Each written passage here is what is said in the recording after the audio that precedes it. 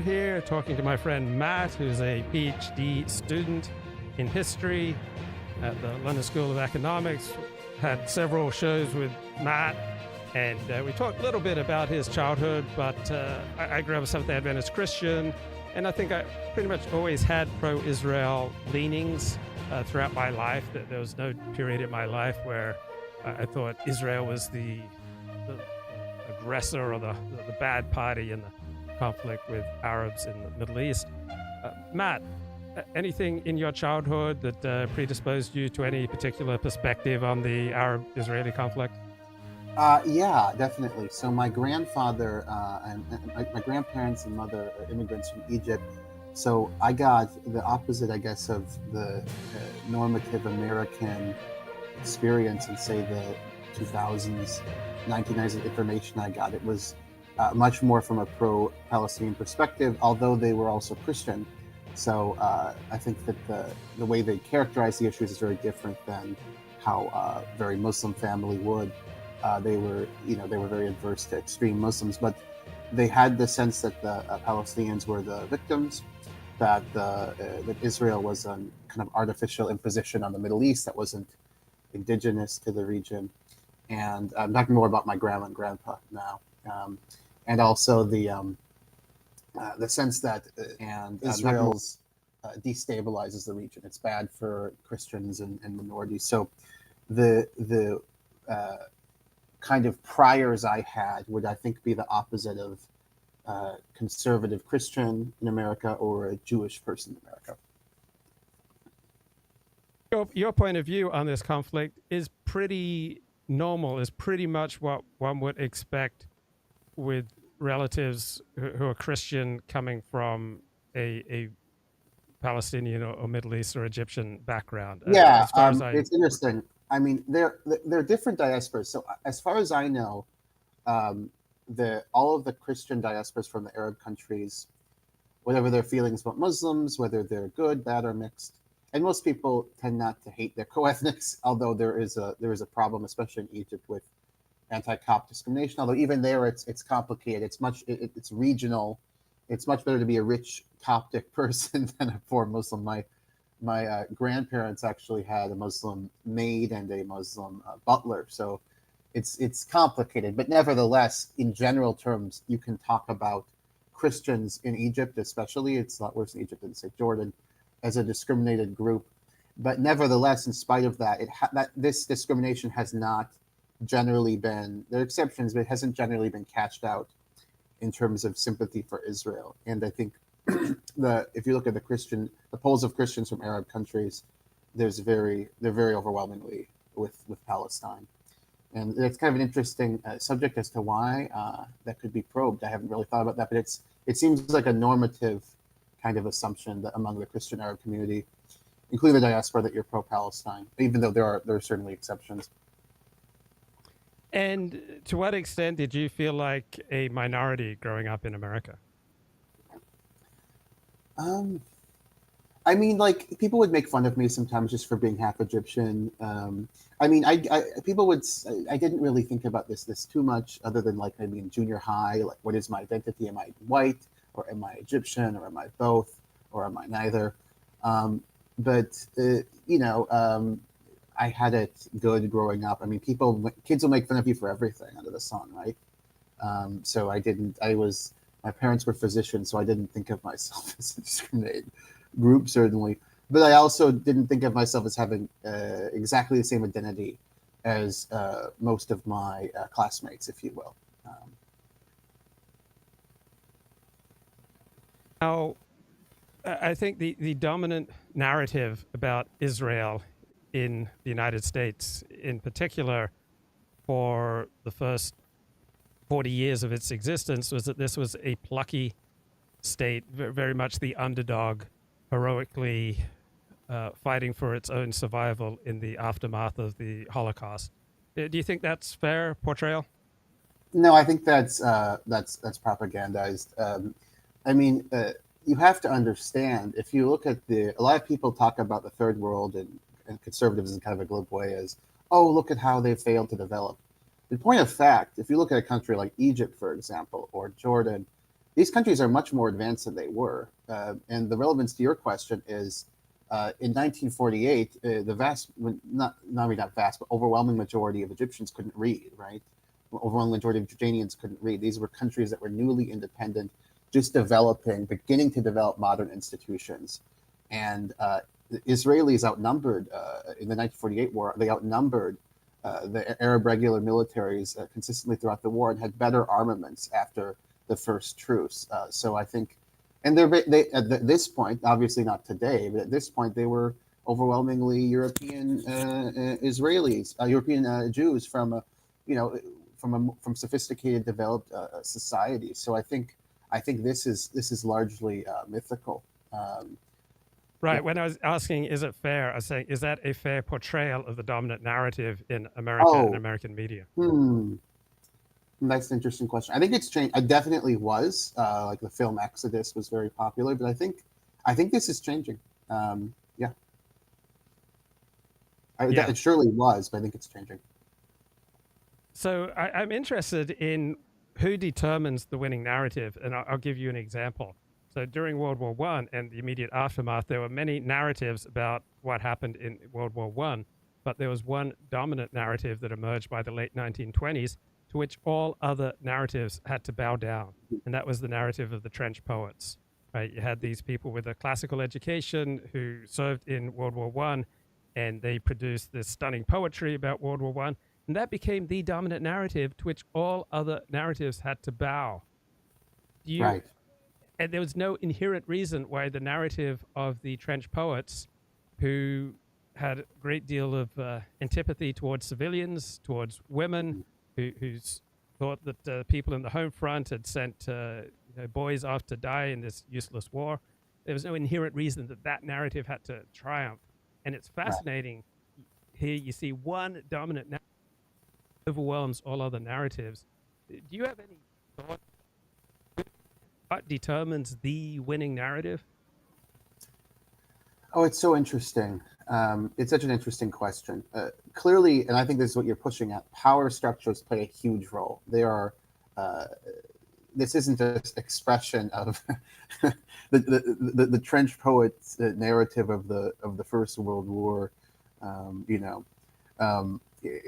Guys like John Allen Wyeth that we're talking about. Like, this is not an expression of, they're literally poets, right? So this is a good example. Narratives appeal to people, they appeal to a certain time and place, and they're propped up by power structures. And I think I do think morality and liberalism matters. I'm not like a John Mearsheimer, or maybe you even, who thinks it's all about power dynamics and self-interested states and what appeals to people viscerally.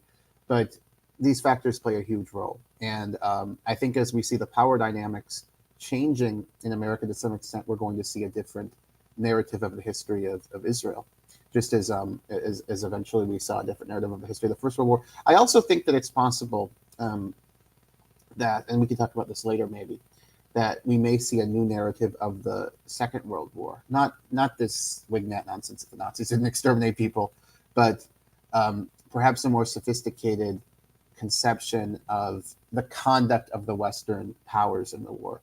And I say that in the context of Israel because I think Israel in the current conflict has invoked the Second World War to justify war crimes and atrocities. And I think that may lead us to look more critically at the legacy of what the Western powers actually did during the war. Yeah.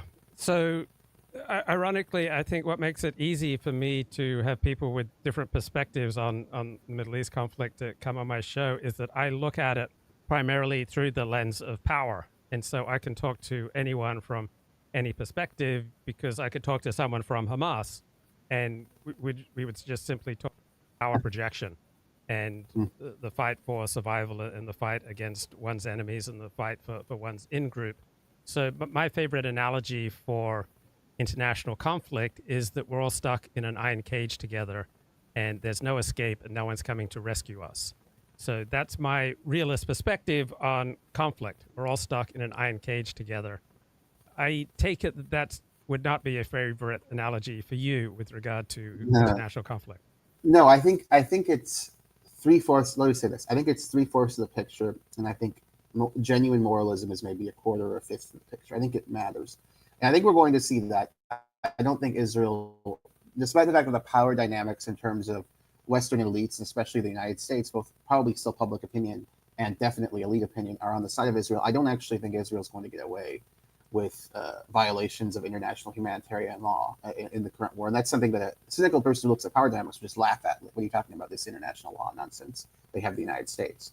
But I think that, that with the spread of Enlightenment values around the world, the spread after the Second World War of some notion of basic human rights, you're not going to be able to carry on like they did without consequences. But I do yield to the realist conception of self-interested, ruthless states trying to maximize their power as true to a very great extent. I just don't think it's a whole picture of human or political dynamics. Although we're seeing that it's in the United States, it still is winning out. I mean, with the Biden administration, I think you're seeing that there is some genuine liberalism there, and it's currently being crowded out by the realities of power structures. But I think the liberalism is still real in international politics, and you're seeing that with the cases at the ICC and ICJ, for example. I don't think if you look at these international institutions as just adjuncts of the powerful, I don't think you would have seen the indictment, the request for arrest warrants from Mr. Khan at the ICC and his colleagues against Israel. So the ICC is the International Criminal Court. The ICJ is the International Court of Justice. What's the connection between them?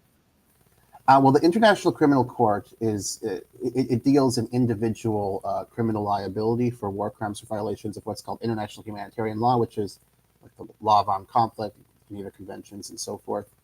And the international, and it's an independent, permanent court that prosecutes individuals for war crimes, whereas the ICJ hears disputes between states. So the ICJ doesn't put anyone in jail. The ICC can upon arrest and then conviction in prison.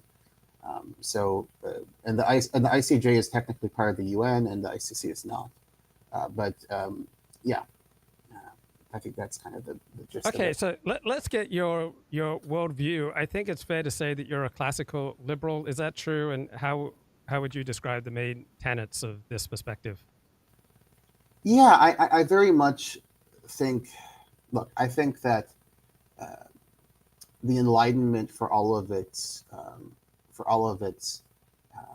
eccentricities and exaggerations and dreaming, these ideas have been extraordinarily beneficial for human beings and have led to scientific advancement, decrease in suffering, the spread of notions of human rights, the end of at least classical slavery. I mean, people talk about modern slavery, but chattel slavery is largely eliminated, traditional slavery, really. So I think that these ideas have had real world consequences, and it's to the good. Ideas of human rights were articulated after the Second World War, but have Enlightenment antecedents. I think that liberalism, within a broad spectrum of potential economic disagreement, like a market economy, free speech, I think these are the best ideas. And I also, people are very cynical about, what this is, maybe it works for the Western world, but not for the Third World. Even the Third World has moved in the direction of more human rights. For example, talking about people talking about all these horrible things that happen in the Middle East or Southeast Asia or so on. But look at, for example, take child marriage, right? I mean, the rates of child marriage now, compared to a couple generations ago, way lower, right? Egypt had slavery in 1920s, 1930s. It doesn't happen anymore. So there is progress, and even countries that it may be absurd at first blush to call them liberal, have to some extent imbibed the notion of universal human rights, and it's influenced them. So I think these Enlightenment ideas have been very much to the good. Of course, though, it's naive to say that's just how the world works in toto. No, I think this ideology is important. It's what I believe in, but power matters too, right? It's interesting, as I listen to you speak, I just realized that both of us are also postmodern, in the sense that each one of us does not believe that there is one narrative that is sufficient to the complexity of reality. Yeah, well, I agree. I mean, look, and that's the problem I have with realism. It's the problem I have with like liberal theories of international relations. I really think people want to wave a big bright banner, whereas there's a lot of things going on, right? Yeah, yeah, and the key word that I took from your talk 2 minutes ago was the word progress, and that is where liberals are distinguished from international relations realists, in that international relations realists do not believe there is progress, and trads are probably in general suspicious of this idea of progress. But if you are a person of the Enlightenment, and if you are a liberal, you do believe in moral progress. Is that Mhm. an important distinction? I think so. Yeah. I mean, with morality defined, it doesn't mean you have to subscribe to some meta-ethical realism, but I think with morality defined in a kind of commonsensical, consequentialist way, like longer life expectancy is good, less exploitation of people is good. I think there's a clear directionality to. I mean, like people could go to Egypt and say, "Oh, what a massive disaster this crazy country is," but like only 80% people can read or whatever. Well, better than 10% generations ago, right? Um, oh, look at how poorly Egyptian workers are treated. Well, better than slavery in the 1920s or 30s in Egypt. So, yeah, I think, or like rates of child marriage in the Middle East way lower than they were, and in Latin America way lower than they were. So I think, in general, indices that commonsensically we accept as educated people as conducive to human well-being, life expectancy, right, education, societies are generally progressing in a more liberal direction. It just takes time, right? It'll take a lot of time, and they're not. It doesn't mean that in all respects liberalism is ideal, right? Either it doesn't mean we adopt liberalism as a religion, but I think in general terms, what could be broadly characterized as Enlightenment values have proven to be conducive to science, human well-being, and so on. And I want to hand it to you in that most indices that we have for quality of life and length of life do indeed show progress. So I don't believe in human progress, but I want to hand it to you and admit that most indices do indicate progress, correct? Mhm. Like Yeah, most yeah. things I that mean, we measure with life. everywhere. If you Yeah. look at almost every country in the world, actually Gaza's kind of an exception in that it's had backsliding since the 1990s. But yeah, if you look at almost every region in the world, including regions that people on the hard right would ridicule, ha, developing country, well, they're doing better than they were. I mean, that's just the empirical reality, right? And if you don't realize that, you just don't realize how bad things were in these places 50, 60 years ago. And if you abandoned your belief in progress, you would no longer be a man of the Enlightenment, and you would, in all likelihood, no longer be a liberal. Yeah. I think this is a core foundational normative belief of mine that, with asterisk, because I think liberalism can lead to harmful mutations and excesses, right? Like wokeism and blank slateism. These are excesses of liberalism that can be very harmful, right? And can move can take Enlightenment values like equality and human rights and so on, and move them in a direction that requires us to endorse propositions that are false, and that can be very dangerous. And also, some traditional values are adaptive, like multi-generational families. I think you have this in Africa, the Middle East, Southeast Asia, and you have this less often in Western Europe. And I think these are adaptive institutions that help people survive and be safe and so on. And kind of the individualistic culture of liberalism, I think, can degrade familial ties to some extent. So it's not as if we have to just blindly endorse every Western norm that comes. We ought not do that. But I think in general terms, the Enlightenment values have proven to be highly attractive to people around the world and highly conducive to human well-being. I mean, even countries that say, "Oh, we're Eastern," they've been highly influenced by Enlightenment values, right?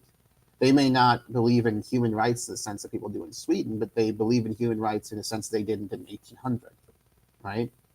You know, so that would be my argument, right? So I'm just thinking off the top of my head to veer the conversation somewhat, but I think it's also related. I was just thinking off the top of my head, what are our sources of self-esteem? And one way of assessing that is how do we spend our spare time? So I probably spend about 5 to 10% of my spare time on Twitter. I probably spend about 50% of my spare time on social media, meaning preparing for and delivering YouTube shows, live streams, creating essays for my blog. And so if I'm spending, let's say, 60% of my spare time on social media, it's probably fair to say that 60% of my self-esteem comes from what I do on social media. And then I'm thinking about one very beautiful girlfriend I had who, even though she was 41, when I asked her what percentage of your self-esteem comes from your looks, she said 100%. So you spend a fair amount of time on social media. So how would you break down the sources of your self-esteem, and would it be reflected by your choices in how you spend your spare time? Well, in terms of spare time, since the 7th of October, I would say, other than exercising and occasionally socializing with colleagues, the social media has been the large majority, writing about the war specifically. And I think it reflects some maybe personality tendencies to obsessing over specific issues. I even had that with Holocaust denial in the past. And now I have that with this, combined with like a sense of moral outrage. So I actually would differ with you, because I'm spending a vast amount of time on social media since October 7th. I always spent a lot of time, but much more since then. And I don't feel like my ego is tied up in a one-to-one way like your ex. I'm not saying it isn't. I'm not saying I don't have the vanity, but honestly, the more time I spend on social media, the less sensitive I get to criticism of me on social media. I don't know if you had that phenomenon, but it just kind of, the sting of it begins to wane. Yeah, I noticed a lot of people are saying that. I'm skeptical of the claim. It may be true. It's not verifiable. But just for laughs, if I say broke down my sources of my self-esteem, would be say 60% of what I produce on social media and my blog, 20% what I do in a volunteer capacity, 20% my participation in organized religion and accompanying social networks that I developed from that. How would you break down the sources of your self-esteem? Would it be 100% your good looks? Well, I don't really know if I'm good looking, and I don't really think. I mean, like I'm not gonna get into that nonsense. But this is a good question though. I would say far more self-esteem I derive from what I'm doing. Like right now, I'm going to be going to the archives in DC for the next few days, doing historical research, writing, like getting my first peer-reviewed publication in history. That was a big self-esteem boost, right? Like when I shared that with you, I felt cool, for example. So I think that for me, the professional, even if I'm spending in a given period of a couple of weeks, I'm spending more time on the social media than the professional career. If you look at total hours, I still would say I get much more satisfaction and self-esteem from that than from the social media. For me, the social media is, you get your ego titillated, and that's fine. But for me, it's more about trying to get myself out there as somebody with a voice on matters that I think I know much more about than average public intellectuals or pundits. And also the hope of getting some extra money off of this stuff in the future. So talking about issues I'm concerned about, amplifying my voice and maybe making a little extra money on the side. It's not really about seeking the titillation of my ego. Now, you've experienced the love of a good woman. I've often found that absolutely intoxicating. What percentage of your self-esteem at various times, such as when you've been in love, you're Mhm. developing a relationship? What percentage of your self-esteem would come from that? Um, hmm. I think a fair amount. Yeah, it's intoxicating, isn't it? Yeah, yeah, it Yeah, is.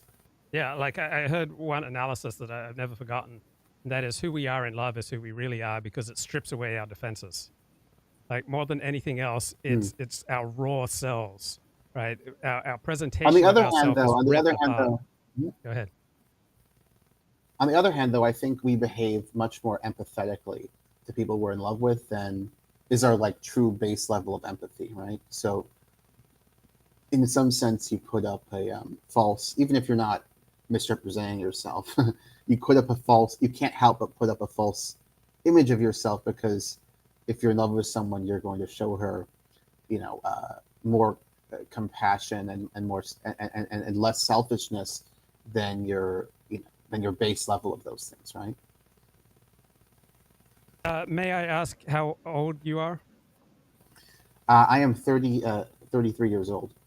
Okay, so there's this woman, Alison Armstrong, who puts on these seminars trying to help women develop better relations with men. And she released this talk on seasons in a man's life. And she essentially makes the point that usually for a man from about mid 20s until about age 40, they are primarily devoted to building their kingdom, right? They're primarily devoted to establishing their place in the world.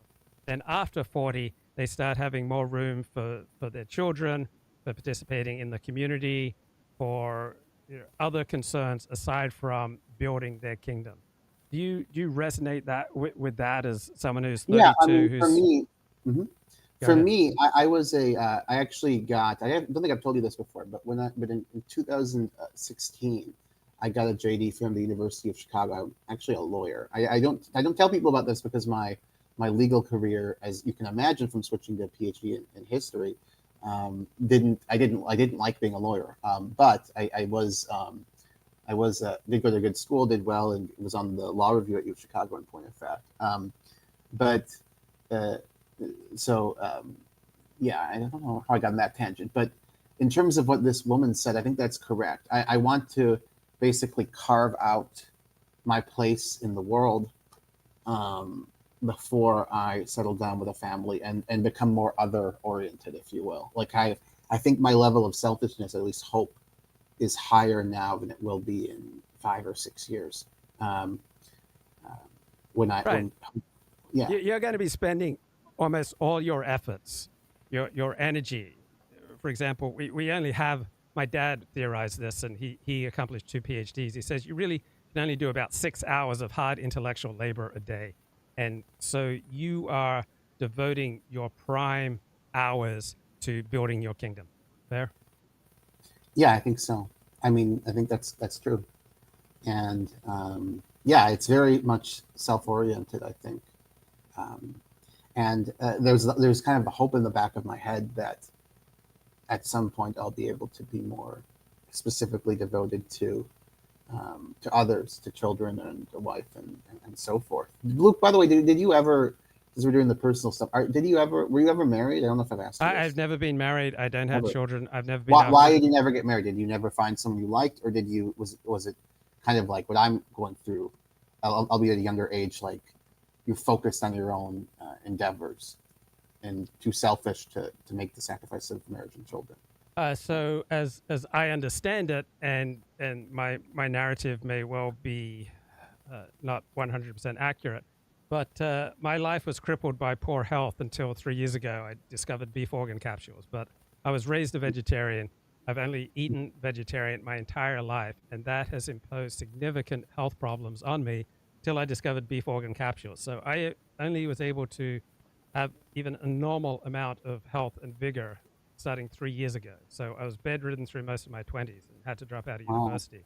And so because I've been hobbled by poor health my entire life, that's made it very difficult for Mm-hmm. me to get married and to be able to support a family. I was doing a show on what is masculinity last Mm-hmm. week, and I said masculinity boils down to your ability to support a wife and kids. That's my Hmm. primary definition, I think understanding that's of. a pre. I mean, I wouldn't. I think that's definitely a prerequisite to almost universally understood notions of masculinity. Um, Yeah, the and ability I to was support. unable to do that Hmm. because of my poor health until 3 years ago. Also, Matt, my life was completely changed about 8 months ago. I got diagnosed with ADHD Oh, and really? medicated for Usually that ADHD. happens at at age 15. But go Right. ahead. Normally that happens in childhood. Yeah. My life would have been completely different if I'd been diagnosed with ADHD in childhood.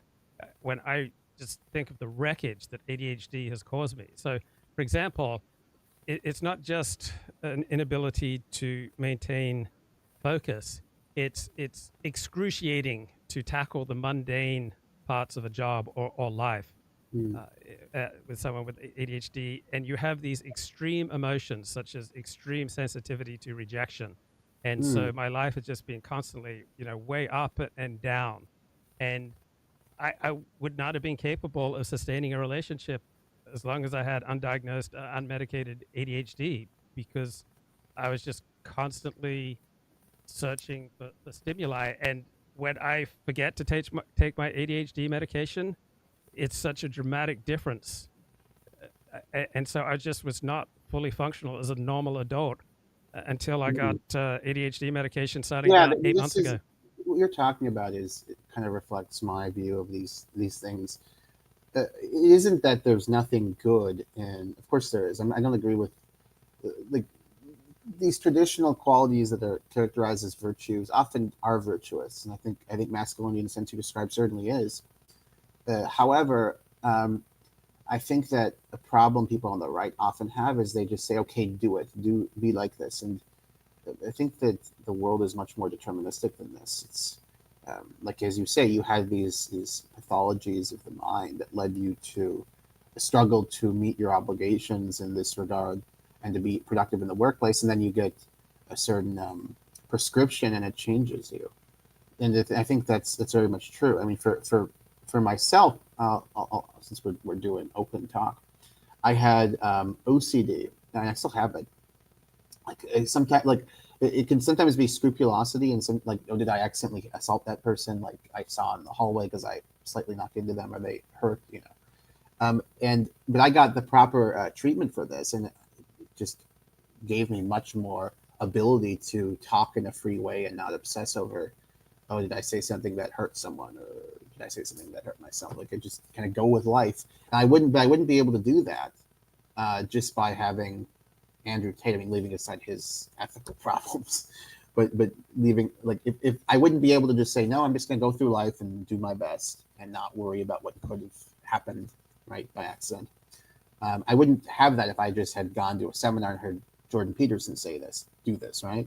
It was through a specific therapeutic method and also through medication that allowed me to be liberated of this. Like, do you feel liberated now that Yes. you? Yeah, Yes. yeah, it's liberation actually. Yeah, it's just 95% of my problems go away upon taking a pill. Yeah, I mean, isn't that something? Yeah, I feel like that's what happened with me too. Um, Yeah. you know, um, Okay. Question. One pithy definition of the Enlightenment is respect for fact. Is that fair? Is that a key part of the Enlightenment? Respect for facts. I think there's truth to that in the sense that um, a core element of the Enlightenment is empiricism, um, and the scientific revolution and the development of the scientific. Of course, there was scientific experimentation, inductive argumentation long before the Enlightenment, but it was kind of as a method of looking at the world. Um, uh, this does come out of Enlightenment thinkers, like Locke and so forth. So I think that's a decent, actually, at least incomplete, but it's a decent way of looking at it, really. Um, I mean, plenty of these men were of the Enlightenment were religious, so you can't characterize it as atheistic. But here's one example. So, like Kant, religious man, he doesn't he thinks morality it's necessary in core Enlightenment thinker. He thinks morality is not religion is necessary for morality, right? Nevertheless, though, Kant in it's either in Critique of Pure Reason or Critique of Practice. I think Critique of Pure Reason. I read this stuff in college. But Kant goes through and tears apart the traditional arguments for God's existence, right? And that's a very Enlightenment way of looking at the world, that you question things rationally, you question things empirically. So I think even if some of these men did believe in the supernatural world in the sense of their religious, the core element of the Enlightenment is, and a kind of directional, the way the arrows of the Enlightenment is pointed is toward empiricism, scientism, and yeah, so I think it is a decent way of looking at it. But I think liberal, you can't just reduce it to empiricism, the scientific method, as I think the questioner wants to. There's also an element of liberalism, right? Of individual rights, of what later becomes called human rights in the 20th century, free speech, inquiry, and so on. So there's a normative component to it as well. And I was focusing more on that earlier, but definitely the questioner is correct. That also questioning things, right? So it no longer, even Enlightenment philosophers who believe in God are questioning the arguments for God's existence and are, at least in principle, open to arguments against God's existence. I think this is important too, like a sense of questioning, right? That is, and that ties into the scientific method as well, obviously. Now, also, doesn't the Enlightenment posit that human nature is basically good? I mean, I think I would disagree with that. I think it posits the viability of progress. I don't think that I don't think that we have to equate the Enlightenment with like Rousseau's conception of the noble savage and how we have an underlying decent nature. I don't think that's necessary conceptually. But I do think there's an element of progress and optimism, even if there isn't. Even if I think this claim is a little bit too strong, that Enlightenment thinking is tied in principle to, Well, let me elaborate. All right-wing perspectives on politics posit that human nature is not basically good, and right. pretty much all left-wing perspectives on politics posit that human nature is basically good. Is that fair? I think there's a tendency in liberalism and also Marxism to posit some kind of good nature of human beings that are corrupted by civil institutions. I think there's truth to this. But yeah, and I think the right kind of maybe comes at it from, if you look at the Western right, maybe from a perspective of like original sin. Like man is corrupted and man needs the strictures of God and state to behave and thrive.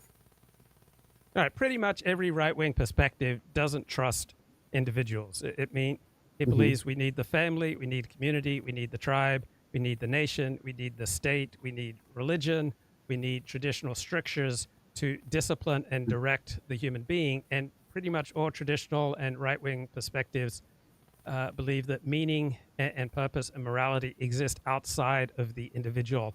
And there's morality and standards for heroism and for meaning that exists outside the individual, and the individual's task is to follow these external standards for right and wrong, while it's much more of a liberal and left-wing perspective that the individual should follow his bliss and that the individual is capable of deciding right and wrong, meaning and purpose within his own mind, within his own buffered identity. Is that fair? Right, but then again, you have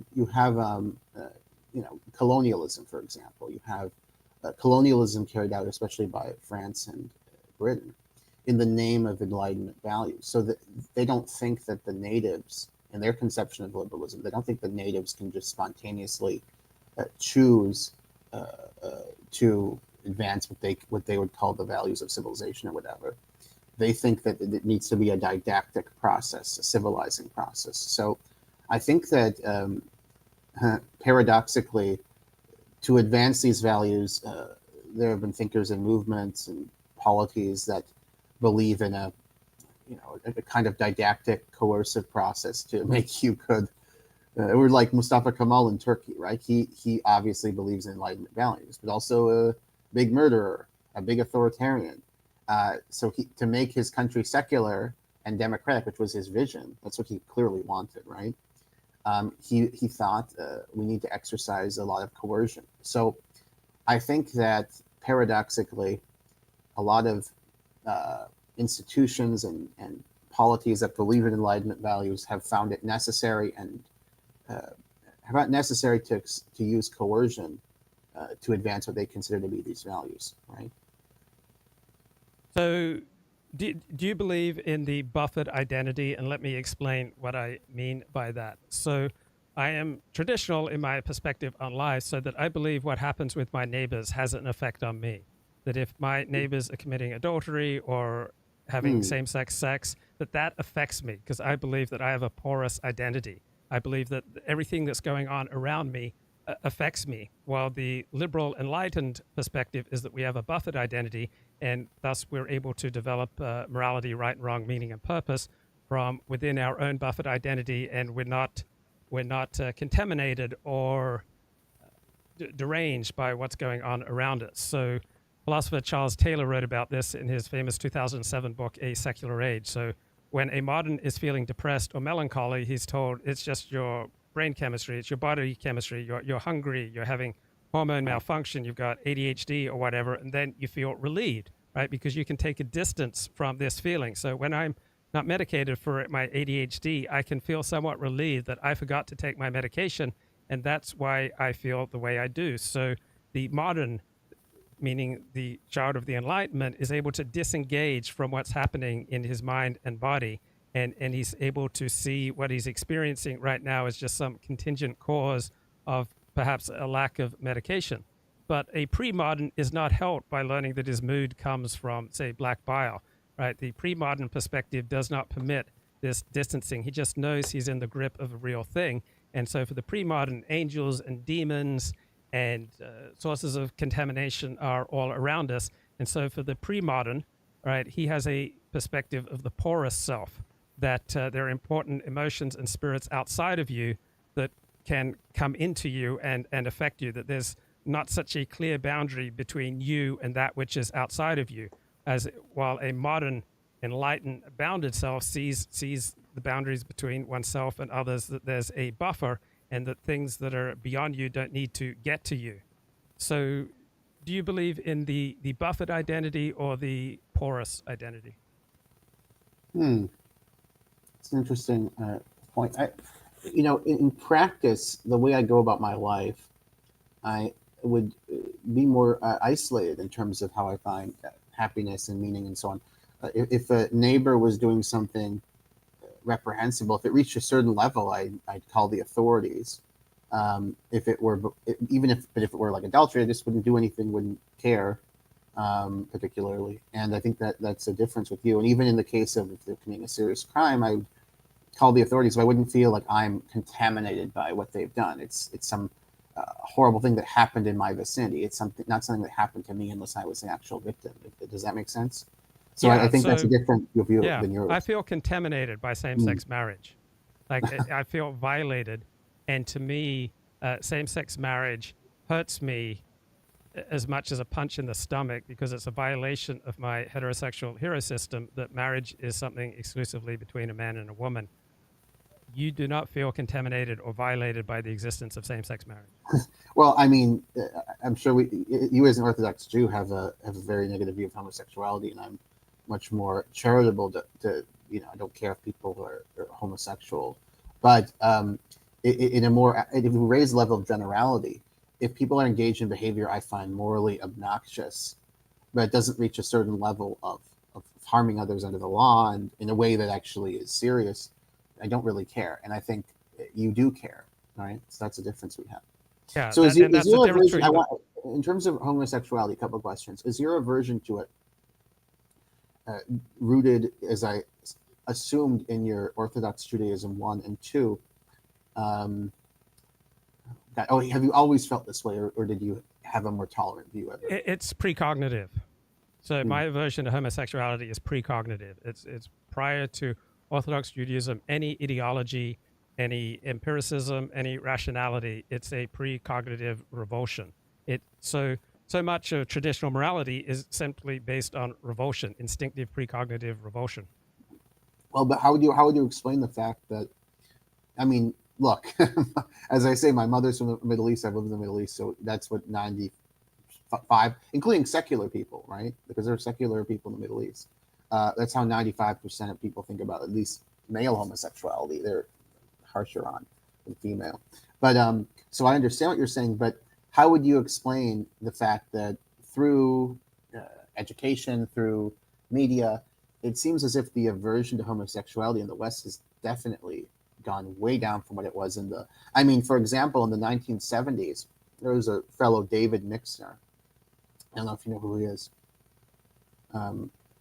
Okay, you don't. No, I But don't. few would know who he is. He was a major organizer of the anti-war movement, the Vietnam anti-war movement, and he was very keen to keep his homosexuality a secret because he thought he would lose his standing in the anti-war movement if he were outed as. And of course, this is about as left-wing as mainstream politics came at that point, right? The anti-Vietnam War movement. So it shows you, and these guys were screwing any girl who'd have them, right? So that they weren't practicing a chastity. They just had a aversion to homosexuality. But it seems as if this has changed, and I think that prompts interesting questions about how much capacity we have to change people's visceral, oh, that's gross reactions on moral issues, although it doesn't seem to have much of an effect with you. But do you have homosexual colleagues or friends? Because part of the thing too is that there are homosexuals who behave in an ethical and decent way in their interpersonal dealings, and given that, for me at least, it's hard to have a contempt for them, right? Because they have this different sexual urge, but they're decent people in so many cases. So do you have any homosexual friends or collaborators or anything like that, or no? I don't, not quite sure the difference between acquaintance and friend, but I've had many positive Mm-hmm. interactions with homosexuals, and Mm-hmm. I like, specifically in real life, many homosexuals, and my revulsion to homosexuality is not necessarily a revulsion against homosexuals, but none of my closest friends are homosexual. And I think people generally, they internalize incentives. So people have internalized incentives to repress all sorts of expressions, whether it's revulsion against people who are just simply different from them. I think a natural, normal human tendency, particularly when under pressure, is to be revolted by that which is different. But if incentives are substantial, such as that you would lose your job, you would lose your social standing, you'd lose your career, if you expressed your natural revulsion, then people will learn to master it. I understand what you're saying, but I also think that the institutional dynamics of pressure, as you say, to not be anti-homosexual, they would have never. These institutional norms would have never come about if the aversion were as strong for most people in America today as it is for you. So I think the level of aversion and animus just viscerally has definitely changed in the West compared to, say, the 1970s or 60s or 80s. Yeah, I'm not sure it has, because I don't think that my level of revulsion is different. I just think I'm more raw on this show than the way people publicly present themselves, because I have never gotten into trouble publicly in any of my interactions for, to the best of my knowledge, for a revulsion towards homosexuality. Like, it would never come up. I would never mention it in most social interactions. I would never mention it in a workplace or in an educational setting. I've had cordial relations with homosexuals in my life, so I'm able to repress as well as the next guy. I think when incentives are strong enough, people learn to repress expression of the most basic desires. For example, the basic desire of men is to have sex with attractive women and to hit on them. But if the penalties for so doing become severe enough, men will curb that tendency. And so since the Me Too movement, I expect many men have repressed this basic instinct to a greater degree than they did prior to the movement. Yeah, I mean, there definitely are incentives people have. If awkward flirting is going to get you punished, if the woman doesn't like it, you may think twice if it'll get you punished socially. However, I also think that that there are moral inhibitions too. Like, if you see an attractive woman and you knew you could get away with it, you wouldn't. I think most men wouldn't just grab her, like assault her, if they knew they could get away with it. I don't think most people would do that. I don't think it's just that you'd be socially condemned. So I guess I always am trying to drive in the direction that there is some morality on these issues. There is a moral sense human beings have. It isn't just self-interest and calculation, although of course that's playing a role too. I'm not, it's like the abolition of slavery in the West. So it's interesting because there's a strong moralistic element, but nevertheless, abolition as such, not, of course, my group shouldn't be enslaved, that group I like shouldn't be enslaved. This was all over the place in history. But the idea that slavery as such of human beings is wrong really only emerges in the Industrial Revolution. And I don't think that's a coincidence, because this is when there actually becomes some capability of labor fulfilling human needs, slavery fulfilled with machinery, right? That you don't, that you can actually, society is wealthy enough now that we can actually afford to induce people. And the inducements were harsh, like you had indenture and so on. So the inducements were different than what we have today. But you can induce people to engage in labor for compensation, and we can have our needs met, whereas we couldn't in antiquity. So, but nevertheless, I think the moralism is also real, that of the abolitionists, of course, and the crusade of the British Empire especially to get rid of slavery around the world. And great money and lives were spent for this. So I think these things coexist. And also, if it becomes more practical for us to do what's right, defined in a general liberal human rights sense, if you will, then we're going to be more apt to do it than if it's impractical, which is, I think, is why there was no universalist abolitionist movement until the Enlightenment. Other as opposed to particularist movements, which don't equate to opposition to slavery as such. That didn't exist in antiquity. We just didn't have. Doesn't exist in any of our religious traditions either. It's very interesting, actually, that one of the things that I think people think is most universally immoral, slavery, there isn't even opposition to it as such until relatively recently in the human story. Yeah, and I mean, it's similar with racism. There's no such moral category until the 20th century. None of the great historical teachers on morality, from Socrates to Plato to Aristotle to Jesus to the prophets of the Hebrew Bible to the key figures in the New Testament to the great Islamic, Jewish, and Christian thinkers prior to the 20th century, none of them had a moral category of racism. Yeah, I actually think that in this regard, Islam is actually, and Muhammad were fairly progressive. Muhammad said in his last sermon that there's no difference between a white and a black.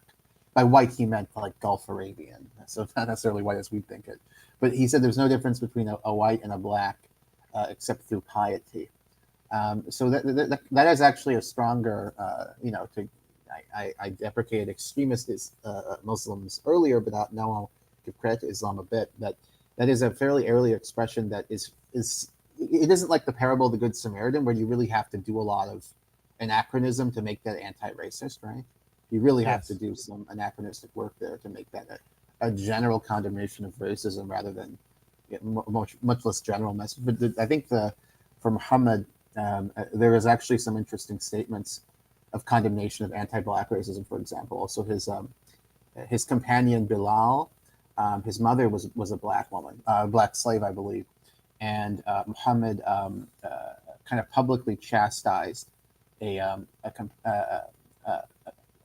Arab among him, a follower of his, who was making fun of him for being black, essentially, was making fun of Bilal for being black. So I think Islam is maybe a bit of an exception, although norms against racism, yeah, in in a modern sense, they didn't exist. But I think in terms of anti-slavery, I think those are different things. There's more of a history of racial commingling in the ancient world and so on, and marriages and these kind of things than there is of anti-slavery sentiment, for example. I think anti-slavery sentiment is really a creature of the Enlightenment. I mean, the religious, the moral teachers, religious teachers, they talk about being kind to slaves, right? They talk about not being arrogant. That's common thematic.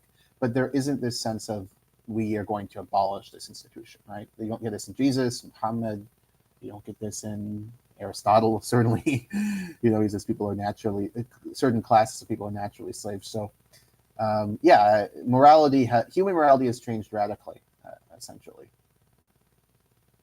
If you were to articulate your hero system, your system of what is heroic and what is the opposite of heroism, that which connects you to something that is transcendent and eternal versus that which is tawdry and unbecoming, how would you articulate your hero system? And I'll let you think about it for an additional minute as I try to articulate mine. So I see myself as heroic to the extent that I pursue truth. I see, I guess that's the key component of my hero system. Also, I believe that Jews have a transcendent role to play in the world and have played this influential role in history. I believe in God who punishes evil and rewards good. So those are some of the components of my hero system. How would you describe your hero system? And let me set it up, give you a little bit more time. So the term hero system comes from Ernest Becker and his, I think, 1963 book, The Denial of Death. And he argues that our greatest fear is not death, but insignificance.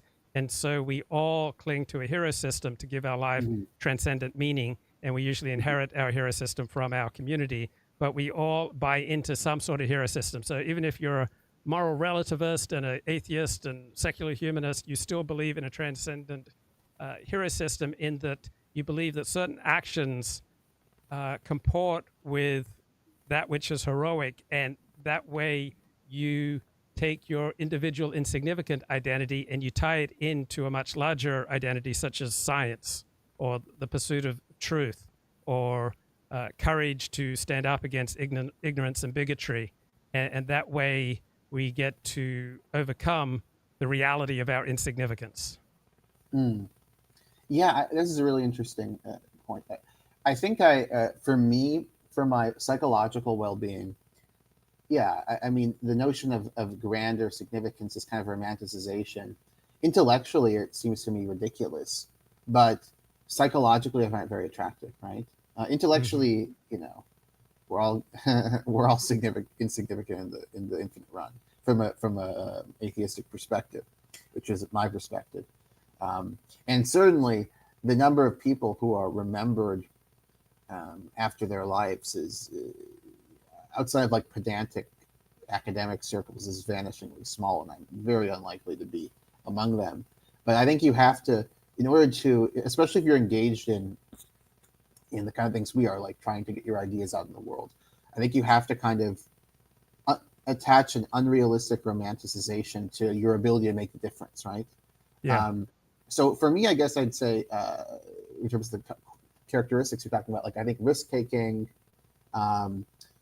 being other focused. I mean, we have to be realistic here because we're all very selfish, right? I'm not claiming not to be, but I guess trying to indulge and amplify whatever part of you is not selfish, right? Which is the minority of you, but is part of you. So trying to be other focused and make a positive difference in the world, like for helpless people. I think that's something I find more attractive. And I think overcoming fear of social exclusion or physical harm is something that I find admirable. The people that manage to do that. Although I think the more comfortable we get, we talked earlier about how the Enlightenment has boosted life expectancy, has made the world safer. I think the more comfortable we get, the more cowardly we get in a way, because we have more to lose, right? I mean, a soldier in the First World War had less to lose than an Israeli soldier, let's say, in Gaza today, right? So risks are scarier in the sense that there's more to lose for a modern person than there was for somebody fighting in the 19th century, you know. Did you ever read Peter Novick's book, That Noble Dream, The Objectivity Question in the American Historical Profession? Yeah, of course. And one of the great anecdotes in the story is about a historian, I think his last name was Lind, who got into trouble for a tendentious Marxist distortion of facts. And he essentially got drubbed out of the historical profession, and instead he became a lawyer. And Right. and where he could put his polemical talents to work. And Right. so I think one way of understanding the legal profession is that you are crafting a narrative for your client Mhm. and Mhm. deconstructing the Well, narrative the term of the that's used opposition. is zealous advocacy. You're supposed Yeah. to zealously, and you're basically this is what I didn't like about the law, and you're basically a propagandist. Yes. You're propag. Well, the logic of the system. I don't like our legal system either. I think that the civil. I don't like the common law system. I think the common law system, which you see in the United States, United Kingdom comes out of course, is very conducive to an aggrandizement of lawyers, a highly litigious culture. And if you look at the amount of money in the legal system in the common law countries, compare it to civil law countries like Britain, like Germany, France, Italy, there's much less money in law. Like being a lawyer is a much less prestigious. It's still a prestigious position, but much less so in the continent than in Britain or the United States. So, and I think that this propagandistic element in an adversarial legal system is incentivized in a way it isn't in this is oversimplistic, but in an inquisitorial system, which is more a truth-seeking system, whereas ours is about the two sides basically in litigation propagandize against each other, and theoretically the jury and the judge finds the truth, right? I don't think that's how we find truth. I think that leads to a litigious culture and too much money in the law and too much lawsuits. So on a 1 to 10, with 10 being total propaganda and 0 being no propaganda, just purely the empirical pursuit of truth, on a 0 to 10 scale, how would you rate the propaganda quotient of your Twitter feed? Well, let me talk about. I'm going to dodge the question a bit, but I'm going to give you an interesting answer. So, my content on Gaza, Israel, is activism. It is not academic. So I would never claim it was academic, and it would be inappropriate to call it that. Like there are some people who say, "Oh, you're such a terrible academic for." No, again, these are different realms, right? Yes. That said, I do care about facts, and I think what attests to that, and what is rare in activist writing, is that if I make a factual error, and when news is coming in at such a quick level, you do make some, and I have made some in the war. They've generally been small ones; they haven't been like on big things, but I have made factual errors. I correct consistently. If people point out, my DMs are open. If people point out to me that this is unfair or that this fact is wrong, I will correct consistently. And it's if one just searches through my feed, one can find that. But the speech I'm engaged in is primarily directed at galvanizing people who agree with me or persuading people who disagree with me. So it isn't the same kind of exercise as a historical paper would be. And it shouldn't belong in that realm. I think the problem I have with the word propaganda is that it's been, although this isn't true as a matter of fact, it has been associated with Goebbels, and therefore people think of it as lying, right? Whereas I prefer the term activism because I think activism shows, hey, your angle is to persuade, to make people emotionally engage in the issue, to galvanize your own team. It isn't an academic exercise. It isn't primarily about just finding stuff out, right? But I think within that context, you can be honest, and I believe I have been. However, I think that the motivation and the nature of the speech has to be taken into account, and should be by a serious person. Another interesting question is, can you engage in academic scholarship, historical scholarship, on a subject where you have such strong moral views? And I think that's tricky. I mean, Norman Finkelstein is an example of this. He does know a lot about Gaza, but I think that his books are sometimes looked at, even by people who are sympathetic to his views, as having a bit of an asterisk as histories, right? Like his history of Operation Cast Lead. I mean, because he's so morally engaged in the issue, is he engaged in a historical project or a activist project, right? So for now, I'm not interested in mixing activism with academic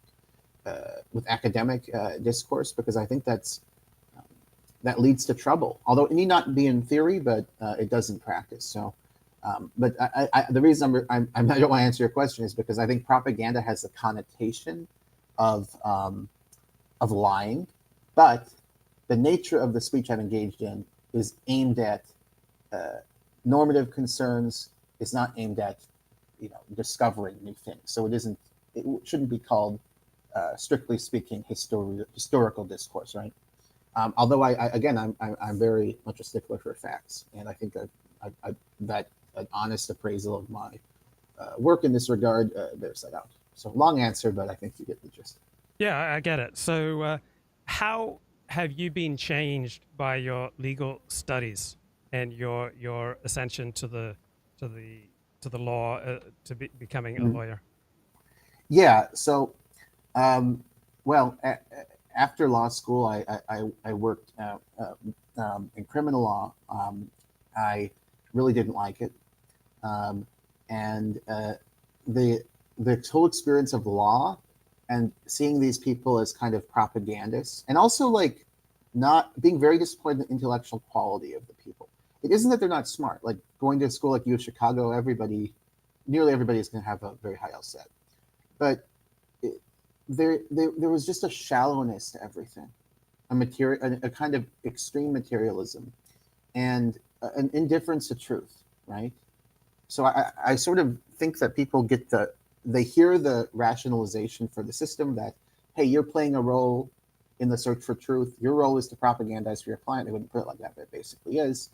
And the system will all work itself out. And then they just use that as moral and intellectual permission to become just hacks in so many cases. I mean, here's an example. Look at like Alan Dershowitz, right? He's obviously very high IQ. He was, I think, #1 in Yale Law School. Or Ted Cruz is another example. He must be, I mean, it's kind of a mystery to me given how he speaks, but he must be very high IQ. I think he was top of his class at Harvard. These guys are not serious thinkers. They're propagandists. They want to just grab onto a narrative and defend it without any regard for facts, right? And I think you get a lot of those type of characters among lawyers, and that's what I found most exhausting about the profession. There's a soullessness and a nihilism in it that I perceive. Matt, when I look at a garden, when I look at a landscape, the first thing I notice is the drainage, because I worked for 3 years in landscaping, and so how gardens and landscapes drain is just something that got drummed into me by my work. Also, when I started studying calculus and economics, I lost my ability to appreciate poetry. And when people learn a new language, they don't just add to their linguistic abilities, they also lose their abilities in other languages. And so everything comes with a price. And we're profoundly affected by whatever we study and whatever we do. So with that as the introduction, how have you been affected or shaped by your study of law, aside from your revulsion? But surely, just as I can't help but look at drainage when it comes to gardens and landscapes, just as I lost my ability to appreciate poetry for 2 decades due to my study of calculus and economics, and just as when people take on a new language, they also lose abilities in prior languages, give me more specifics how you've been shaped by your study of law. Well, when I read a passage, the way lawyers are trained is to try to deconstruct language, try to deconstruct facts and contort them into logically plausible but kind of tendentious constructions, right? I mean, like a very famous example would be President Clinton's lawyers arguing that oral sex is not sexual relations, right? To try to protect him from the perjury charge, if you recall the Yes, I recall that. yeah.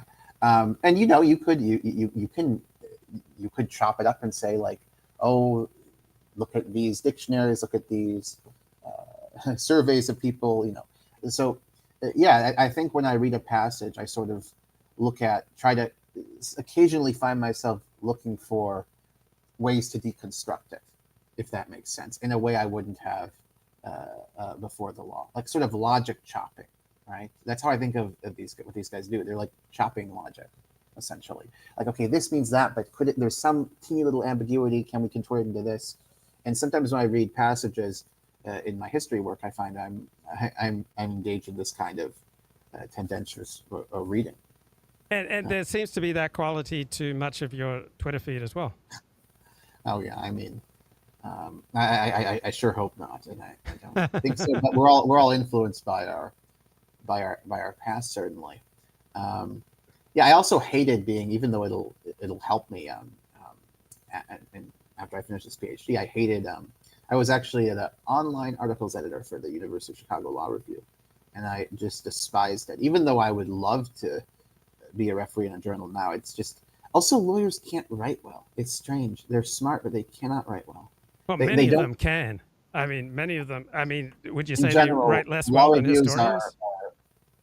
Historians are better. Like, especially if you're reading like a historian who's British from like Q. Trevor Roper. I mean, he had this huge embarrassment with the Hitler Diaries. But if you read his work, like The Last Days of Hitler, I mean, my God, it's so fun. I mean, lawyers. No, I don't. I think in general they're very poor writers, and I think it's read a law review ever. I mean, it'll be a difficult experience for you. Well, I've read a lot of law review articles, but they were law review articles overwhelmingly by professors, and so many of them just incredibly eloquent. I mean, 10 out of 10 on an eloquence, on just the sheer excellence of the writing. And as a journalist, I've interviewed so many lawyers, and almost universally, I was struck by their eloquence. So what you just said has not been my experience. Yeah, we're just gonna have to cross swords there. I mean, like think of the two examples I gave, like Ted Cruz and Ellen Dershowitz. These are both people who were at the top of the profession academically. And do they strike you as highly eloquent speakers? They do. I haven't studied them, but they do strike me as eloquent speakers. Okay. You mentioned serious thinkers was a phrase that you used a couple of minutes ago. So who would you say are the serious thinkers who are also Zionists? That's an interesting question. So Benny Morris would be my go-to there, because he's that guy is an essential historian. He hates Palestinians, right? He really hates them. If you read his book One State, Two States, he basically thinks Arabs. His core argument is cultural and maybe even racial inferiority of Arabs, and that's why we can't have one state. He says even Arabs who like Israel, they commit more crime and so on, so we can't have them in one. So the guy hates Palestinians and he's a Zionist, but he has been the most important historian at finding out what happened in 1948 and debunking popular mythology, which still is very prevalent in Israel, like David versus Goliath, completely decimated in his book 1948. That no Palestinian has been great and was expelled, just devastated in birth of the Palestinian refugee problem. Most moral army and purity of arms. Both of the volumes I mentioned, and many others like Righteous Victims, just destroys. So Morris is extremely serious and formidable person who is a Zionist, and will always be taught. But so people think, oh, left-wing historians, blah blah blah. Like most of the profession is left-wing, but Morris, despite his provocations against Arabs, he's always going to be taught. There's no there's no like nobody's going to teach the history of Israel Palestine, no serious person, and not assign Benny Morris. No one. Okay, who are some other serious thinkers who are also Zionist? Oh God, this is a good question. You're kind of trapping me. So who has made these arguments compelling? I'll let you off the hook. I mean, you're going to have a very difficult time because you don't engage with quote unquote serious thinkers who are Zionists, and overwhelmingly Zionists are acquainted with Benny Morris would consider him anti-Zionist. Right, most Zionists would consider Benny Morris anti-Zionist. Well, he's not. So, but go ahead. I interrupted you.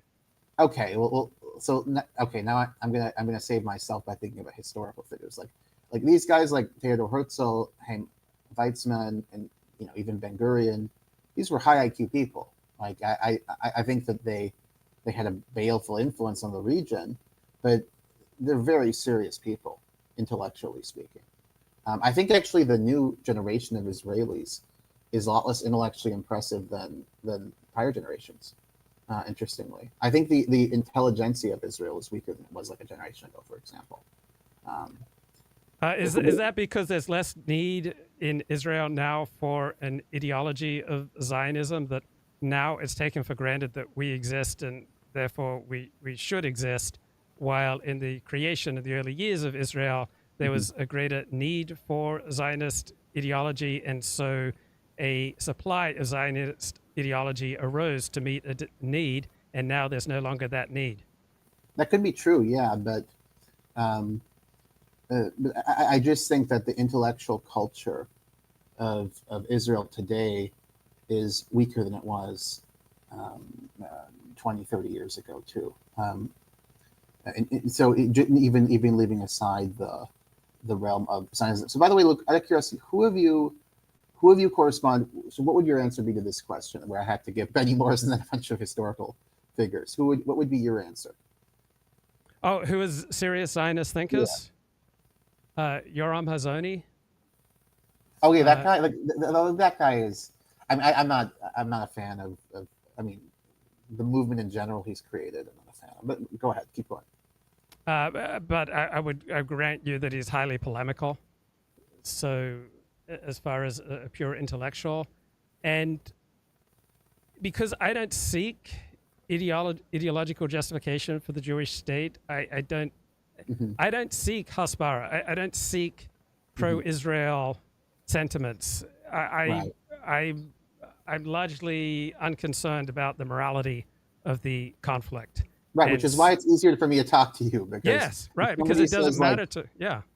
Like, for example, Douglas Murray the other day said, oh, Israel's the most moral army ever. Yeah. And then also people on Twitter, because I believe credibly, frankly,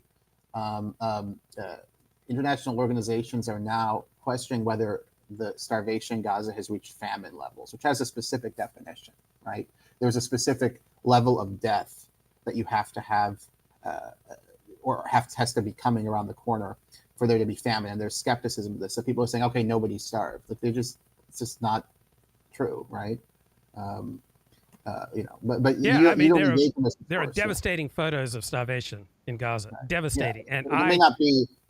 So famine is there's a scale for this. Famine is a certain scale, and it may be it's called the Integrated Food Security Phase Classification Scale, or IPC scale, and famine is 5 out of 5, and it may be 4 out of 5. So the Hezbollah people are saying, okay, there's no starvation because it's not 5 out of 5 and it's 4 out of 5. Right. There's an article in the Jerusalem Post yesterday.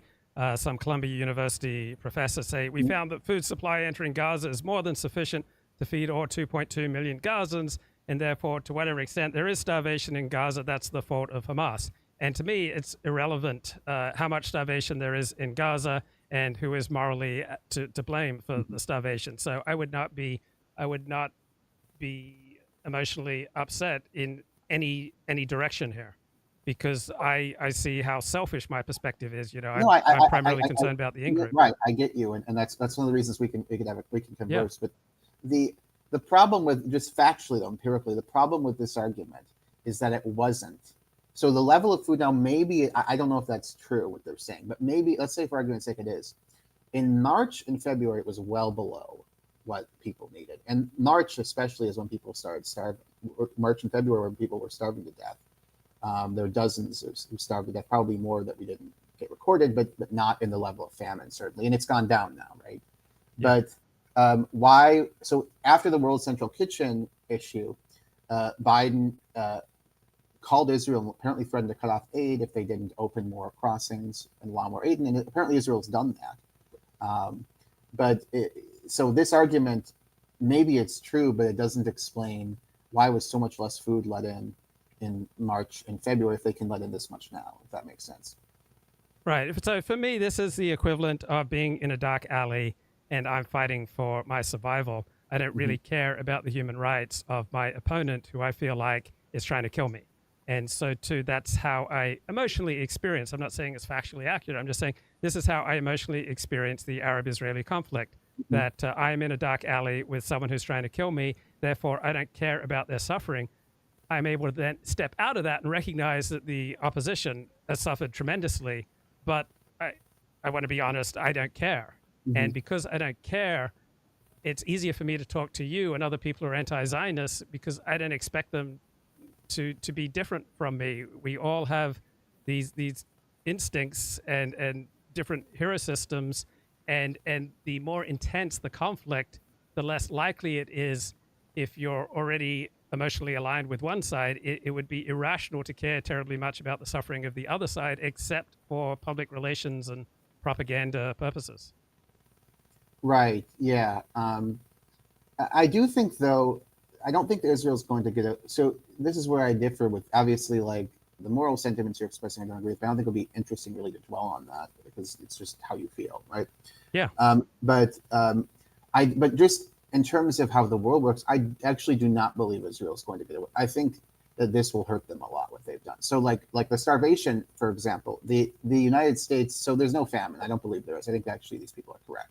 But the United States believes Israel obstructed aid for months. The NSM-20 released by the State Department alleges this.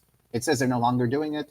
Okay, maybe they're no longer doing it. But if they did this as a strategy to try to get the as the ICC alleges, to try to get the hostages back, or to get the Gazans to capitulate, I mean, and people died as a result. You have these dozens of starvation deaths. Well, you know, that would clearly be under the law, murder or crime against humanity, right? So my understanding of how the world works is there's enough seriousness in these institutions that Israel's actually not going to be able to get away with this, despite having powerful friends like the United States. I'm not saying that Netanyahu's going to go to jail.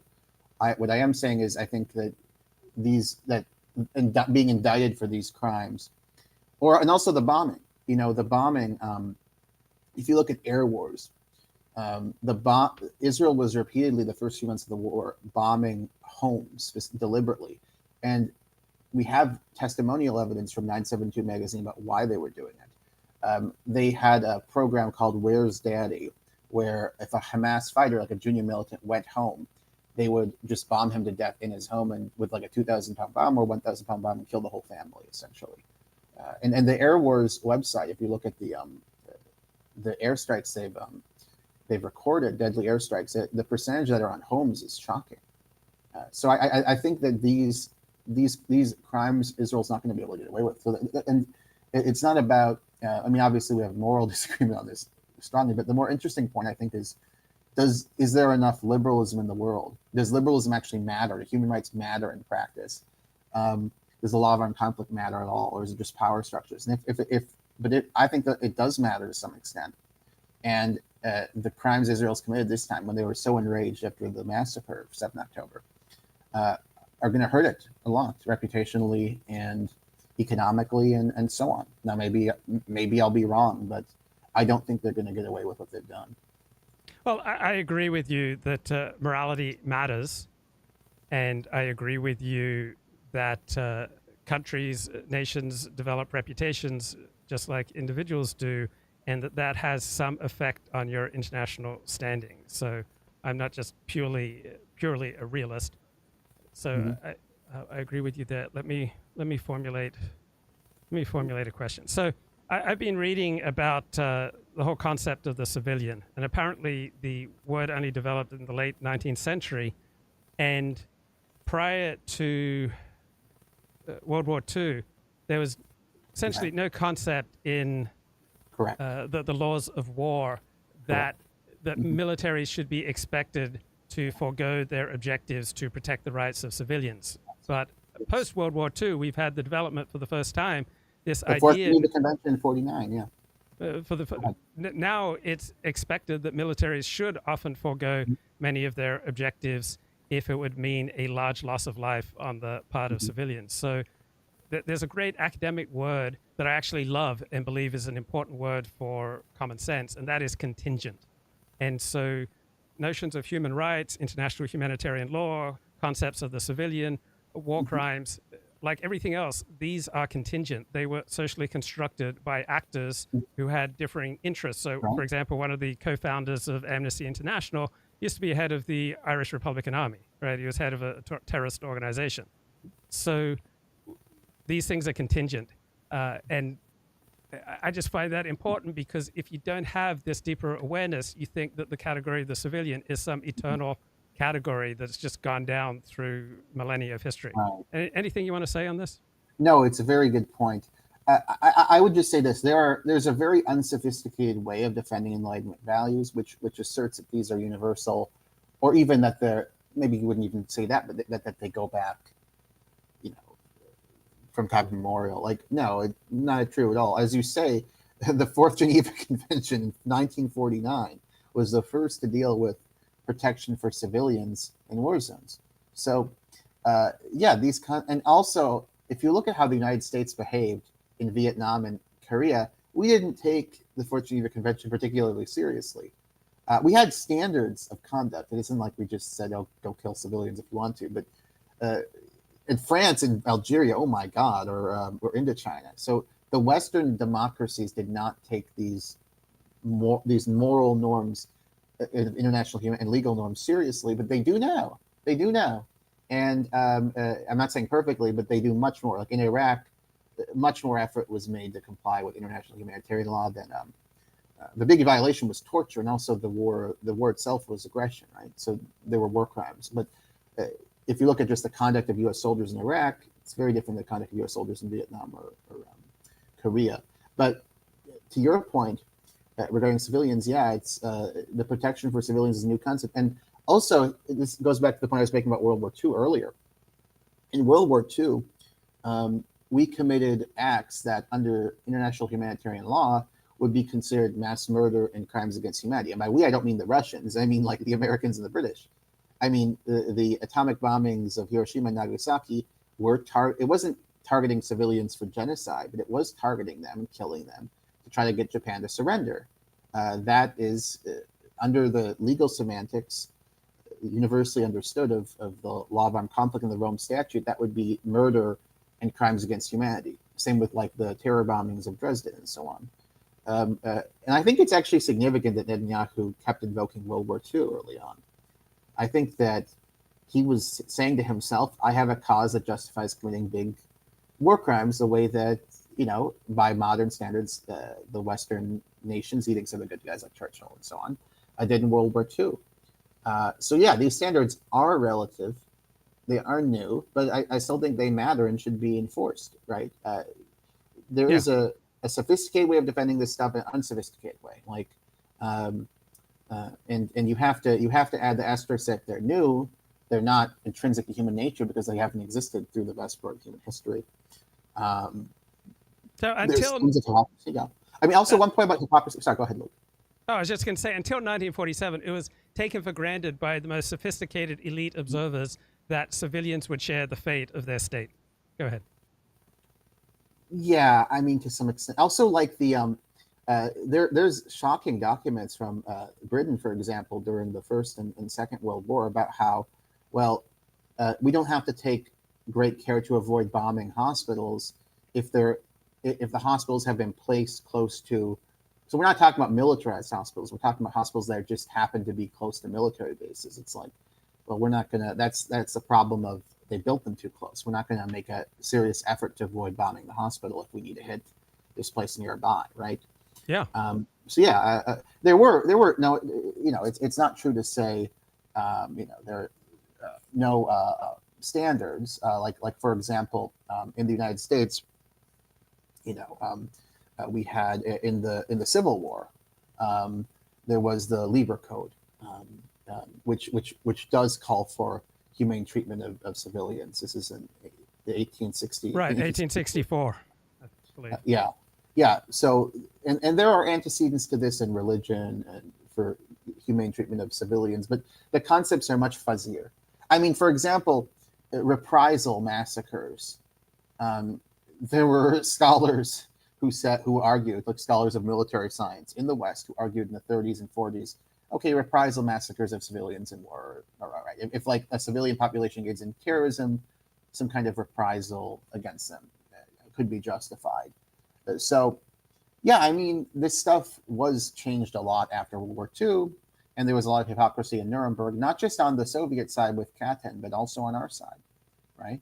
Well, we bought into the Marxist narrative that underlay Nuremberg laws. It was essentially a Leninist narrative that the main crime of World War II was imperialism and colonization, and you had this invention of two new moral legal categories: aggressive war. That was the main accusation against the Nazis, that they engaged in aggressive war, because it was seen through the perspective of Leninism that colonization and imperialism is what drove Germany. And right. Western elites bought into that narrative. Western elites bought into this Marxist-Leninist communist narrative that the biggest crime of World War II is that the Germans were colonizing and imperialistic. Go ahead. Well, I mean, I think I would call Nuremberg kind of activist liberalism. I wouldn't call it activist liberalism with a lot of hypocrisy. That's what I call it. I wouldn't characterize as Marxist in the polemical language you use, but yeah, I mean, like the Tokyo trials, the Chinese wanted us to prosecute Japan for indiscriminate bombings, right? For deliberately killing civilians, but we couldn't, because we deliberately killed civilians to try to get Japan to capitulate, right? So we couldn't do that. We were very suspicious about the Katyn massacre and looked the other way on that issue. So yeah, I mean, also I think another thing people aren't aware of, which has been revealed in recent scholarship, is like the level of rape committed by U.S. soldiers in Germany is astonishing. Miriam Gephardt has written the best book, in my judgment, on sexual violence against German women in World War II, and the figure she comes up with for American soldiers is against just German women is 190,000, and that's not a typograph. I'm not misspeaking. I'm not misremembering. It is 190,000. So, yeah, I mean, the notion that the kind of retconning of World War II is we were so noble. I mean, we committed acts that would be considered under the contemporary laws of armed conflict, mass murder, crimes against humanity. And, you could even argue genocide with respect to the ethnic cleansing of Germans post-war, right? You could even, if that happened Yes. today, I bet you most people would consider that to be genocide. So I think that the World War II, now I'm definitely in the camp that the worst group lost. The Germans were worse, but we were incredibly vicious, and we've sort of retconned it. But retcon a war that was motivated ultimately by, first of all, the proximate causes were attacked on Pearl Harbor, but the U.S. intervention is motivated by a desire for Germany not to dominate Europe, essentially. If you're looking about our support of the Soviets and the British before Pearl Harbor, and we've retconned it into we wanted to stop German genocide. That's why we did it, and it's just rubbish. It's not what that is. What happened as a result. It's a happy result of the war, but that is not the motive of it at all. I've been reading a lot by Amanda Alexander, who's a senior lecturer in law at Australian Catholic University, and she wrote this a lot of interesting essays, but one from 2016, The Good War, Preparations for a War Against Civilians. So in essence, she's arguing that the narrative of the trench poets won out against all other narratives, and the trench poets believed that civilians should suffer, particularly women should suffer, and why is it that only soldiers suffer? And so the dominant narratives prior to World War II is that it was only right and just that civilians suffer, not just soldiers. Right. And so I'll just read a few sentences from Amanda Alexander.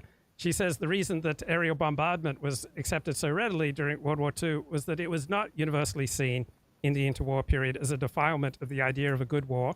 It was not seen as illegal. There was some sentiments that the bombardment of civilians was immoral or illegal, but there was a strong cultural narrative that said a war against civilians was an appropriate way of waging war. Why? Because the story of the Great War that was established by the end of the 1920s was strongly antagonistic toward civilians. It blamed civilians, non-combatants, for sending young men out to be sacrificed while civilians remained unfairly safe from the horrors of war.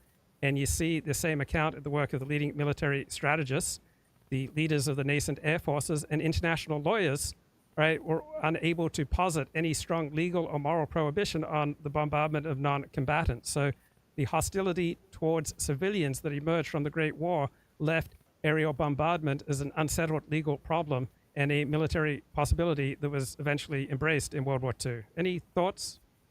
Right. No, I agree. And I think particularly I also want to contest the claim that this was militarily necessary. By 1944, 1945, when the terror bombing is just proceeding with total abandon, the war is won. Now, it is true that more soldiers are going to die if you don't engage in this kind of conduct or the atom bombings, right? I do believe I'm in the camp that the terror bombings did lead to a quicker German capitulation, right? But we made the decision to basically commit what would be considered murder under the contemporary laws of armed conflict, right? Like intentionally killing civilians to get them to capitulate. And people defend this regarding Japan today. They still defend it, even though it's again without losing moralistic language, under the contemporary laws of war, the atomic bombings were murder, right? They weren't genocide, but they were murder. But it spared our troops a ground invasion, and also had the happy effect, in our view, of preventing a Soviet invasion of Japan, which was impending, and they would have certainly occupied and tried to create as part of Japan as a Soviet satellite after the war.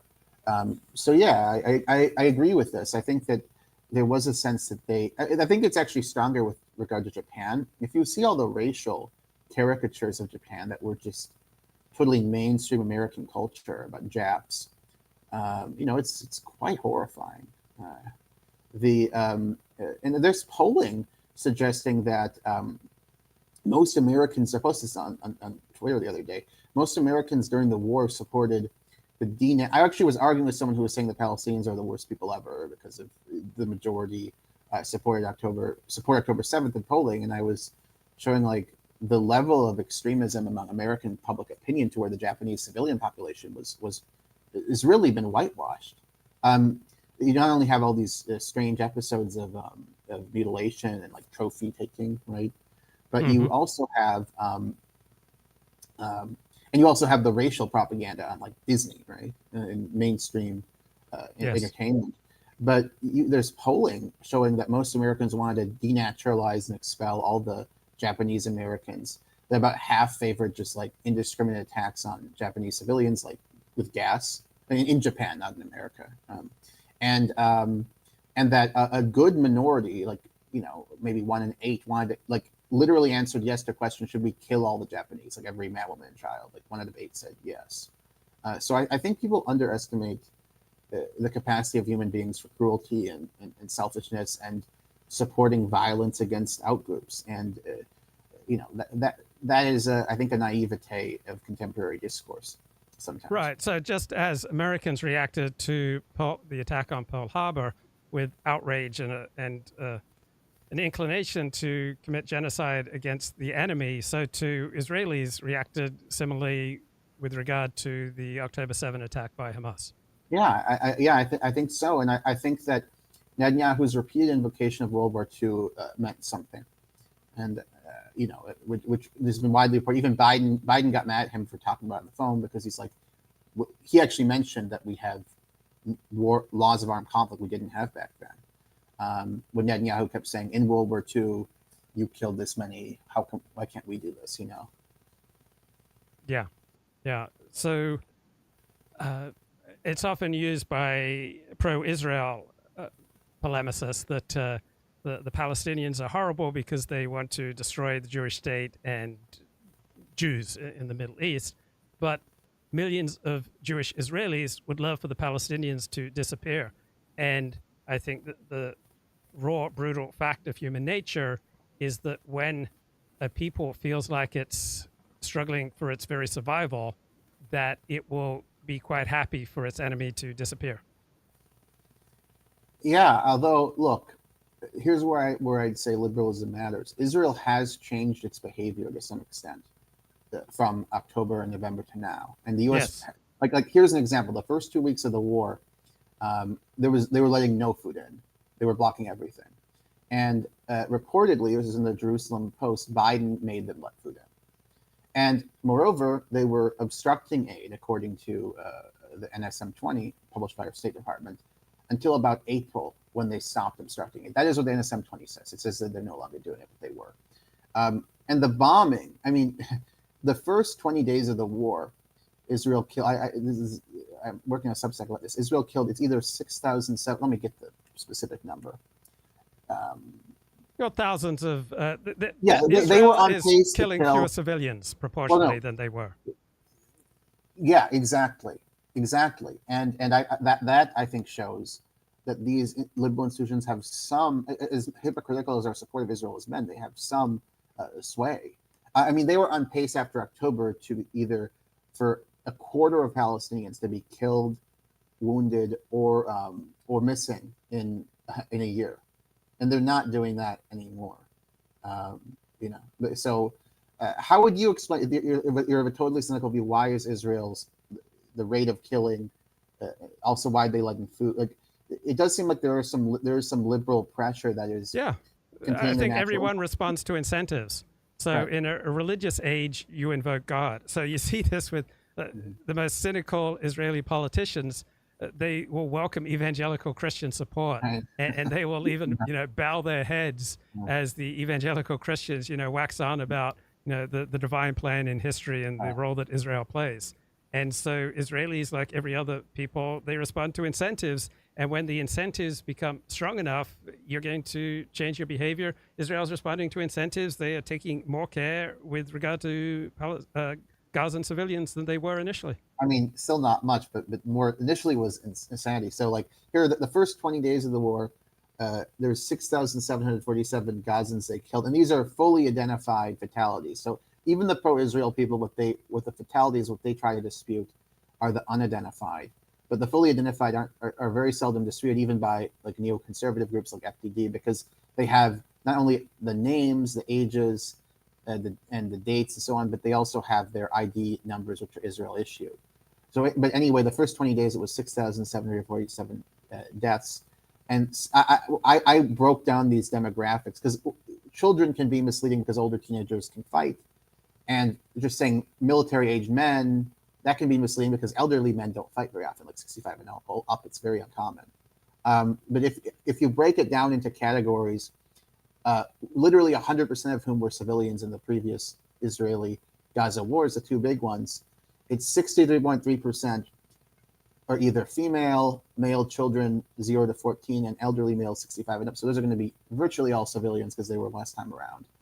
And then a lot of the remaining people, males 15 to 65, will be civilians too, like men over 50, men 15, 16, 17. Yeah, some of them could be combatants, but a lot of them are going to be civilians. So essentially, I calculated that in the first 20 days, it's most likely at least 88%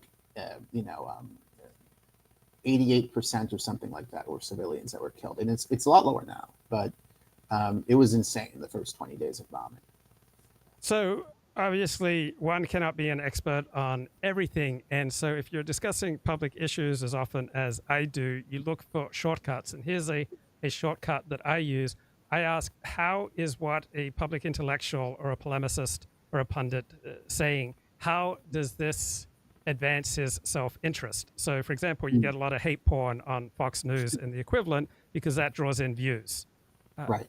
And so But let's extend this, say, to professions. So I think all professions, like individuals, are primarily out for their own interests, not the public interests. One economist estimated human selfishness as operating at about a 95% level, which strikes me as fairly accurate. And so, for example, take the mental health profession.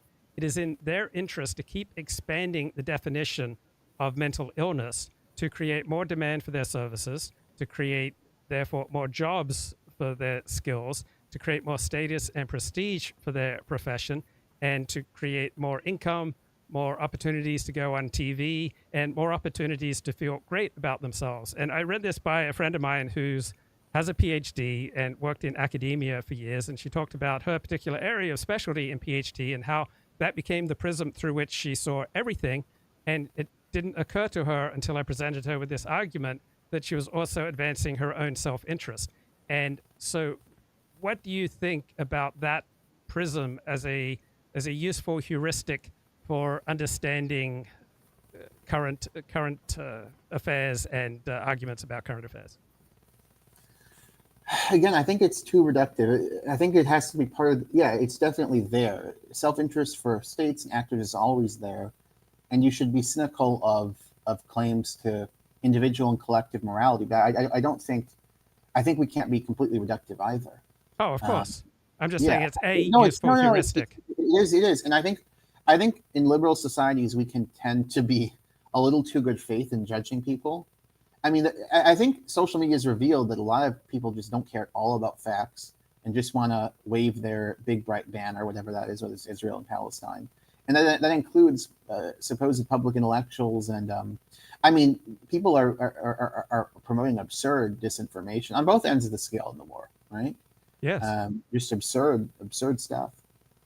Yeah, it's weird that public dialogue and the news takes it for granted that people say what they mean and mean what they say, when people almost never say what they mean, and they almost never 100% mean what they say. Right. Definitely. So here's further development on that thought. If you are an expert in international humanitarian law, if you're an expert in genocide, if you are an expert/activist in human rights, you are strongly incentivized to weigh in on the Israel-Gaza conflict, are you not? Mm-hmm. Yeah, although I would say this: George Clooney's wife, God, I can't remember her name. Yeah, Amal Clooney. Yeah, she has kept completely quiet about this issue until she was one of the experts who supported the indictments against Netanyahu for murder and so on, and the Gallant. So sometimes it can be it can be helpful in your interest to not talk about an issue to maintain impartiality or the appearance of impartiality. Like, for example, I could never, if I do end up working in international humanitarian law and these kind of things, or have an appointment, I'd never be able to ethically or credibly work on anything related to Israel because I've engaged in activism for so many months, right? Yeah. So it can be in your interest to be a little soft-spoken about these things too, but I think there's a role for everyone. The problem is confirmation bias is so powerful too for human beings that persuasion is difficult. But I would say this: I think that over time, when emotions cool, it often becomes clear what were the bad arguments, what were the good arguments. But in the heat of the moment, you're not going to convert people unless they're on the borderline. If they're already on the borderline, you might be able to. But heat of the moment, human beings don't work that way. They're gonna dig into their confirmation bias. Right. So I'm a convert to Orthodox Judaism. Converts tend to be highly neurotic people to begin with.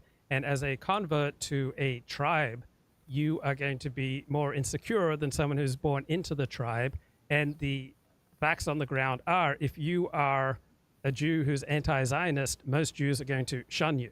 So there's just no way for any normal self-regarding Jew interested in his own preservation in his community that he's going to be anti-Zionist, unless the community that he primarily wants to belong to is above the tribal. It's a community of intellectuals, a community of professors, a community of experts in international humanitarian law, or a community of certain type of political orientation on the world.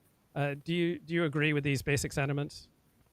No, I do. I mean, I think we can never retrieve ourselves from bias, from community, from tribe, and that these things are always going to affect our judgment. But it doesn't mean that there's no empiricism, no rationality. So you can really, let's say, you're on a jury and you see an Orthodox Jew has clearly there's like a video of him committing robbery, let's say. Hmm. You know, you're I think you'd still vote to convict him. You may be if the facts are more ambiguous. I Yeah, think I even would. if they tilt a little bit against him, Yeah. I think that maybe your tribal loyalties will distort your reasoning. And I'm Yeah. not saying you specifically, but everybody. And your bias will play a role if it's a close call, or even if it's a little bit against your fellow Orthodox Jew. But I think sometimes the empirical reality is so clear that you really can't. Like, if here's an example. On the famine issue, there are Palestinians who want to pro-Palestinian people who want to say that there's famine, but I think that the number of deaths, which I think is probably going to be in the many dozens or maybe hundreds from starvation, is horrible and real. But the argument that that's famine is not going to be sustained. I think it was on the verge of being famine in March, and people are in the Israel side are saying, "Oh, the human rights groups and they're all fake."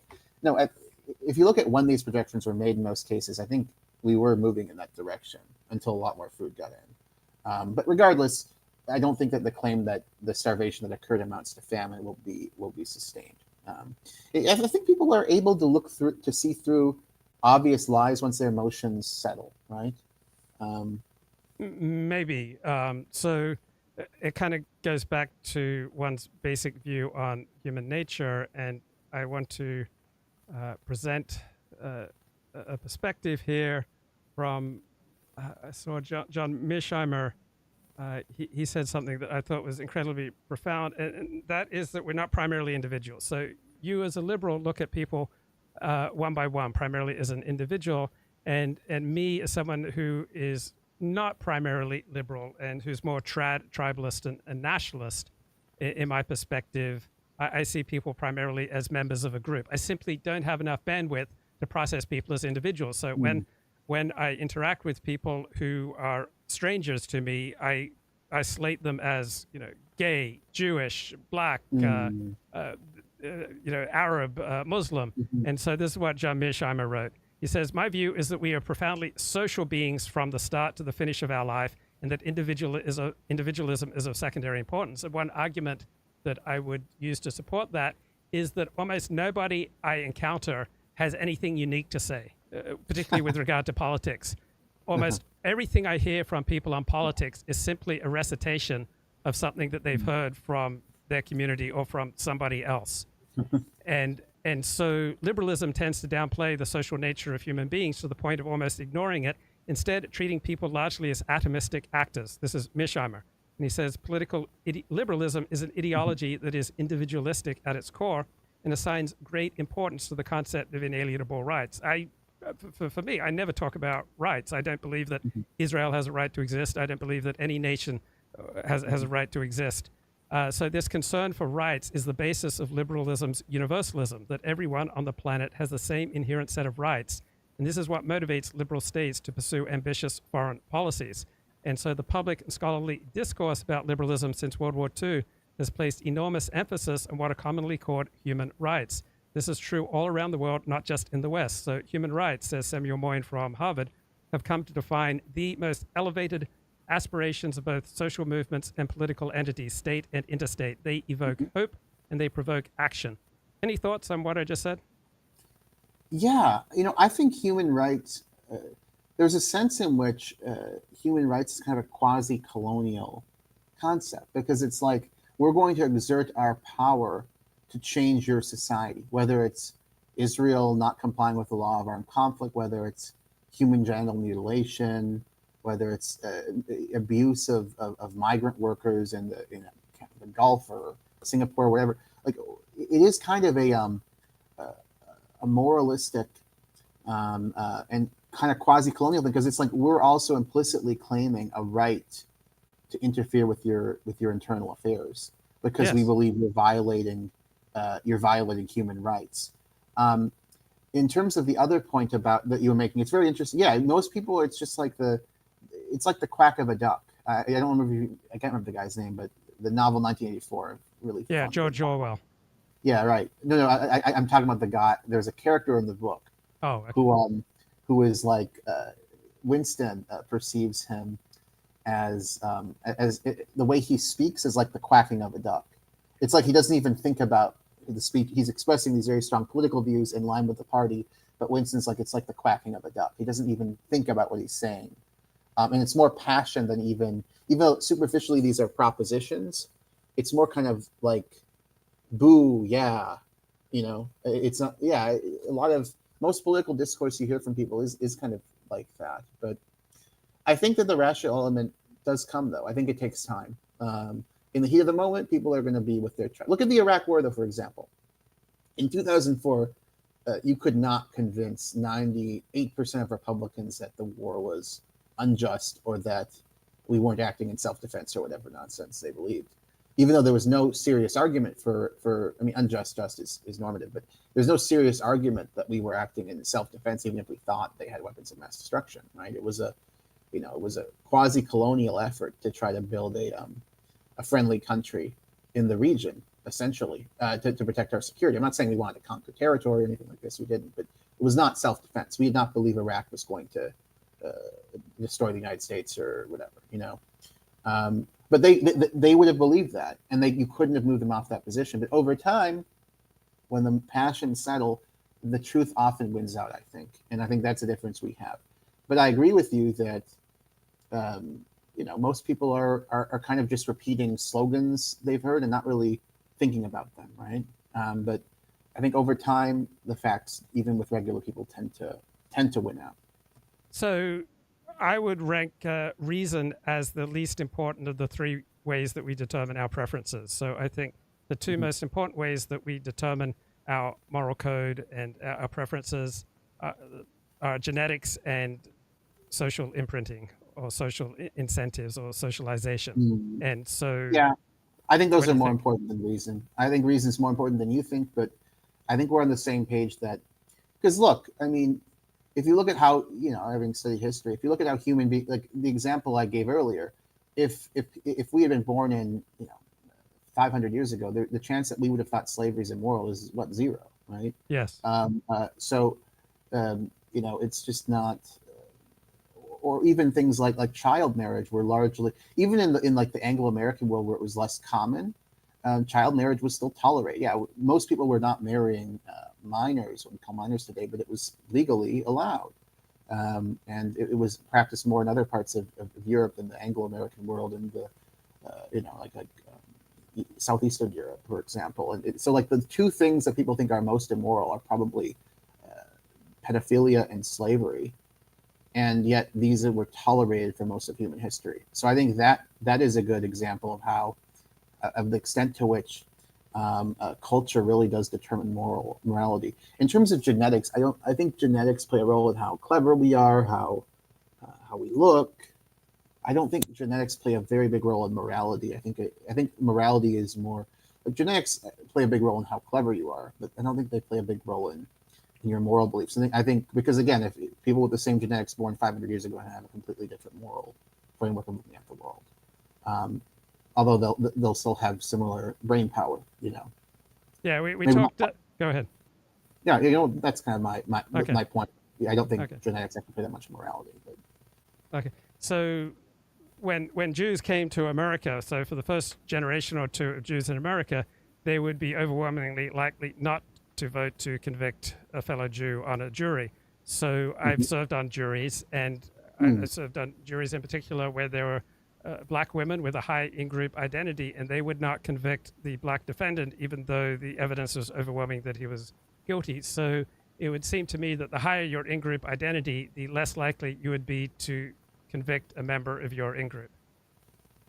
Right, but I think, you'd have to look at this empirically, but I'd be very surprised if, I'm not saying this doesn't occur, but I'd be very surprised if in most juries, African Americans would refuse to convict an African American whom they consider to be guilty. I mean, of course there are differences with different communities, but I think people do underestimate, probably because I look at things historically, But I think people really do underestimate how much people of different races in this country have in common. Like the average black guy and white guy in America, let's say black, I don't know, Cornel West supporter or Biden supporter or whatever, like let's get some left wing, political affiliation, and then a white Trump MAGA guy, they're going to have a lot more in common in their ethical sensibilities than the white guy would have with the white guy from 1880. I mean, much more, really. I just don't think genetics or race are that important they're important. I'm not denying they're not important, but I think we do underestimate, because we tend to focus on differences naturally as human beings, and differences are very real. I think we underestimate the extent to which our society essentially has succeeded, and also has largely has to a great extent shared values. Well, when you talk there about society succeeding, you're talking about society succeeding in diminishing the intensity of in-group identity. Obviously, not all Jews, not all blacks have an intense in-group identity. Those who do have an intense in-group identity are going to be less likely to convict a member of their own. And so you're saying society succeeding by reducing the intensity of racial, tribal, and religious identity and increasing social identity instead. Sure, yeah. Or identity in terms of a sense of some very basic shared values, like fair play, like the law is the law. We're not talking about shared values across the board, but some very basic liberal values. I think we do have that in the country. Well, it depends. Some people don't. Right? Some people have a 10 out of 10 in their in-group racial or religious identity, and they don't give a damn about wider society. True. That I would never deny that. But I think we've we've succeeded to a great extent in breaking it down. I just have to send one DM really quick because I'm going to do the debate at 3 minutes. Yeah. So do you need to take a 2-minute break, or just go ahead? Stein here, coming to you from Monarch Bay in Southern California. Today, we're going to do kind of a big picture economic take of the United States, because, a lot has gone down in the last 25 years. And I think it's good for me to kind of put my stamp on the ground on where we are. So you can't hear, Matt, what I'm playing in the background, but I'm just playing someone lecturing. So I'll be done soon. Yeah. So do what you need to do, and then let me know when you're ready to come back in. We might be getting back to some version of normal. It is kind of the punchline here. We kind of spell that out from the backside. If you remember back to the transition from the Trump administration to the Biden administration, there was this contest among the two of them about who Americans would like more because they had been paid to like them. The incoming Biden administration had made it very clear that the first thing it was going to do was $1 trillion stimulus that would put money in people's hands to get over COVID. And as soon as Trump heard about this, he's like, well, I want to do that too. So I want to be my administration to leave on a high point. Okay, yeah. Things might work out that way, but... So you describe Douglas Murray as a liar. I basically agree with all of Douglas Murray's sentiments. I'm not going to support anything individually, but those are my type of politics. So I would submit to you that Douglas Murray is a polemicist, fairly similar to the way that you are a polemicist in a lot of your Twitter feed, and Sam Harris is a polemicist with regard to Israel versus Gaza, similar to the way that you are often a polemicist on your Twitter feed. What do you think? Look, I don't think that's fair. I think I definitely, if you're talking about polemicism, I think that is fair. I definitely engage polemically in the activistic rhetoric I engage in Israel Palestine. That's totally fair. But I do care more about facts than Murray. I mean, one of Murray's core contentions in this debate is that Israel's the most moral army because they engage in warnings.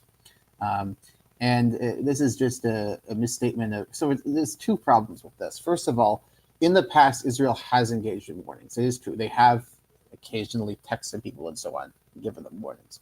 But so here's the problem with that, though. He's representing this as if this is some unique moral innovation of Israel. In fact, it's just what the laws of armed conflict require when militarily possible.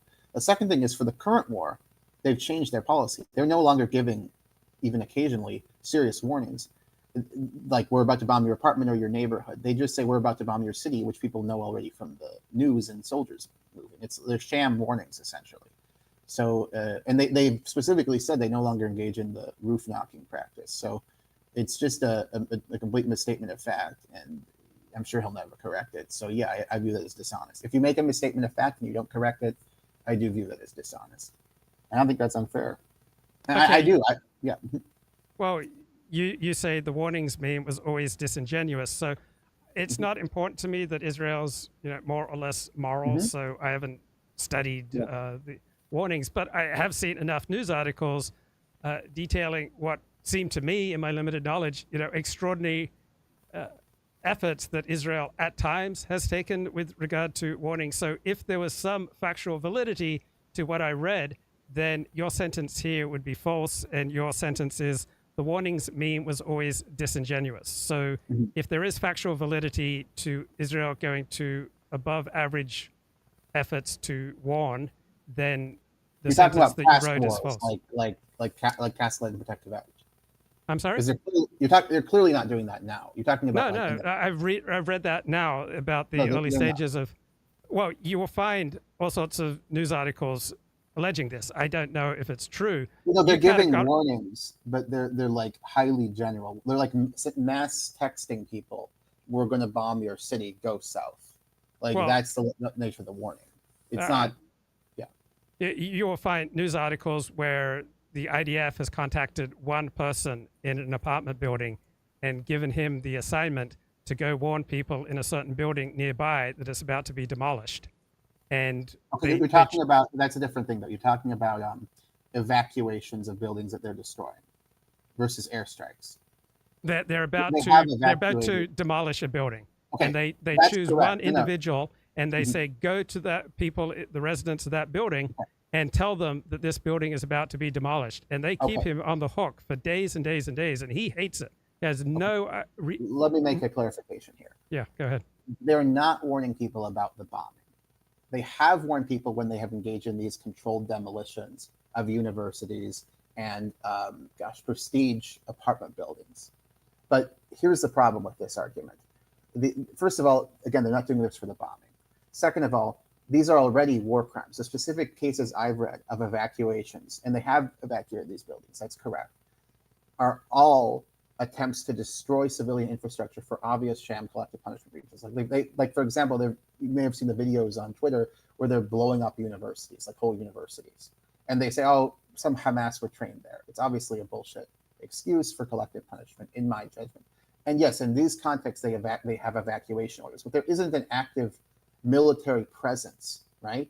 They aren't fighting. It's not like the bombing where they're trying to kill Hamas. They're not doing that. They're destroying infrastructure, and yes, they have given evacuation orders in these cases. But the warnings, no, they're not doing this anymore, other than like mass texts, we're going to bomb your city, go south.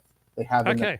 So the news article I was talking about contradicts what you're saying, which doesn't mean the news article is accurate. The news article talks about one particular Palestinian getting unwanted calls from the IDF and saying, go out to a nearby building and warn the residents that we're about to air bomb this building. Okay, and what he's is this going to article? building after building. I'll have to dig it up. I read it a few months ago. But if there's any factual validity to what it's talking about, where the IDF is choosing one Palestinian and telling him, look, we know everything about you, and now you must go to this building nearby and tell them that we're about to drop bombs on it to evacuate it, and they send him out to building after building after building. So if that is indeed accurate, that would indicate to me that at least in this area, that's above average effort with regard to warning. I think that this story is either misremembering it. It was in the late part of the war, perhaps, or like very recently, or it was an evacuation for a controlled demolition of a building.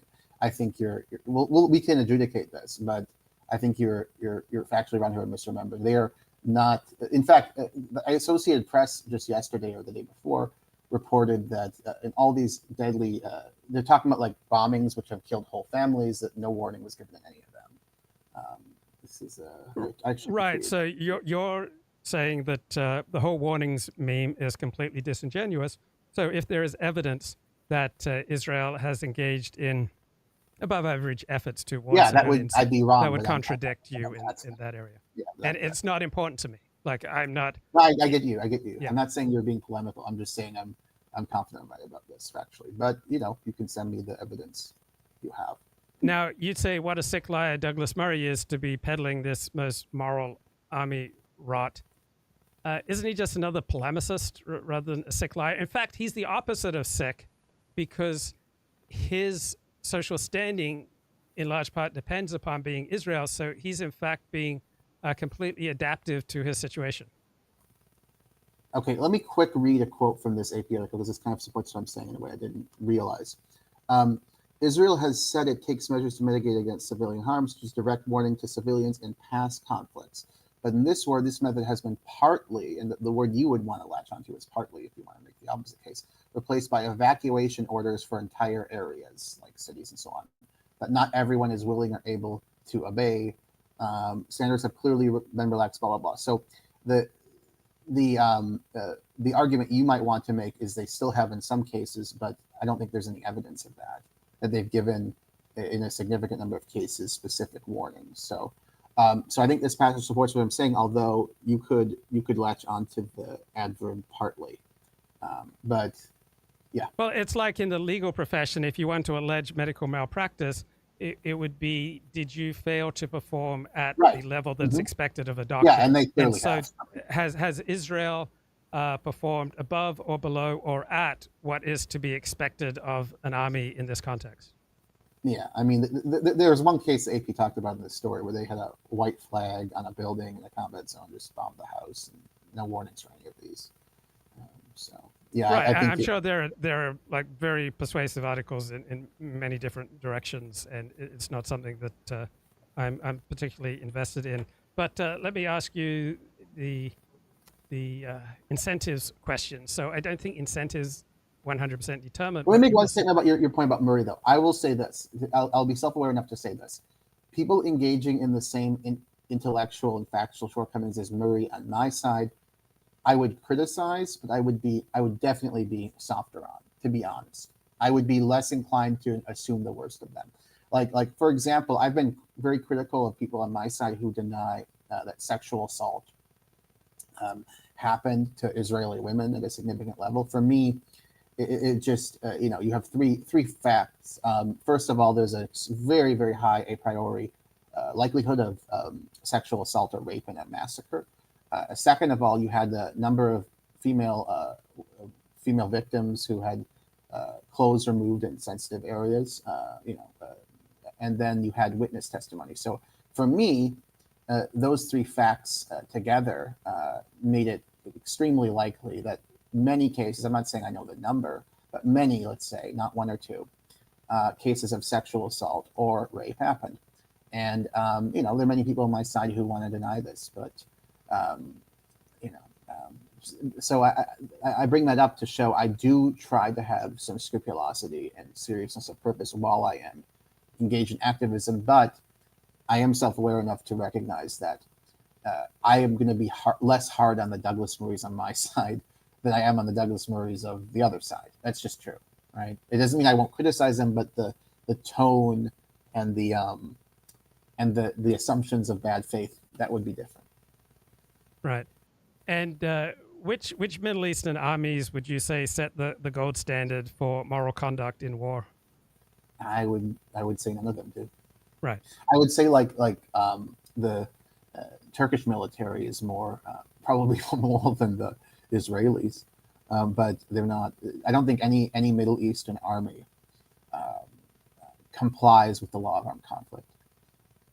Right. So it would be hard to think of any war where there were not numerous war crimes committed by both sides. Yeah, I think that's fair.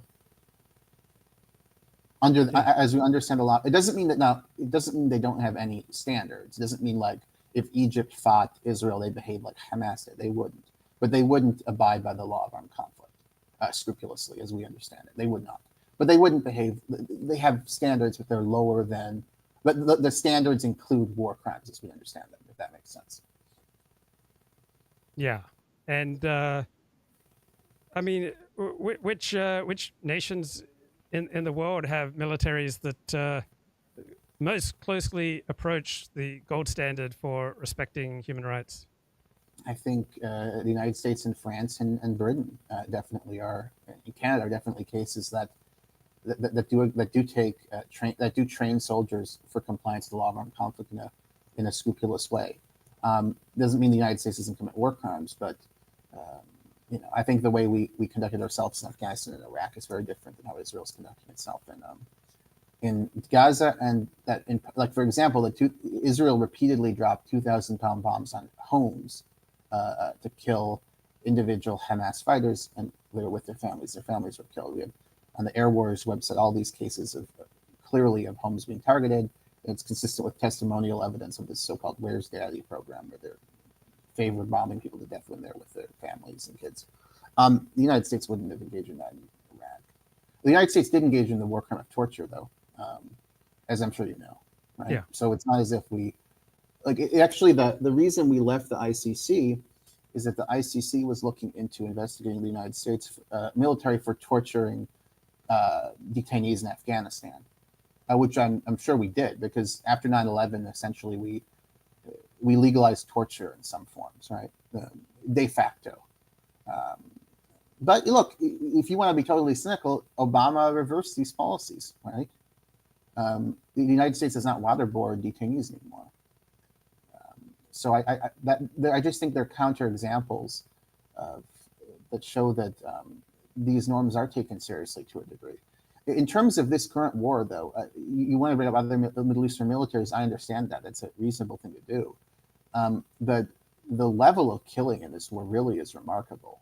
If you look at the rate of killing civilians, it's higher. I mean, obviously, far more civilians were killed in Syria, right, over a decade of war. But the rate at which Israel's killed civilians is really extraordinary, and higher than Syria. I mean, Jordan slaughtered something like 25,000 Palestinians in 1 or 2 days when they put down a Palestinian uprising. So there is a great brutality to Middle Eastern war frequently. Yeah, I mean, of course there's no denying it. I mean, also the 1982 Sabra and Shatila massacre. Of course, these countries engage in brutality, but we shouldn't tolerate it from them or from Israel. And moreover, I would say this, that when the United States is providing armaments, there's a special responsibility to ensure compliance with our standards, and Israel's not doing that. Now, I think a lot of more sophisticated defenders of Israel will make a kind of argument that you're making, which is like, okay, we're not the most moral army, we're kind of shitty, but look at our region, That's an argument that I don't think it's a winning argument, but I think it's more honest than, the typical Hasbara stuff. Right. Now, I want to make it clear, I'm not making that argument. I am not terribly concerned with the morality of Israel. You're giving an interview and you're doing a good job. So actually, it's fun to be probed. Right. But I want to make it clear, I just don't think in terms of the morality of Israel's conduct very much. I mean, of course, one can't help instinctually doing some of that, but I don't spend much time arguing for the morality of Israel. So I'm not going to proclaim that Israel's shitty or non-shitty in the way it conducts its war. I just see two groups fighting for survival in a very brutal context. And so if these were two completely different groups in a different location, but the same sort of vicious circumstance, I would just briefly say too that the 25,000 estimate you're getting for Black September is probably wrong. It comes from all of that. But your general point about the brutality that the Jordanian regime showed is correct. Anyway. Now, Palestinian, when they've moved to Jordan or to Lebanon and possibly even Syria, have often proved to be a disruptive force. Is that fair? And why do you think that is? Well, I think in the sense that a large kind of radicalized, displaced refugee population is apt to be, yeah. But in Jordan, I don't think that's the case anymore. It certainly is historically. It would be silly to deny it. But in Jordan, I think they're very well integrated at this point. There isn't intercommunal problems. There's some discrimination against them in hiring, and like, for God's sake, though, the queen is Palestinian, right? That represents a level of integration that you're marrying into the royal family. And yeah, they're Palestinians in all walks of life in Jordan. They're well integrated. they have citizenship. I think Lebanon is different because they live in like apartheid conditions in Lebanon. They're treated so badly. And, I think there's some weird racism. Lebanese are like on the whiter side of the Arabs, so they think they're better. And they also just have a kind of arrogance, toward the Palestinians. But there also is the demographic concern. So Lebanon, for all of its problems and for all of its horrible intercommunal history, the one thing that they've improved on is there is good relations between Christians and Muslims in that country right now. Like, if you look at polling, if you go there, people are getting along. They even date there. Across, that is one area where Lebanon has actually improved. And they're worried that if they give the Palestinians citizenship, that will screw everything up, because then the Christians will go from like 30, 35%, whatever they are now, to far less percent of the population, since the Palestinian refugees are almost all overwhelmingly Muslim, really almost all Muslim, because the Christians got citizenship, Christian Palestinian refugees. So that is why they're afraid of giving them citizenship. In Jordan, it's a different story. Obviously there's historical, incredible history of violence, as you allude to, but nowadays it's good. Although in the current war, obviously, especially Palestinian Jordanians are very angry with the regime for not cutting off ties with Israel or pressuring Israel more, and even for the role Jordan played in protecting Israel effectively from the Iranian bombardment several weeks ago. So I think there's truth to what you're saying, but I don't think it's something intrinsic to Palestinians or anything like that. I think I absolutely agree that there's nothing intrinsic to Palestinians, because like every other people in the world, they are a product of their genetics, their history, their socialization, and their circumstances. So Palestinians in completely different circumstances are going to express themselves in a completely different way. Yeah, but even today, like in Jordan versus 50 years ago, it just their status is totally different. It would be unthinkable for a Jordanian king to marry a Palestinian woman, 50 years ago.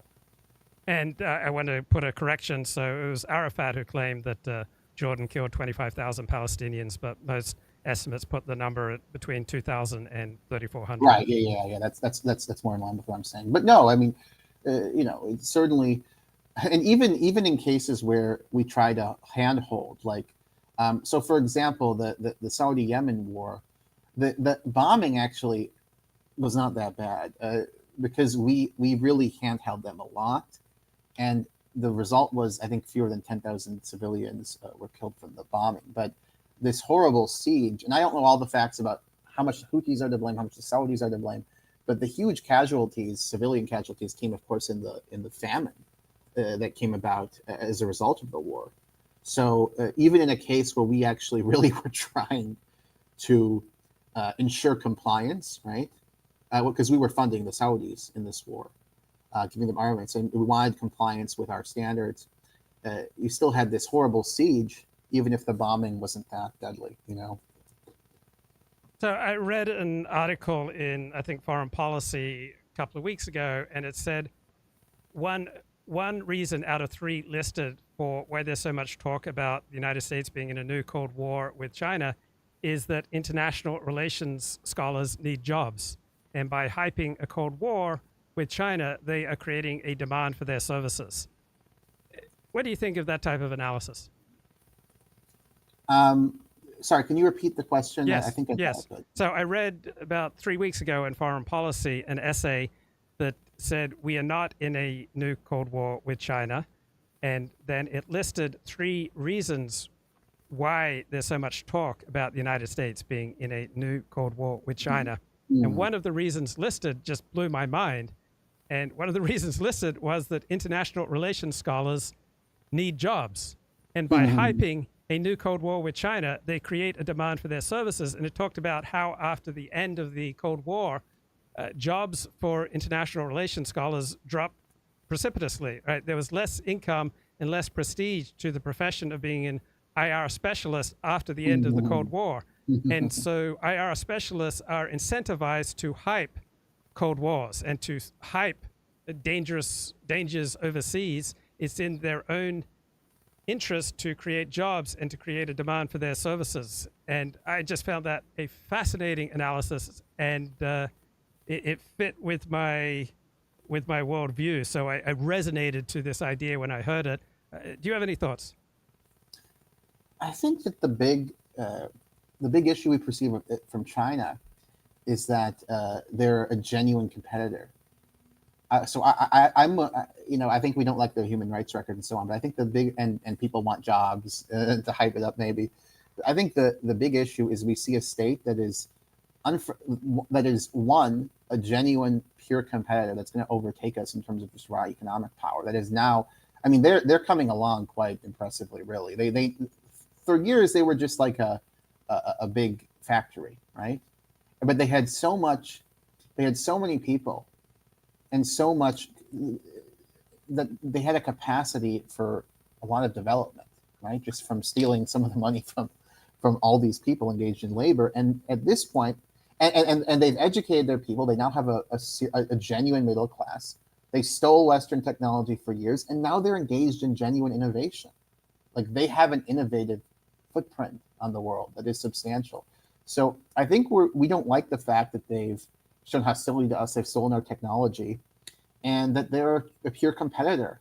And we don't like their human rights record, and we also don't like the fact that they are menacing their neighbors, right? So I think that my question was about the analysis, which blew my mind. I never No, considered. I don't think. I think that's too simplistic. Yeah, the people. You don't think that plays any role in? I think it does. I think it does play some role. Like even the Palestine thing, there are people who don't want the conflict to end because then they're out of work. Yeah. They're out of relevance. And there are people who, yeah, there also are people who, who don't want this war to end because, and I think that's sick. But those people exist. There are, sometimes often incentives will make people into moral perverts. But I think to say that is a defining. No, I didn't say defining. I said it was one reason out of three listed.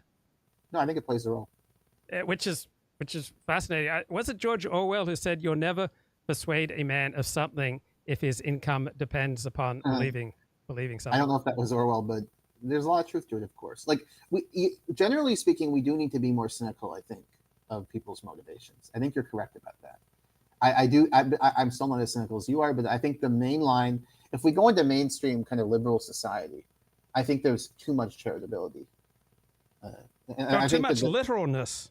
That's my objection. That we just take things stated as literally what's said on the surface, and everything, as you understand, is contingent. So it would not surprise you to learn that many experts in genocide have fallen out with each other and have stopped speaking to each other because they have different definitions of genocide.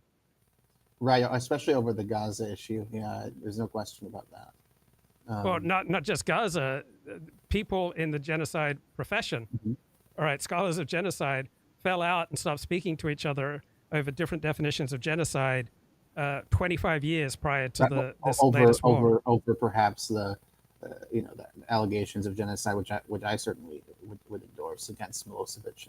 No, I'm saying not necessarily over specific allegations, over different definitions of what constitutes genocide. What constitutes genocide among experts on genocide is a hugely controversial area, contested. I think that's the word that academics use. Like what actually is genocide is highly contested among those who devote their lives to studying genocide. Is that fair? It's like another issue is human shielding, which is now very politically relevant. Traditionally, if you look at how the concept of human shields was defined, it was definitely like what Hamas does. Generally, I'm not saying that it haven't in maybe a few cases, but generally wouldn't fall under that. But what human rights groups have said for years now is that the kind of conduct Hamas is engaged in, like embedding oneself in civilians, does amount to human shielding. So now they're kind of in a contradiction. They have to say Hamas has engaged in human shielding, even though a lot of these groups don't want to do that because it feeds into the Israeli narrative that the high casualties are all because of human shields. You have to have you have to be open to postmodern critiques of how people use language, of science, and so on. But I don't think you can. We also have to realize reality has something to say, and that people have some rational and empirical response to reality. It's a mix. I don't think we even disagree necessarily about this stuff. Like clearly there's a huge role confirmation bias plays, lying to oneself, politics, but I think also truth Right. matters. The And more, yeah. So yeah, the more genocide scholars you have, the more human rights scholars mhm. you have, the more demand they will feel to create the prestige, importance, foundation for their profession. And so, just like mental health professionals and psychiatrists will continually seek to expand the definitions of mental illness to create demand for their services, so too many genocide scholars will feel a need to expand what constitutes genocide to create a foundation for the meaning and purpose of their lives. Well, I don't know about that. I mean, I don't know. I mean, that's a difficult one. I have to think about that. That's a very inflammatory point. It doesn't mean it's false, but I think I'd have to just think about that before engaging it Right. more. I mean, you understand genocide scholars want jobs like Yeah, everybody no, else. of course. And that the more impact you can show as an academic with regard to getting funding, No, right, I the more agree that you'll get these funding. incentives exist, but I don't know that I think these incentives exist, but I don't know that they be cashed out in the way of like people systematically, uh, you know, I think that the definition of genocide has changed, but I don't know that it's because of these kind of crude incentives. I think it's just people are more sensitive to human suffering. Like I mean, the examples I gave earlier, we talked about earlier, you know, people saw the terror bombings and atomic bombings as appropriate in World War II. Western people did generally, like their polls showing overwhelming majorities favor what Truman did, and today there'd be much more controversial, and in fact would be considered murder under understandings of the law of armed conflict. And same with the treatment of the Germans at the end of the war and after the expulsion of the Germans. I think with how many died, I think that would probably be considered genocide today if it happened.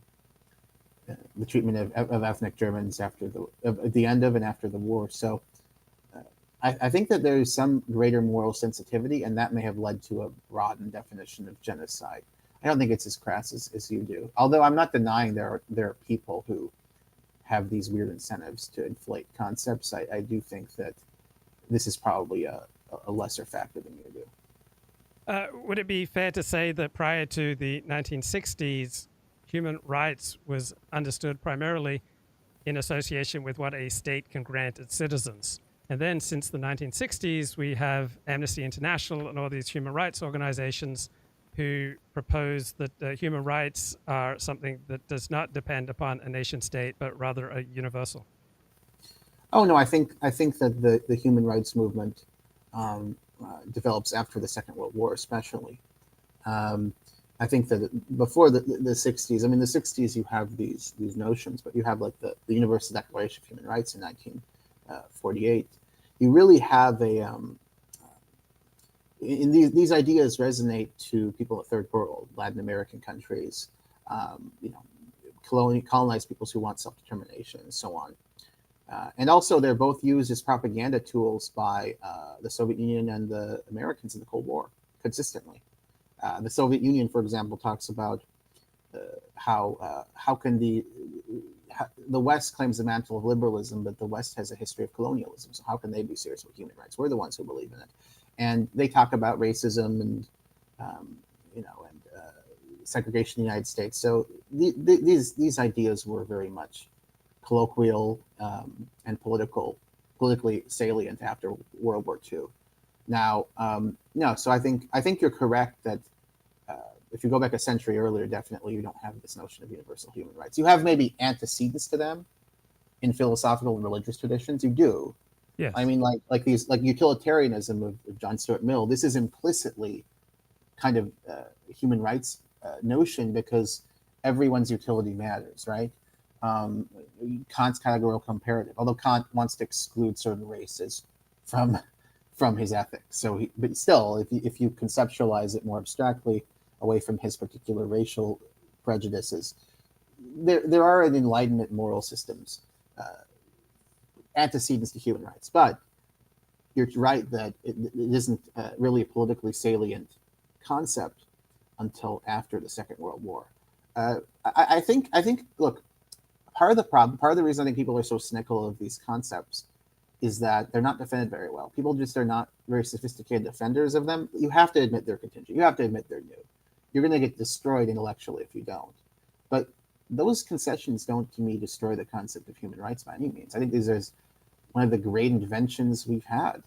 And it's made a difference. I really like the way people treat each other generally, treat the other, even in the third world. It's not, obviously, it's many things would shock our consciousness, but it is not as bad as it was in the 1950s generally. Right. One of the great things that academia does when it's pursuing scholarship is that it takes all sorts of categories that we think of as eternal and show how that they are contingent, that they were created by actors who had various interests, working in regard to certain circumstances at a particular time in history. And I think that's a valuable contribution in scholarship. Right. Isn't it interesting, though, that these new ideas that really weren't even mainstream within the lives of many people, like when Biden was born, well, I mean, that's borderline, but like, I don't know, let's say when Biden was born here in 1942 or whatever. Yeah, when the president was born, I mean, the president's not really alive anymore, so it's not the best example, but let's say he's alive for argument's sake. When the president was born, these ideas aren't really normative. But now he probably believes that well, to the extent that he has beliefs, he probably believes that human rights is like an eternal concept or something. So, I mean, that speaks to the success and the appeal of the concept that people now believe this is somehow a human universal when it's been around for, 80 years-ish, right? Now, is it fair to say that we cannot be objective about that which we hold sacred? So for me, the Jewish state is sacred, and I cannot be objective about that which I hold sacred. I think you can be fairly objective. Like, I think, for example, if you look into the warnings thing, you might find that they've done this in a couple cases, but I think you'll find that my general narrative is much more accurate than Murray's. And I think that you're capable, I'm not just bringing that up self-indulgently, although that's part of it. I think my point is, I think that my sense of you is that you're capable of, you're quite capable of like swallowing adverse facts about Israel. So I think that you actually are capable of credible analysis of the war. Like you're not capable of normative persuasion, but that's not really what we're talking about here. So. And you just published, I think, your first scholarly article. So what was that about? The article was about the Nazi Holocaust and the question whether there was a specific plan to extend the Nazi Holocaust outside of Europe. And I argued very much to the contrary. And I specifically tried to debunk two allegations. That one, there was a plan, and this is developed by many scholars, including Klaus, Michael Mellman, and Martin Coopers. There was a plan to exterminate the Jews of the Middle East, and also a book called The Fugu Plan by Marvin Tokayer and Mary Schwartz that alleged the same essentially for Jews who were in the Shanghai ghettos. And I basically questioned the evidence provided by these scholars and provide independent evidence showing that most likely there was no such plan. Although I do caveat it by saying, while this is technically not the role of the historian, if you were engaged in a political analysis, if you're a politician at the time, of course you'd have to conclude that any Jews in the world under Nazi occupation, because of Nazi Weltanschauung, their worldview, were in grave danger. So it's not as if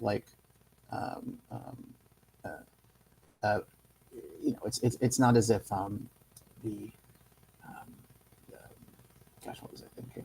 Yeah, it's not as if I'm saying, oh yeah, they were definitely safe, but I'm saying there was not, in fact, a concrete plan to annihilate Jews outside of Europe. And there even are cases like the Germans had carte blanche in Tunisia for 6 months. There was even the Einsatzgruppen was even there, and they didn't exterminate the Jews there. They also gave Jewish slave laborers in Tunisia adequate rations, which of course they did not for Jewish slave laborers in Europe. This is 1943. So there just was a different policy for Jews outside of Europe. Could they have changed? Of course it could have. Do I think it probably would have? Yeah, I actually do.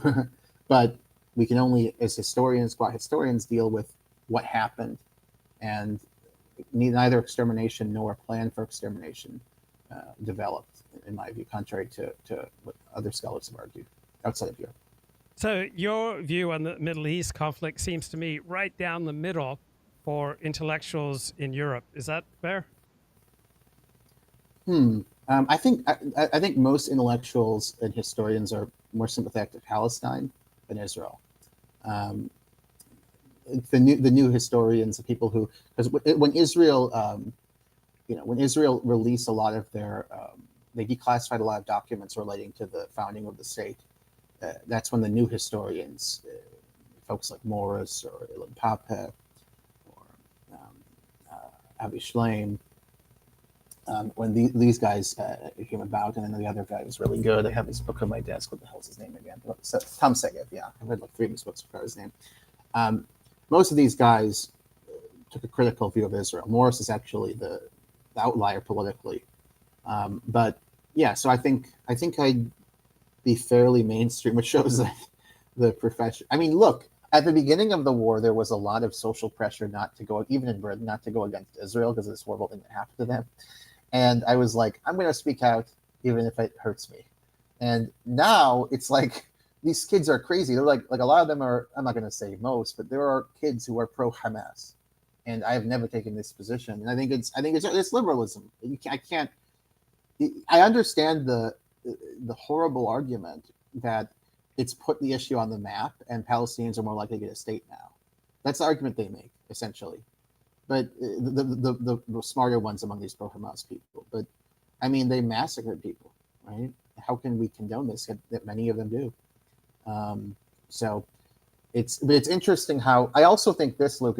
I think that the Western Muslim and Arab diasporas, where if you look at polling right after October 7th, basically the overwhelming majority were against it. Not in the Middle East, they were for it mostly, but in the West, right? They thought it was wrong. I think they're moving in the direction of more people excusing it. Like, it's anecdotal. Like there was a Christian Lebanese friend of mine. She wouldn't strike you as a political radical. Who told me, you just confessed to me, yeah, I'm for what they did. She just confessed to me recently. I'm like, what the fuck? She's an American. She's not from Beirut or anything like this. Wouldn't be surprising if it like in the Middle East. They're all talking like this, or most people are. It's depressing. But I was actually in denial about this for a while, because if you look at like support for ISIS, which I think kind of stupidly, but nevertheless often Hamas is compared to, people don't like Muslims who like to say, oh, ISIS. But the overwhelming majority, according to all polling, were anti-ISIS. Even the majority even supported the coalition, the Americans killing them, right? So they didn't support ISIS. They do support Hamas. They do. Even Christians do. Like there's a poll of Lebanese Christians right after October 7th that's 60% in favor of Hamas. So, that I guess speaks to your worldview more, because when it came to ISIS, which didn't really have a national cause that inspired people were happy to say they're evil, what they're doing is wrong. In Arab people, in the Arab world. Yet when it comes to Hamas, they make excuses for it. What significance do you see in the pro-Palestine, anti-Israel protests that have swept American college campuses over the past few months? I think it's quite significant. I think that there's a strong analogy, not obviously a pretty simple one, to the Vietnam War protests. The protests were unpopular in the Vietnam era, but they did raise awareness about the issue. And I think the more awareness, public awareness is raised, the more hostility there will be to the war. So I think overall they're positive. I think also that the threat they pose allegedly is hugely exaggerated, like the attacking Jews or whatever. I think that's mostly fake. So I'm generally sympathetic. Now I don't like. I'm in a little awkward position because even though I'm a liberal, I think I'm on the center right politically, which obviously isn't a contradiction, as you know. But but the center right liberal who doesn't like Trump and that kind of stuff, but likes free speech is kind of my politics. So a lot of these people have really woke views of the world, so I'm not necessarily in lockstep with them ideologically, but I am sympathetic to the cause, and I think overall they're going to have a positive effect, even if they are not personally liked. Because remember, the anti-war protesters in the Vietnam era, the counterculture, they weren't popular among mainstream Americans, but they raised awareness about the issue, and they made people think about it. And I think they're going to overall have a positive impact from my moral perspective. I think, like, look, I'm not sure this will happen, but I can't predict the future. However, I think it's much more likely than not that Israel's going to have a serious reputational hit from this once the facts about the war get out. I don't think it's just polemicized or crazy. I mean, the genocide claim is we can talk about, but I think in terms of either purposefully or indiscriminately killing civilians, like in this program of targeting people when they're in their homes, which clearly happened, I don't think they're going to get away with these kind of things. And also the starvation. Yeah, they didn't start a famine. They did stop, but they did kill people through this. And I think there's going to be accountability and reputational damage. Let me share with you something that John Mearsheimer said a few months ago. He says, the United States does not want escalation in the Middle East. The United States would like to see Israel win in Gaza, whatever that means, and end the war so that we have a stable Middle East. The Israelis are a different matter. I believe the Israelis wouldn't mind a general conflagration that would facilitate ethnic cleansing. I think the Israelis are interested in cleansing not only Gaza, but also the West Bank. A general conflagration would make it easier for them to do it. The other reason Israelis want escalation is that they have a huge problem on their northern border. About 200,000 Israelis have been displaced from their homes. How do they move those people back to northern Israel until the conflict with Hezbollah is settled and Hezbollah stops firing rockets into northern Israel? As long as the war in Gaza goes on, I believe Hezbollah will continue to target northern Israel. The Israelis want to escalate because they think they have escalation dominance. They'd like to inflict massive punishment on Hezbollah and on Lebanon and reach some kind of modus vivendi with Hezbollah that allows them to move those 100,000 Israelis back into northern Israel. What do you think of that analysis? I think that Israel I think they're slowing down a bit, but I think they've acted in a very fitful, impulsive, and irrational manner since 7 October. It's one of the reasons I'm not even though I pick and choose from these ways of looking at the world, I'm not a realist because I don't think states are always rational. And similarly, I think right now, the emotional sense of having citizens displaced is making Israel act in a way that is not in its interest. I think they're very likely, I'm not saying certain, but they're very likely to lose if they suffer defeat if they invade Lebanon to try to destroy Hezbollah, to escalate this conflict. I don't think it's a rational move. I think that they're lashing out because their people were displaced and they just were massacred. I think that they should be working with us for de-escalation, but I don't think they are. I think they want to try to eliminate this problem, and I don't think it's a rational solution because I think they're likely to fail. Do you think that? But do you think he's right that large parts of Israel and the IDF would like a wider conflagration, so that they could do very nasty things to the Arabs in their midst? I do think they want a confrontation with Lebanon. I don't think that in Hezbollah, I don't think that it'll be as brutal as initially in Gaza, but I think they do want this confrontation. Yeah, I just think they're, again, just states can be emotional creatures too. Obviously speaking metaphorically, but I mean something substantive too. States can be emotional creatures too, and I think the way Israel is behaving vis Hezbollah and the fact that they have these citizens displaced in northern Israel is an expression of emotion rather than good strategic thinking. And similarly, the Hamas, how they fought this war, like killing this many civilians, trying to liquidate Hamas as a group, which is possible in principle, but they clearly have failed to do. They haven't destroyed enough of the tunnels. They haven't killed enough of the fighters, to achieve a practical liquidation of the group. And I think they realize that now, by the way. But I just don't think they've been strategic or sensible. I think they've been very emotional. And yeah, morale has plunged among Israelis over the past 3 months. They see no solution in sight. They see the problems confronting Israel as intractable. They don't believe that any of their political options have a workable solution to these intractable problems. And consequently, Jews around the world who care about the Jewish state, their morale has also plunged over the past few months. Any thoughts? Well, yeah, I think the problem is that they set war aims that are going to result in a propaganda defeat for them and a propaganda victory for Hamas. Like, if had their war aims been, we're going to conquer a buffer zone, we're going to take the border, the Rafah crossing, to prevent weapons from being smuggled in, and we're going to hold these regions and get our people back in the south, and then make a deal to get our hostages back. Let's all achieve, and then kill a lot of Hamas and kill some of their leaders. Those would all be achievable goals.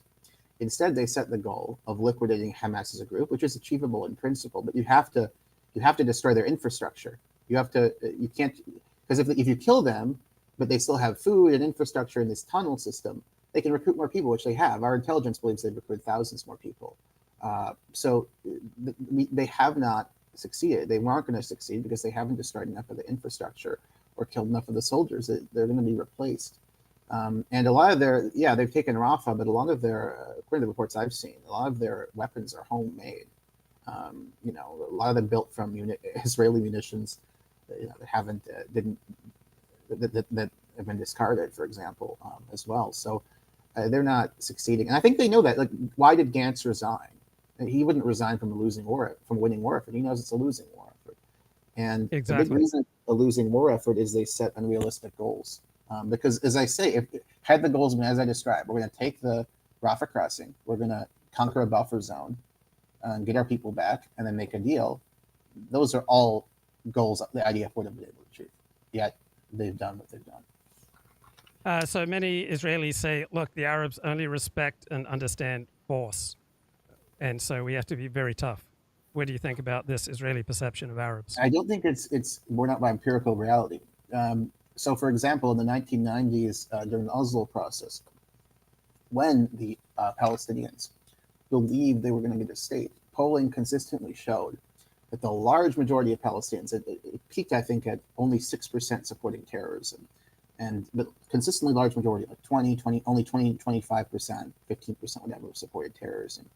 Whereas now, I don't know, not vast, overwhelming majority, you've probably seen the polling. Yeah, 70% or so. Yeah, 70%, about 2/3 or a little higher, support the 7 October attack. So I don't think that the data shows that they're immune to carrots, that they just need sticks. I think that's kind of, I think Israel's trapped itself in this mentality. And they've always engaged in collective punishment. I believe it's gone at this war. It's gone to murder, but they've always engaged in collective punishment. In Operation Cast Lead, for example, they may not have killed civilians intentionally, but they did raise civilian infrastructure as punishment, as collective punishment. The blockade, including they went to a chicken farm and ran over the chickens. A tank ran over thousands of chickens.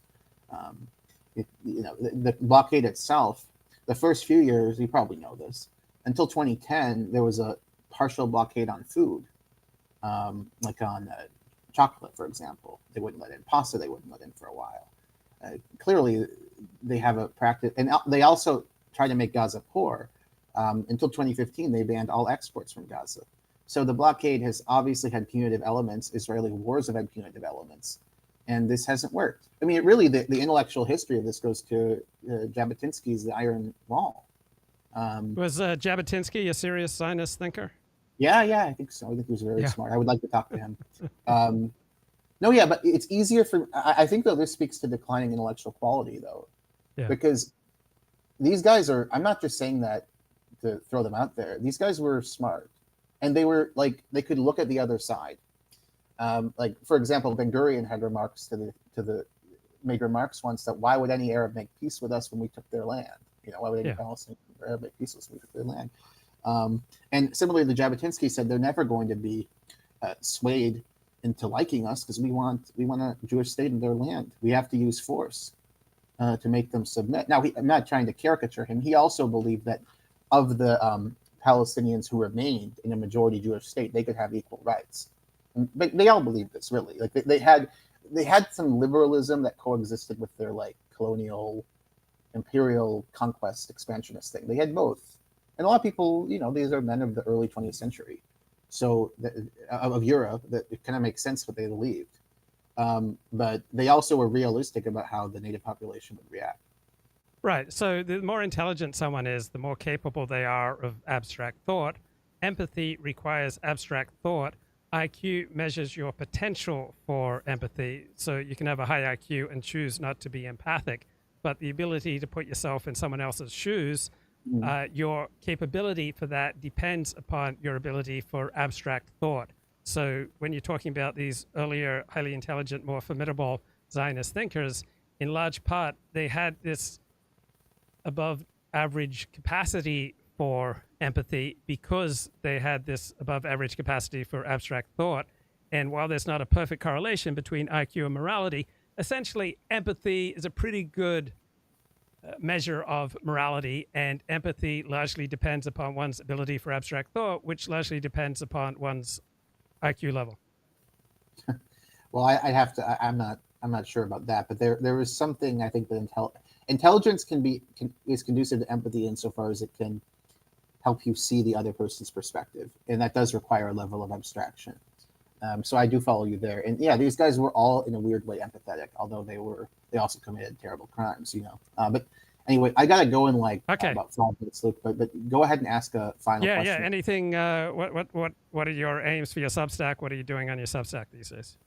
The last 2 articles I've written, I've been burrowing into the Gaza Ministry of Health's fully identified data for deaths, and I think these are pertinent because while the pro-Israel people tend to dispute the unidentified deaths, very few people, even like FDD, are disputing the identified because they have all this information: name, gender, age, and also their ID number issued by Israel. And I'm basically making inferences about the likely percentage of civilians killed based on the percentage of these people who fall into demographics, 100% of whom were civilians in the past war. The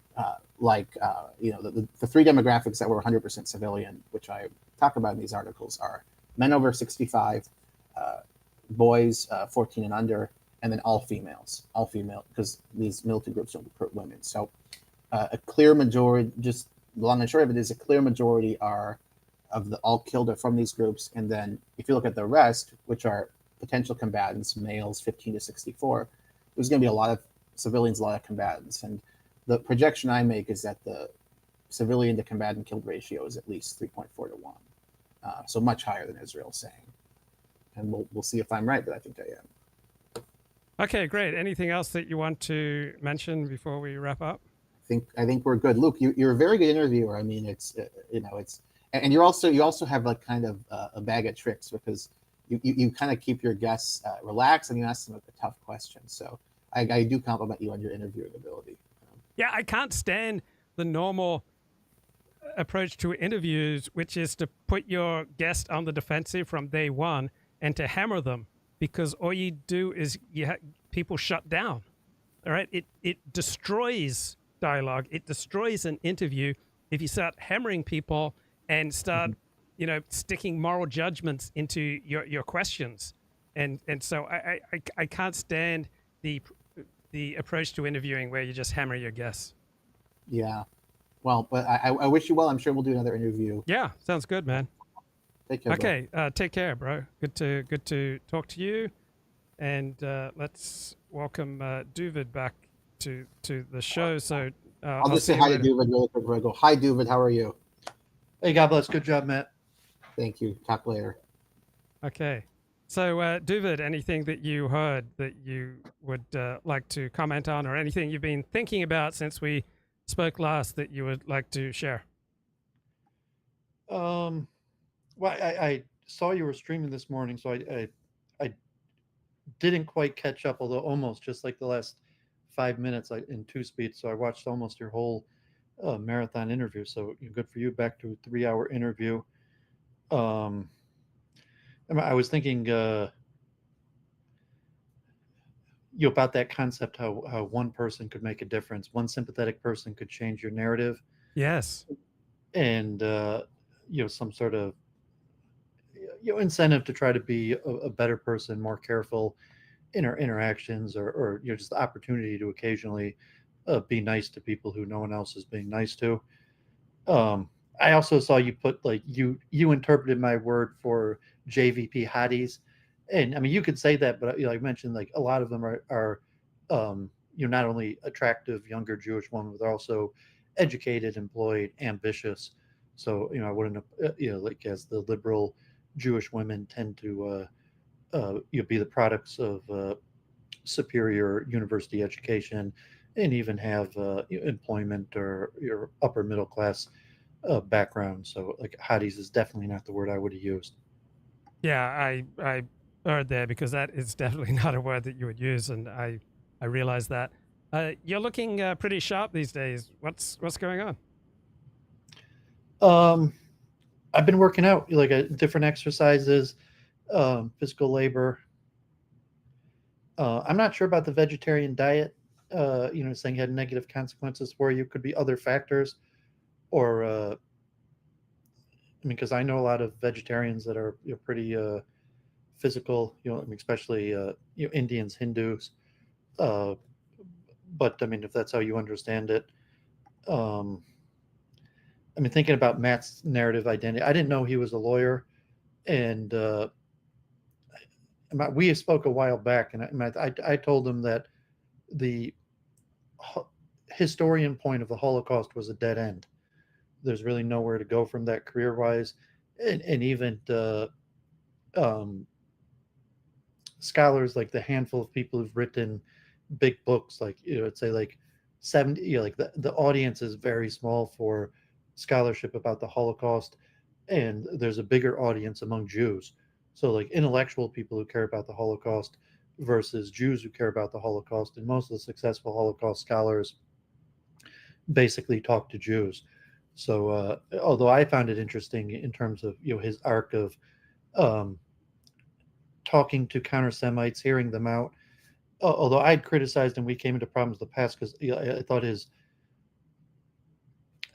call it like snarky demeanor wasn't serious enough for the subject, which I mean that's just my personal criticism.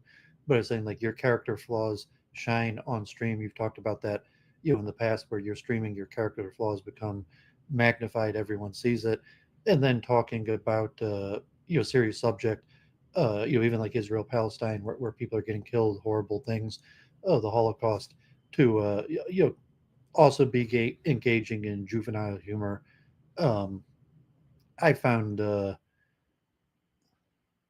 unenjoyable, to say the least. And I'd mentioned that a few times to Matt, and I think he took it kind of personal. Although maybe his demeanor has changed in that, or maybe streaming also, you say, like, you end up mirroring the people you're talking to. So if he's talking to Mike Enoch or alt writers, where his behavior types tends to mirror the audience, which should be recommend against, you got to be careful with.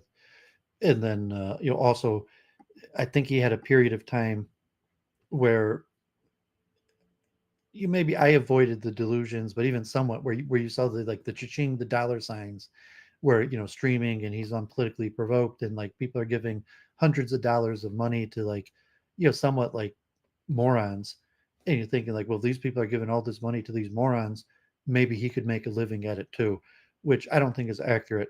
I think how you nurture an audience and get money out of it, it's not necessarily like I was on a bunch of shows where the person who had me on made hundreds of dollars and were asking dumb questions or making fun of me, but none of that money followed me. Yeah, I noticed that too. I've been on a lot of shows where the hosts were making hundreds of dollars and the money's never shared, and that always rubbed me the wrong way. Well, I don't think it rubbed me, because I wouldn't expect it, like, unless it was agreed upon beforehand. So, and I didn't have the negotiated stance to because I worked a little bit in concert promotion, say, like, of course you're not going to get paid, like, and you'd have to have a pretty strong negotiated stance to be able to beforehand ask for a profit share. Well, I mean, I've shared more than half of the money that I made from my channel with people.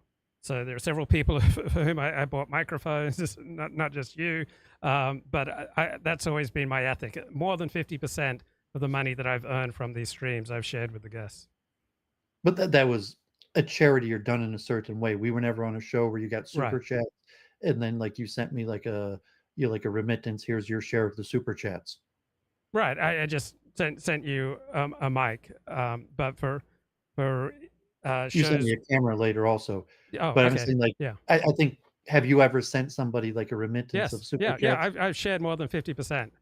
That's been my standard. So In there are cash several. or donated gifts? Um, usually via PayPal. Oh, and So they, yeah, cash. were these people that you recruited for the show, or were they major streamers? Just anyone who comes on, and there are just a bunch of super chats. So I did it with Mike Enoch and with Eric Stryker and just everyone who I've had on the show. And there's been a flood of super chats. Like I'm not going to do it for $10, but if there are more than $50 or $100 thrown down, then I would PayPal them that at least half of that money. Okay, but in those cases, the power dynamic may have been irregular. To say that the reason you had the super chat was because the guest, not yourself.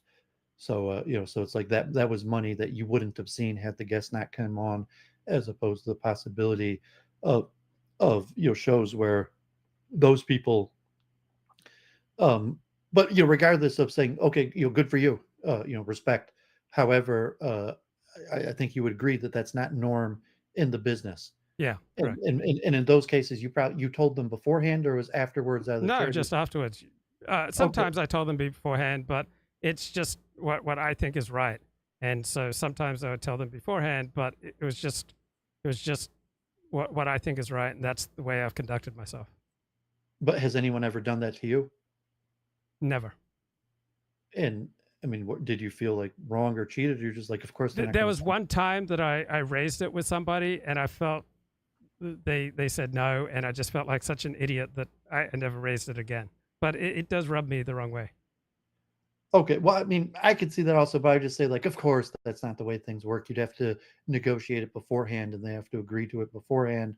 And if you ask beforehand, then they might, okay, this isn't going to work out. I mean, I might agree with you, like, props to you for doing that.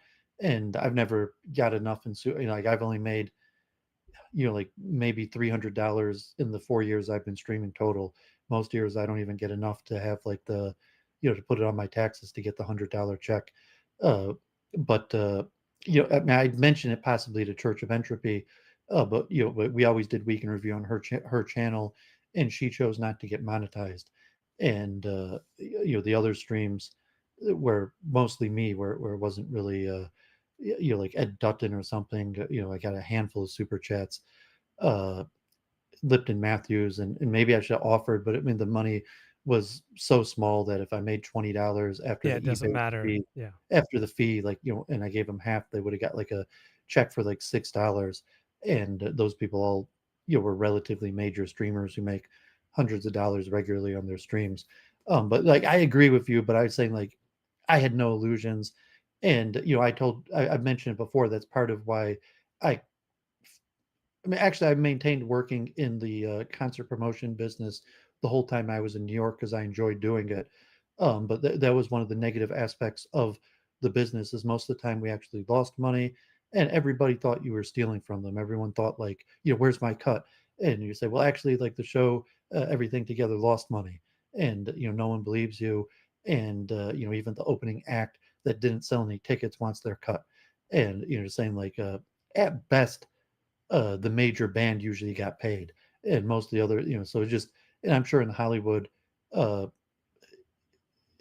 probably, I don't know if like extra gets like $50 or something, but like it's hard to break onto the paying level side of it.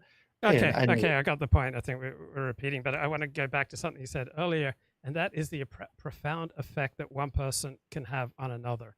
And I think in general, people with low self-esteem in particular underestimate their impact on other people. They underestimate how much good they can do in the world. And we can transform lives. We can completely bring people to a much happier life by showing an interest in others, by listening to other people, by greeting them with a friendly countenance. That everyone, I think, consistently underestimates their ability to affect other people, but in particular, people with low self-esteem don't look for opportunities to help other people because they think, look, I'm crap. There's nothing I'm going to do that's going to make any difference. But there's tremendous potential to affect other people. But people don't see this because they've had the experience of whenever they directly try to change people. So when they say, oh, you should wear a different type of shirt, you should buy different sheets, you should drive a different car, like whenever you directly try to change people, it doesn't work. But when you simply give people space and talk about things that are important to you, you can then have a profound ability to influence others. So directly trying to change people never works, but simply sharing something that you're interested in or something that you're thinking about or something that you've just read or heard or showing an interest in people, greeting them with a smile, that can have a profound influence on others. Is there anything more that you'd like to say on that? Yeah, definitely. I mean, so I learned that from Hasidim, not just Orthodox Jews, specifically Hasidim. And, so that's like the Heimish attitude. I mean, there's things in the Talmud, like I think there's a certain ambiguous statement, like, if you give a poor person a certain amount of money, you get this reward. But if you say a kind word to them, you get a much, a higher reward. Or, statements about how rabbis would, make sure to greet or be nice to every people. And in certain like hagiographies of, various rabbis that have been elevated to saintly level, that make the point they were nice to everybody, including like the servants or the people on the street, and like, even like the African American neighbor, or the servant, or various stories about, the person at the gas station, they remembered the rabbi too. And so I learned that from Hasidim, and especially like cultish type Hasidim, where you make someone feel welcome, and saying like, okay, like Yekis modern Orthodox are definitely not like that. They're more likely to make you feel not welcome. And like the very little effort it takes to initiate some sort of like contact, like, who are you, you're welcome to be here. So like I've taken that, like at the chess club Fridays, and I see a lot of I basically initiate contact with anybody who comes in, like a chess player, help them find a game. And it's one of the things I do, so like I'll initiate contact, and it's majority African Americans, but I'll initiate contact with tens of people every Friday. And because it's a chess club, I feel comfortable doing it. As maybe in the past where, different Hasidic or synagogues, that was one of the things that I did for people. And, I felt like, the synagogue appreciated my service. And that was one of the messages they wanted to send. But, I hear a lot of people, so they go into the chess club. No one even said hi to them. They don't even know if it's open. They come, well, is this open to everybody? Could I just sit down and play? And a lot of people could just, whatever, they just come and play. They don't need somebody to affirm them. But like also in like a synagogue, I used to do that at the downtown synagogue, not in an official capacity. And in various other synagogues, and maybe even like Young Israel, I felt like I didn't have the capacity to do that, because like you're not really welcome there. Like you got to pay for membership, and they don't want just any schlep who comes through the door to start feeling comfortable. As opposed to Heimish places, there was like events or food. Like, come in, make yourself comfortable, get a coffee. Here's the events that you're invited to. And I taught myself how to do that, and I think I became pretty good at doing that. And then I've seen the psychological effect of that, especially on low self-esteem people with a few friends. But occasionally there's millionaires, wealthy people. Like many times you get lucky, so to say, where there's just a random guy who pops into shul and no one spoke to them, and you're the guy who walked up to him and was nice to him. And they might have just popped in, looked a few minutes, saw that nobody spoke to them, not sure if they belong there, and left. Although most of the time it's more charitable and more people with psychological problems, but also extreme introverts. And then it also depends, like you've probably seen this in LA, where there's kind of the bait and switch, or the love bombs of kind of like cultish Jewish communities, where they're very nice in the beginning and they want to recruit a minion or a crowd. But once they actually recruit a basis, they start closing in. And most Jewish organizations I participated have went through that process, where it's like everybody is welcome, we're nice to everybody. But once they get a click, they basically kick out all the schleppers, stop being nice to them, give them the cold shoulder until they get the hint that they're not wanted there anymore. Yeah, and another thing is that usually the richer the synagogue, the emotionally colder it is. Have you noticed that? Um, well, the elite are the synagogue, because like if you want a synagogue for elites, you can't be nice to non-elites. I mean, you might be able to give charity, but you have to somehow send the message that you're not welcome here. And so if it's an Orthodox synagogue, you have to allow them in to pray. You might even have to allow them to schnorr or somewhat, or like have like a designated rabbi. It's like, okay, it's the Orthodox synagogue, like someone's going to give you money, but don't go around person to person. But usually they do that through the just the cold shoulder, and it's saying that because if you're nice and welcoming to everybody, you're going to be a bottom feeding organization. So I mean, Chabad basically, it's like, oh, Chabad is different. They help everybody, and it's saying, well, no, I mean, a lot of these guys, like, they want the elites, but the reason like a lot of the elites support them is because they give off the impression that they help everybody.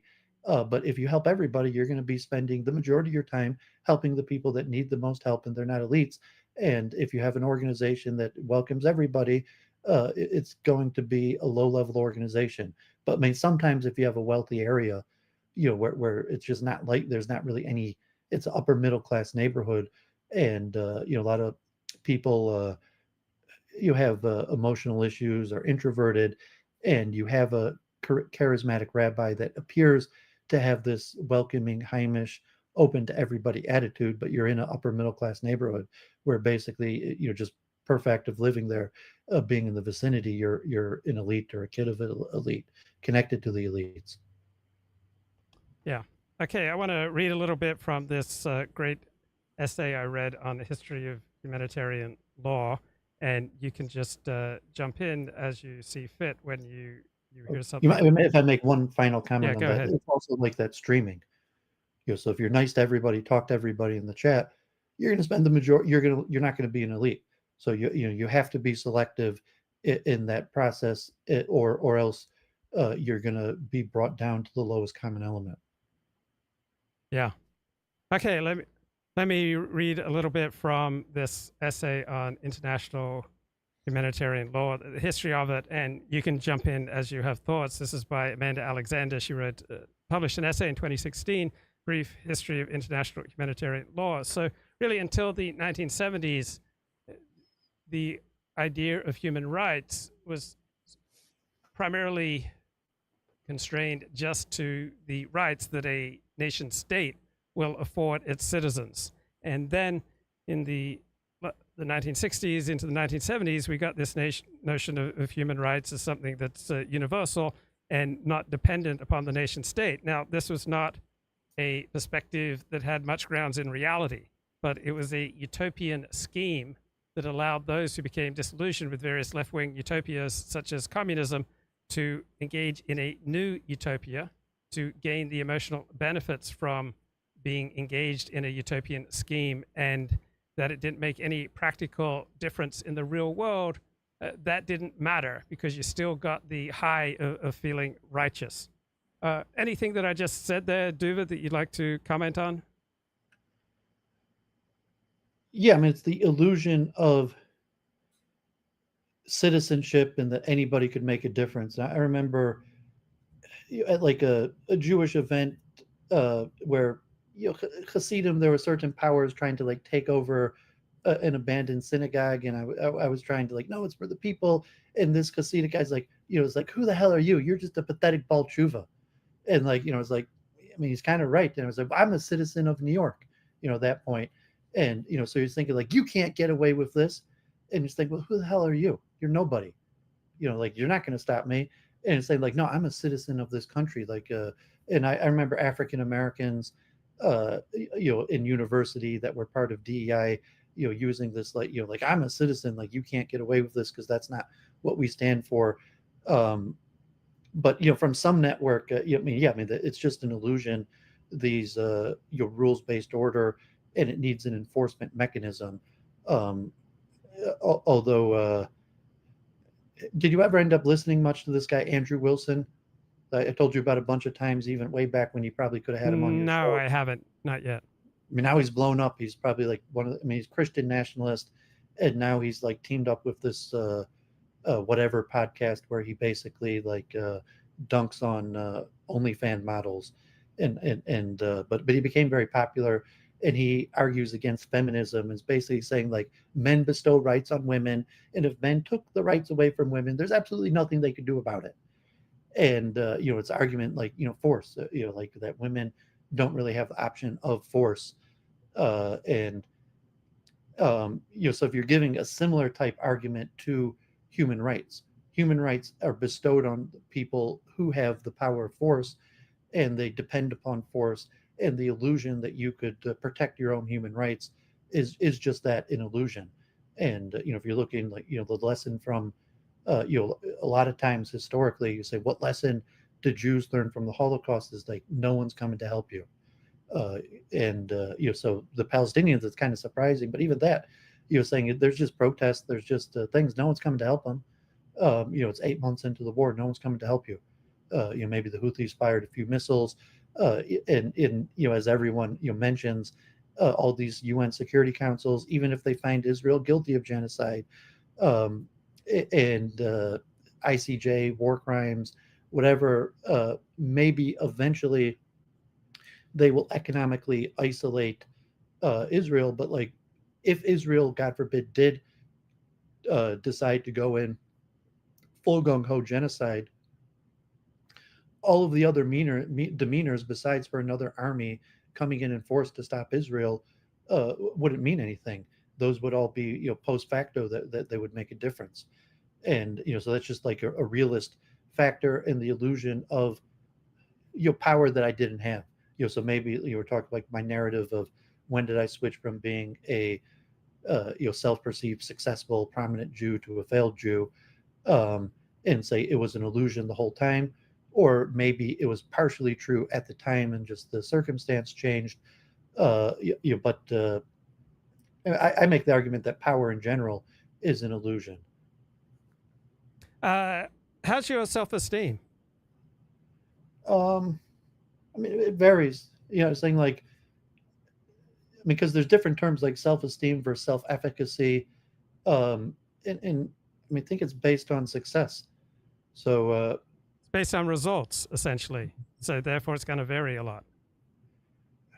Yeah, I'm saying Matt was mentioning like, well, how much do the haters bother you? And it's like, I think the power of one positive feedback could have more effect than the power of one negative defect. So like, if you're in a synagogue and you appear to have friends and people like you, but like one guy is just against you, and I think that you're less likely, I don't belong here, if you still have positive feedback in interactions. Thinking like Halsey or something, or ultra testosterone. A few people that at least off and on or for long protracted period of times have basically been purely against me. Well, even occasionally, not Halsey, but like some other people will even appear in my own chat just to bash me. And if there's any knowledge, if anyone says anything good about me on social media, there's immediately like a post like no, this guy is bad. Whatever you thought positively about this person was a false assumption. But I think that has less effect, saying, because it either works or it doesn't.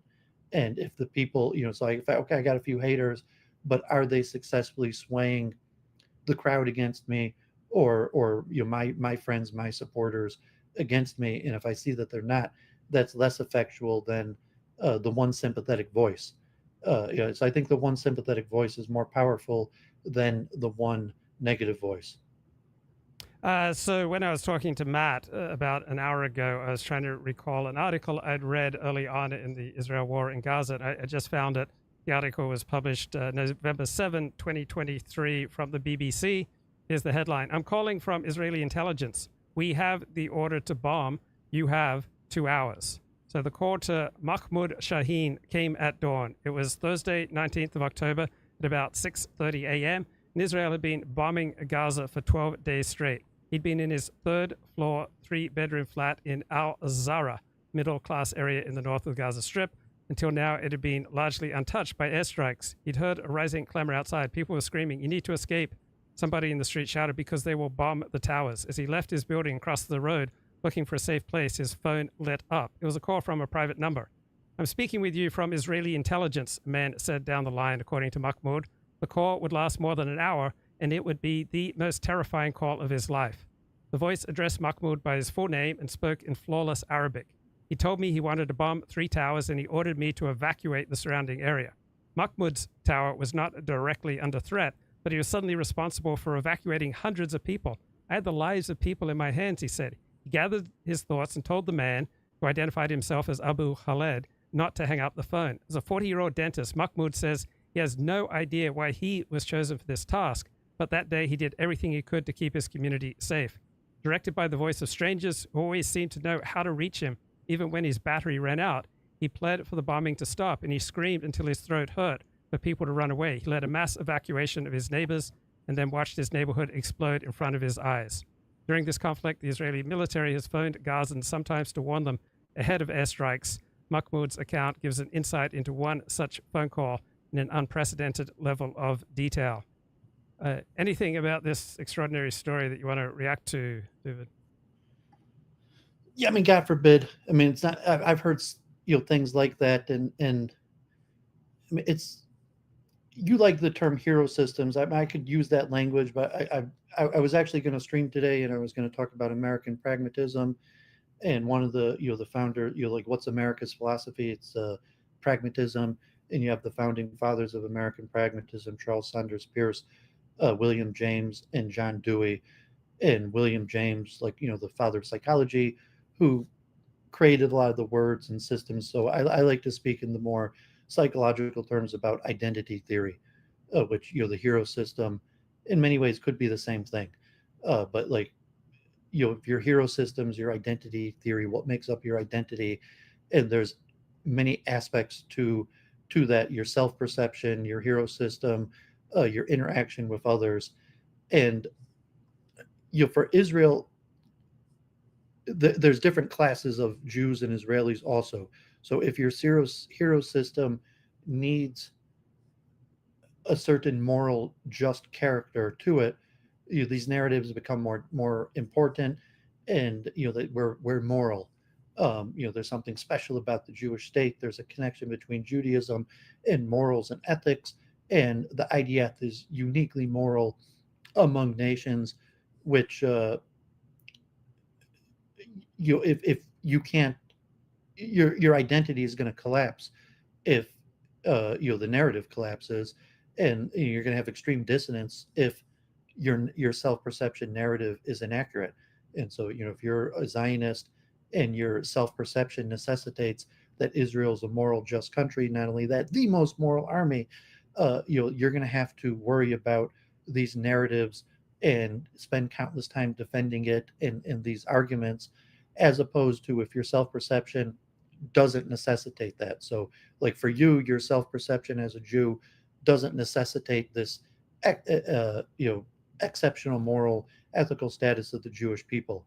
And thinking about that, we've discussed that a lot in the past. Like, in the modern Orthodox, we tend to venerate not the wealthiest among us, but the people who are venerable also in the eyes of the non-Jews: doctors, professionals, people that are respected not just in the Jewish community but in the larger community, as opposed to the Orthodox community will tend to venerate the wealthiest among us, even though outside the Orthodox community they're not respected figures. In fact, many times they're despised. The newspaper, public attention, even the modern Orthodox community might despise these people. The name slipping me of the very wealthy man in Los Angeles, like the nursing homes, the billionaires. I don't know if the name hits you offhand, but the very wealthy Orthodox Jew who, like, funds tons of charities across the world. But I think he's based in LA and owns a bunch of nursing homes. And we've argued about that in the past. Is that person's name hitting you, or you don't remember that? Maybe it will. I need to take a break for 2 minutes, so can you carry the show for a couple of minutes, talk about any books or ideas or anything you want for a couple of minutes? Yeah, sure. So I'll continue on with this thought. Please.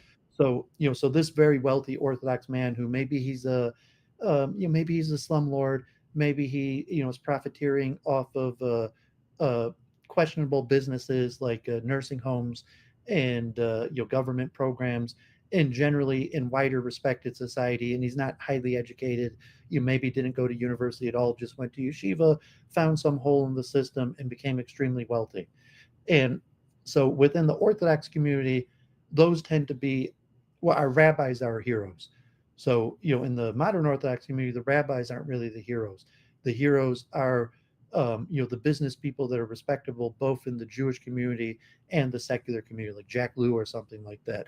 I mean, Jared Kushner, besides the fact that he's not so liked and never really became a hero, but someone who thrived in both the Orthodox world, maintained being frumed as a minor Torah scholar, and also business and respected among the non-Jews. So that hero system is very important. But if you're in a more Orthodox culture, especially Haredi Hasidic culture, you have a hero system where it's expected that the wider world doesn't like you. And so your internal heroes are people that support and protect the community, and they're often the very wealthy mega donor, and very often those people are people that have cut corners in the law and have went into generally unrespected professions like nursing homes, slumlording, real estate, um, brokerage type things. And so if your identity as a Haredi is not based on that respectability, so like Luke, his modern Orthodox community, they crave, their identity demands the respect of elite non-Jews also, as opposed to Orthodox Haredi Jews. Their identity does not demand or even necessitate at all the respect of the larger non-Jewish world, especially the academic world. It's like Harvard, Schmarvard. That means nothing to me. Type sentiment. And so when you're looking at Israel as a moral army, there's a certain type of Jew that their identity necessitates Israel being a moral army, and then they have to look, they have to justify it, and if it doesn't go against the facts, but their identity would change. So like Doovid's identity, where I became kind of a vocal anti-Israel, because my identity as a Jew, I need to be moral and a good person and a universalistic. And so if Israel is counter to that identity, I have to turn against Israel. As opposed to a lot of Jews, they could dump the moral, ethical character, and maybe even move into the crazy, like, of course the whole world's against us, and maybe we're not the most moral and ethical, but we need to survive. You have to do what it takes to survive. No one is going to come to your back. No one is going to help you. And, trying to be moral and ethical, that's nonsense for the high castles and Ivy League universities. You need to do what you need to do to survive. And so if you fall into that identity, and Zionism is having that issue. So you might have a few people like Alan Dershowitz. No, Elliott, I didn't meet any of these people when they came to Detroit. Kemedov, I identify somewhat with modern Orthodox Jews because I also respect education and non-Jewish wisdom and respectability among non-Jews and respectability among academic non-Jewish elites, as opposed to a Haredi position. So like I'm non-Zionist. So Zionism is also one of the key tenets of modern Orthodoxy and other aspects. So I would never classify myself as modern Orthodox, but kind of like Bernie Sanders, I caucus modern Orthodox because I respect academic and general success and respectability among the non-Jews, which many elements of, so, if Luke would express that as the hero system, maybe I would rather just use the psychological language of identity theory, and where does your self-esteem come from, and your self-perception versus your group perception. So if you're Haredi, you could have your self-perception. Okay, I get it. I mean, okay, you're back. Yeah, I get it. Do you now a typical perspective in Orthodox Judaism? Yeah, I heard what you're saying. A typical perspective in Orthodox Judaism is decline of the generations. That each generation is further from Mount Sinai, and so there's a consistent moral decline in the generations, which is the opposite of the modern liberal progressive approach of a belief in progress and that we're steadily becoming more rational, more enlightened, and more moral. So would you side more with the decline of the generations hypothesis or with the progressive hypothesis? I take a multifaceted approach that some things are declining, mostly spiritual connection to God, as where other things like technology and even systems of government, some philosophical ideas are increasing. So it's not, all one or the other. But in terms of closeness to God, maybe community, those things are definitely declining. Okay, I want to get back to this great essay by Amanda Alexander. She published this in 2016, talking about a short history of humanitarian law. And so, where's the doggone thing? So, hang on 1 second. All right, I'll find it here, 2016. Okay. Doggone it, where are you? Okay, she talked about the shift from human rights in armed conflict to international humanitarian law was shown by Resolution 2677 took place when the International Committee of the Red Cross became involved in UN General Assembly discussions. So this is in the 1950s and 1960s. So the International Committee of the Red Cross took the lead so that prior to World War II, it was called the Laws of War. And then this changed to be called international humanitarian law. And so you had the development of more and more law and custom with regard to treatment of civilians. So we had a broad interpretation of the word humanitarian. The International Committee of the Red Cross increased the ambit of Red Cross law, the prestige and the status of Red Cross law to include issues concerning the means and methods of warfare. So those things had previously been attributed to the laws of war, but had not yet begun to call its new domain international humanitarian law, right? That change only took place in 1971. So essentially, until 1971, we didn't really have this linguistic term, international humanitarian law.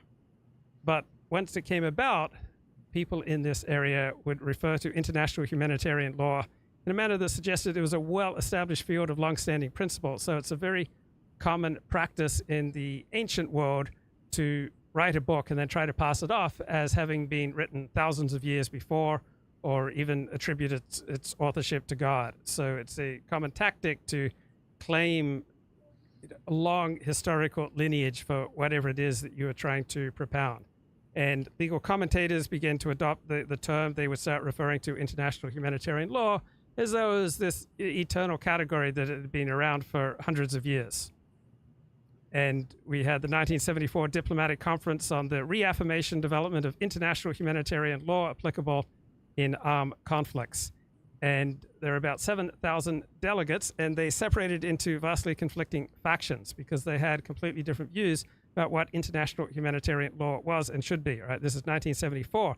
So you had the Yom Kippur War in 1973, you had the Vietnam War winding up, and you had all these decolonization struggles that would shape views and lend them urgency. So the Third World in the Eastern Bloc, the Communist Bloc, thought that international humanitarian law should protect guerrilla fighters and obstruct the forces of imperialism. And you still hear a tremendous amount of anti-imperial, anti-colonial, Marxist communist rhetoric, in particularly the pro-Palestine crowd today, talking about the war in Gaza. So the International Committee of the Red Cross and most Western states wanted to recognize guerrillas and provide them with a modicum of protection to encourage guerrillas to themselves follow the laws of war. Obviously, Hamas on October 7 did not observe the laws of war, but they still wanted to maintain a clear distinction between combatant and civilian. So some states argued that the principle of discrimination should prohibit the use of certain modern weapons. Others insisted that it could not do so. Many delegations from the Third World and the Eastern Communist Bloc considered that international humanitarian law should not contain a principle of proportionality. So the predominant understanding of the principle of proportionality with regard to international humanitarian law is that there should not be a disproportionate amount of civilian losses compared to your military objective. And so this principle is often used to condemn Israel with regard to its operation in Gaza. And other people say, well, the law of proportionality is not about the number of civilian deaths, it's about the severity of the attack that you're responding to. So Hamas launched a mass attack, and then it is proportionate to adapt your response to the Hamas attack to the objective of defending yourself to that Hamas attack. So delegates from the Eastern Bloc and the Third World said there should be no principle of proportionality because it gives military commanders an unlimited right to decide to launch an attack if they think there will be a military advantage. In response, Australia, the United Kingdom, the US said the principle of proportionality should be retained. States were not going to abandon bombardment. All the law could reasonably hope to do was to govern it. So anything, oh, Dooovid stepped away, but when he comes back, we'll ask him if anything stimulated his thinking here. So eventually the delegates managed to resolve or overlook their differences by using incredibly vague, ambiguous language in the final draft of this 1974 unruly diplomatic conference on the reaffirmation and development of international humanitarian law applicable in armed conflicts. Dooovid, anything you've heard in the last 5 minutes or anything you've thought in the last 5 minutes that you want to share? Yeah, I mean, I've thought and discussed a lot about this from probably two different angles that you usually don't refer to, and that would be philosophy of mind, how like a rules-based order, group strategy, how individual minds combine together for a group strategy, and then the theoretic of having a universal human rules-based order that applies to all people. And then also, did you see my debate on modern day debate against that Muslim skeptic? Not that I recall, no. Okay, I laid out in the introduction trying to give like a broad view of how Judaism means different things to different people. And I say that, you have an Orthodox believer's perspective, but most Jews don't actually believe in the religion. But what is kind of the heart that Jews believe in? And I called it, Philo's demiurge, Philo of Alexander, who debated, Caligula, but referred to as the Jews as like the demiurge, which is a disputed term in the way he uses it, but for his sake, is the force driving progress forward. And I think that most Jews, even non-believers, secular, look at Judaism as a force driving the world forward in a positive direction. And if you take that messianic, that would eventually be a utopian messianic era with a one world order. And so if you compare, this international law rules-based order where there'd be one rules base to judge all of humanity, and you compare that to maybe now would be looked upon more poorly President Bush Sr.'s New World Order, which was essentially also a one world order that all of humanity would live under. And all of these come post World War II. I mean, there might have been philosophers, but those would have been utopian. And there was no even conceivable thought pattern before World War II that there would be one way that would win over the whole world. So it was naturally assumed that you would have different groups, different empires that would have different systems, and then eventually they would come into conflict, and there would be battles. But like that one would eventually conquer the whole world and live under it. And I also have a lot of debates with Norvin types, although not Norvin himself, but like Adam Green, some seculars, some pagans who will call themselves anti-Abrahamists, and they blame Jews for Islam and Christianity. They don't want any of this Abraham stuff. And what they would say, this nefarious concept of Abrahamism, is that the one God chose one person, gave him the rules that we all have to live under, but put like this essential concept of a one world order. So theologically, you could argue that all one world orders are essentially Abrahamic in character. So even most of what you're talking about is pushed by secular academics, atheist leaning people, but it's still like how could you have a one world order that all people And if you look at human nature, well, it's going to be natural that different people are going to come up with different ways, and they're going to want to live under their way, not the other way. And eventually it's going to come out to group conflict that ends up on the battlefield. And so, yeah, I'm not sure if you would think about, international law in those terms. You mentioned a little bit when you were talking with Matt in terms of like, a type of colonialism of like a liberal order or human rights where there's rules to the world, and it's our duty as humanity to enforce these rules globally, which you could argue is a form of Abrahamism, messianism. Okay, I want to read more here from Amanda Alexander and her 2015 essay, Short History of Humanitarian Law. So she's talking about this 1974 diplomatic conference on the reaffirmation and development of international humanitarian law applicable in armed conflicts. It was an unwieldy conference because you had 700 delegates from the third world, from the communist world, and from the West and from the East. And so the delegates managed to resolve or to overlook their differences by using vague, ambiguous language in their final draft. So the definition of guerrillas was resolved by prescribing that combatants must identify themselves from the time of deployment, which was a word chosen because there was no agreement about what it meant. Concerns about proportionality were ameliorated by removing the word proportionate from the relevant articles. The provisions on indiscriminate attacks remained imprecise. Concerns regarding the effects of the additional Protocol 2 from the Geneva Conventions after World War II on state sovereignty were resolved by removing half of its provisions in the last minute. So the delegates of the diplomatic conference were able to complete the additional Protocol 1 dealing with external armed conflicts and parts of the additional Protocol 2 dealing with internal armed conflicts. And civilians were defined for the first time in Article 50 and given a raft of unprecedented protection. So we had the new codification of the principles of proportionality and discrimination. And Protocol 1 demanded that precautions be taken to protect civilians, banned reprisals against civilians and civilian objects, and prohibited the starvation of civilians, which had previously been allowed under the laws of war. And so Protocol 2 introduced innovative, if limited, protection to civilians during internal armed conflicts.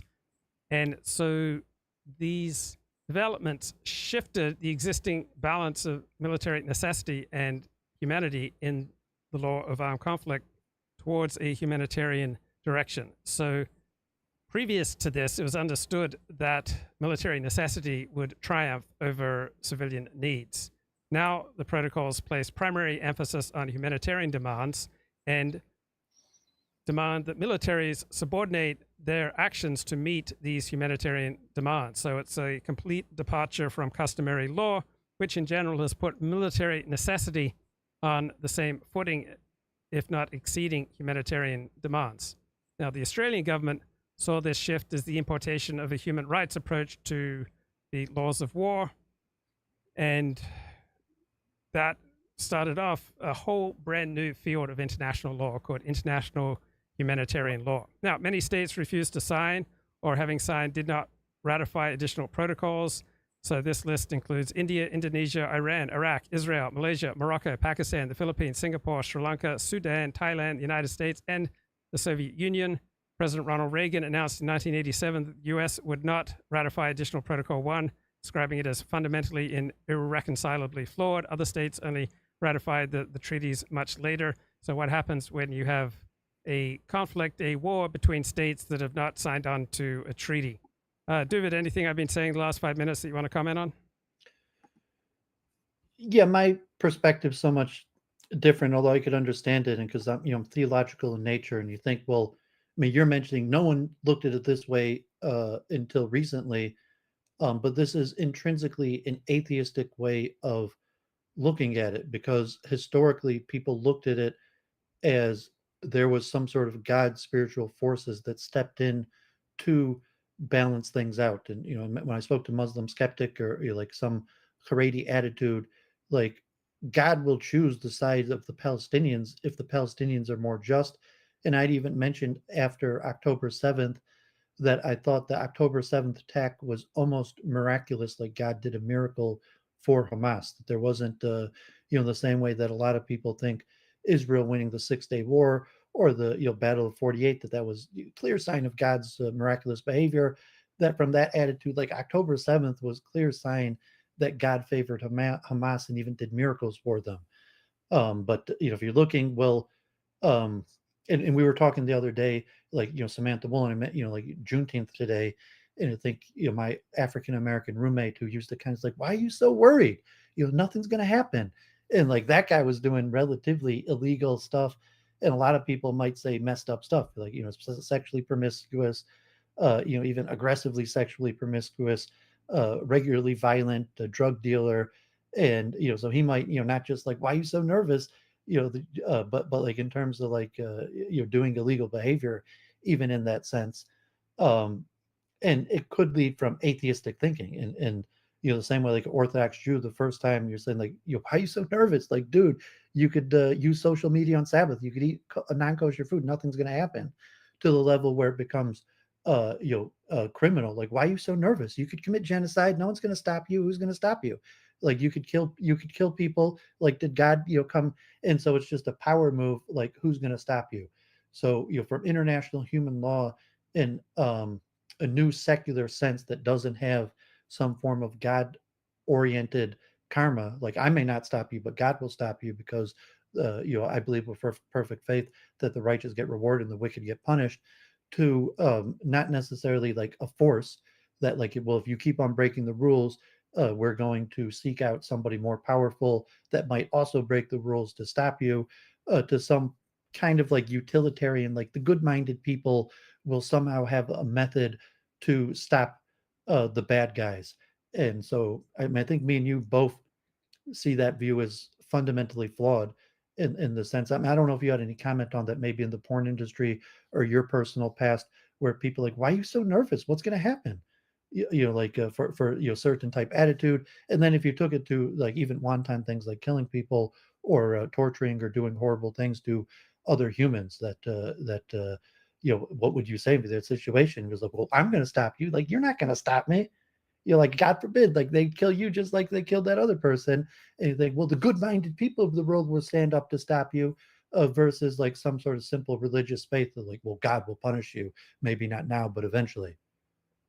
Right. So for atheists, the concept of judging and punishing God is foreign. But almost all my life, I've believed in a judging and punishing God.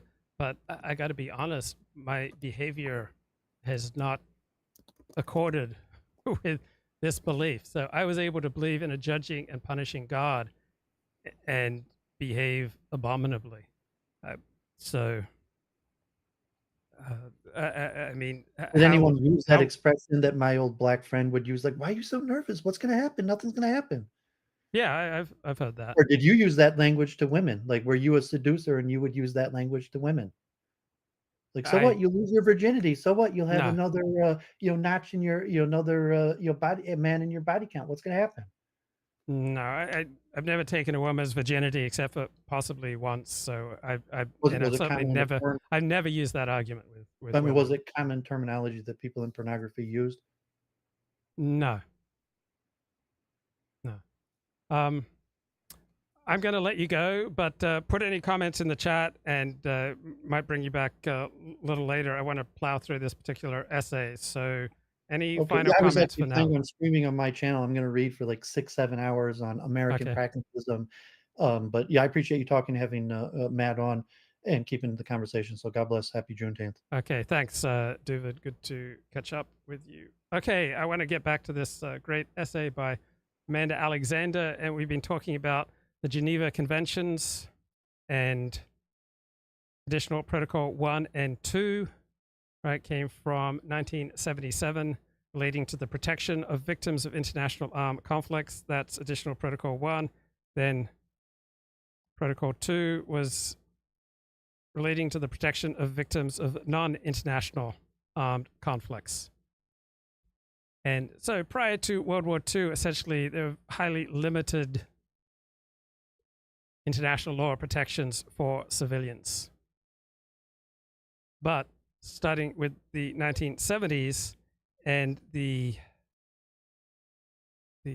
various resolutions that I was just talking about, we had a growing development of international law protections for civilians, including the 1974 Diplomatic Conference on the Reaffirmation and Development of International Humanitarian Law in Conflicts, which largely ratified the additional protocols 1 and 2 that I just talked about.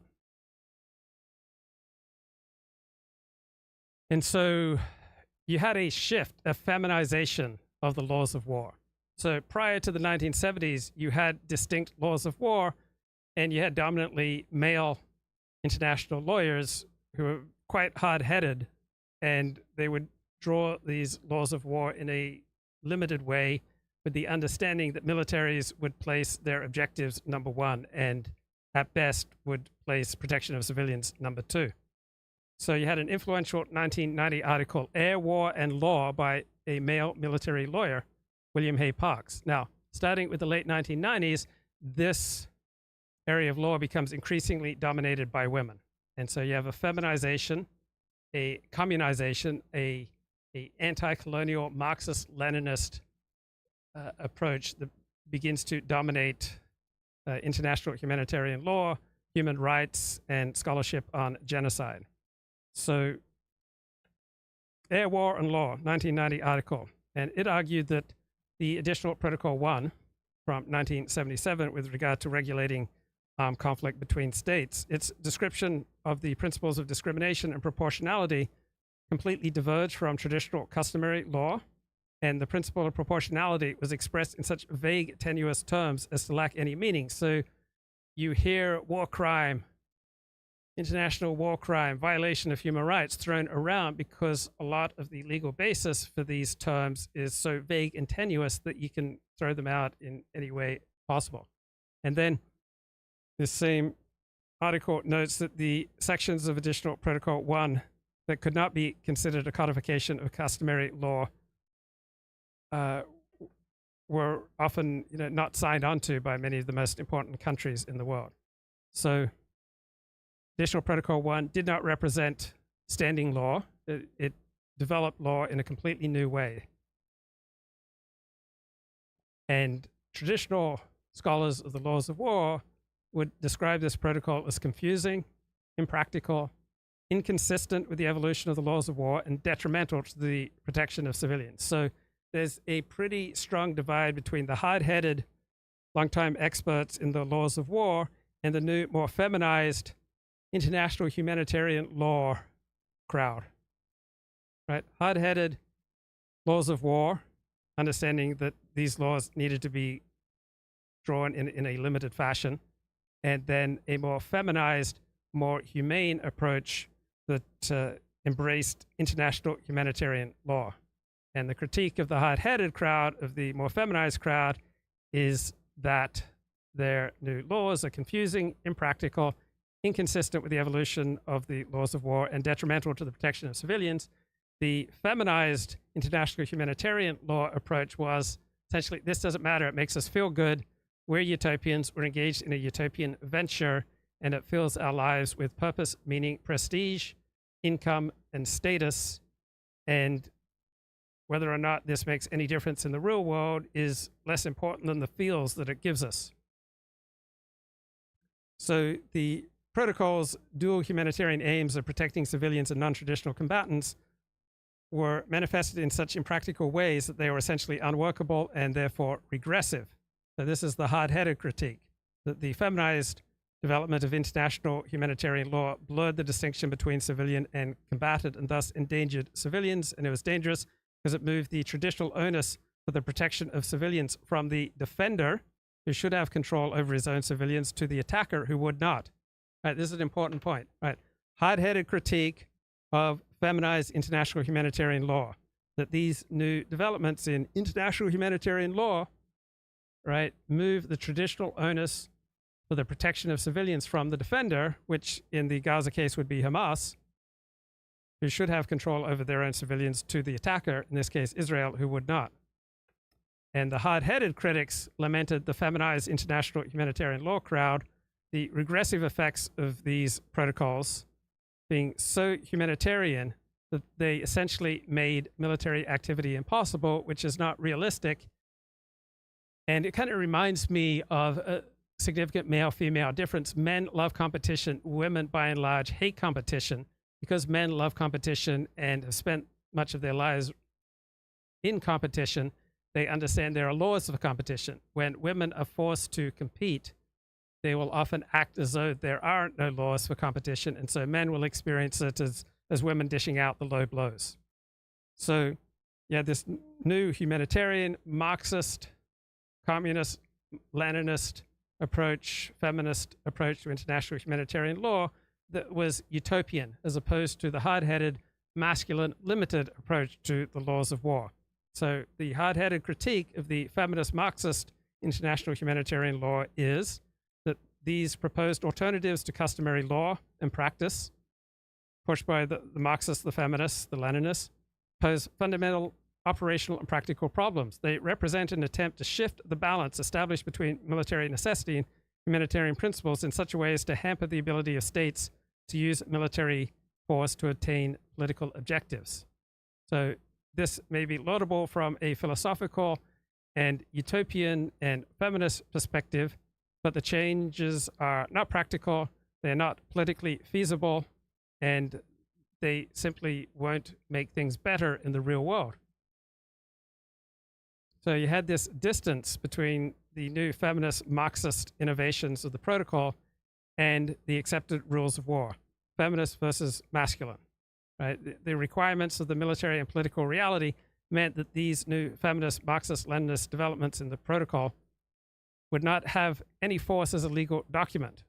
And American rejection meant that the protocol would not be seen as the next stage in the development of international humanitarian law, that these additional feminist Marxist-Leninist protocols were a pseudocode, something that looks like law and feels like law, but does not have any control component. And this critical masculine attitude towards the status and usefulness of the development of these feminist, Marxist, Leninist, communist protocols continued into the early 1990s. So when legal commentators assessed conduct in war, the first question they had to answer was the degree to which the additional protocol was applicable. And they agreed that this was a difficult question because neither the US nor Iraq, right, with regard to the 1991 Gulf War, were parties, right? US didn't sign off on Protocol 1, Iraq didn't sign off on Protocol 1. So what parts of a protocol that neither side signed off on could be considered customary law?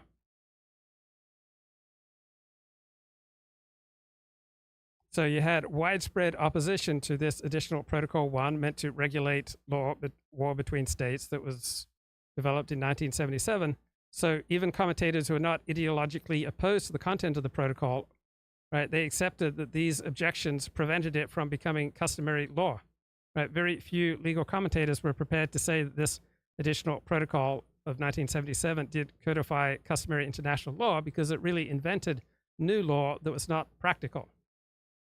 Now, there was one organization that stood against this hard-headed masculine perspective. That's Middle East Watch, right, which is a branch of Human Rights Watch.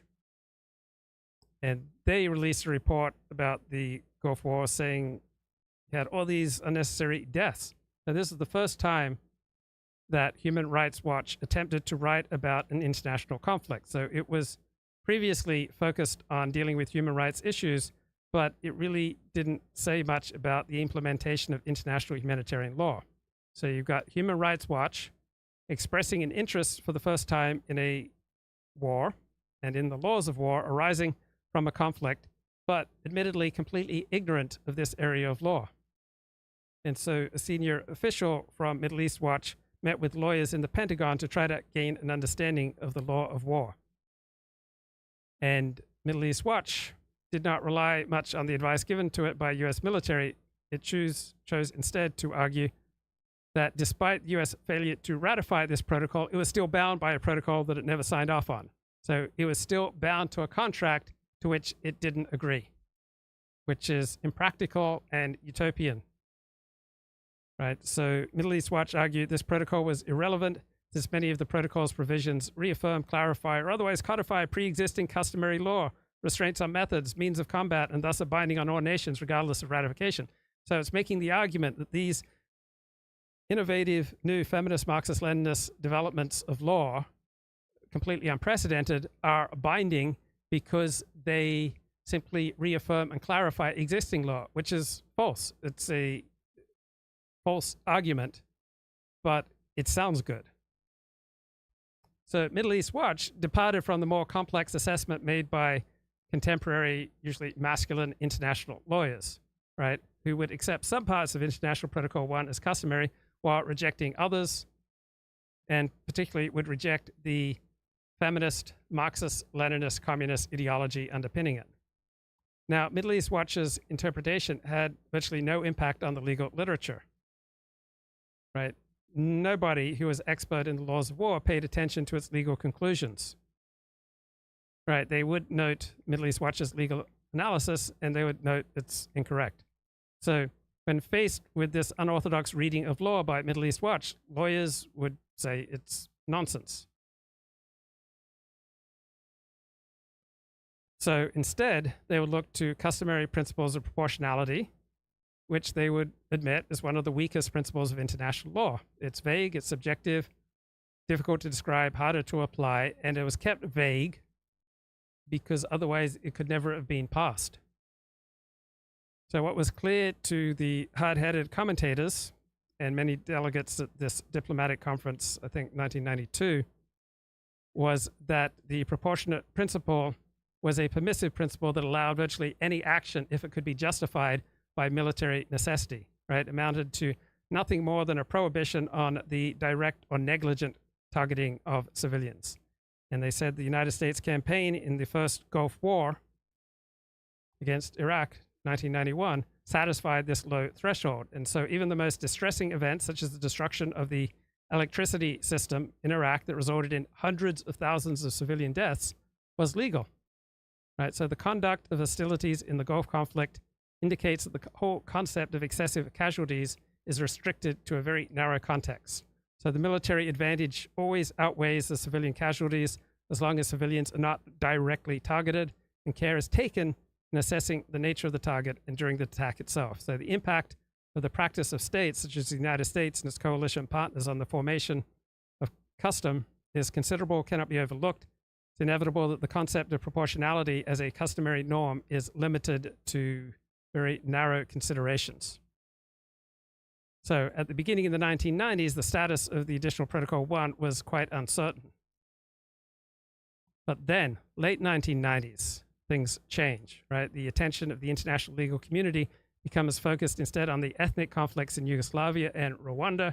You get the newly functional United Nations Security Council to respond to these events, authorizing peacekeeping operations aimed at helping beleaguered citizens, setting up ad hoc tribunals for Rwanda and Yugoslavia, and beginning work towards an international criminal court.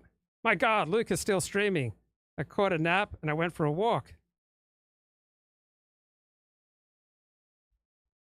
So suddenly there is an institutional environment established to enforce international humanitarian law.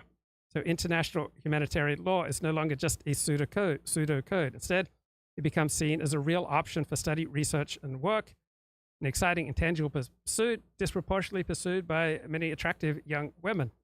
So the whole literature around international humanitarian law becomes increasingly feminized and underlain by Marxist-Leninist perspectives. So you have a whole new cohort of academics entering international law in the late 1990s, producing a large body of literature that's overwhelmingly feminist and Marxist. And it's completely different from the hard-headed, masculine, skeptical, and pessimistic work of the early 1990s, which was dominated by masculine military lawyers and a military perspective. So the literature that emerges over the 1990s is developed by a larger, more feminized, more Marxist group of academics and practitioners who are drawn to the field by utopian and humanitarian concerns and simply by feelings. They want to feel as though they're engaged in a wonderful project that will increase their social status, even if it doesn't do any practical good. So their work now becomes concerned with the victims of war and the crimes committed against them, crimes against humanity, crimes of sexual violence, crimes of genocide. Right? The victims of landmines become a high-profile issue. So Remember when victims of landmines was like a dominant issue, I think, in the mid to late 1990s. And, what are the various nations in Africa that have become trendy to support, and then they become trendy, and then they just completely, drop away from discussion, at least in the various modern Orthodox synagogues that I attended. So international lawyers, now newly feminized, disproportionately feminist, and Marxist, would start employing a Marxist and humanitarian vocabulary, and they became open to human rights values in a way that their masculine military lawyer predecessors were not.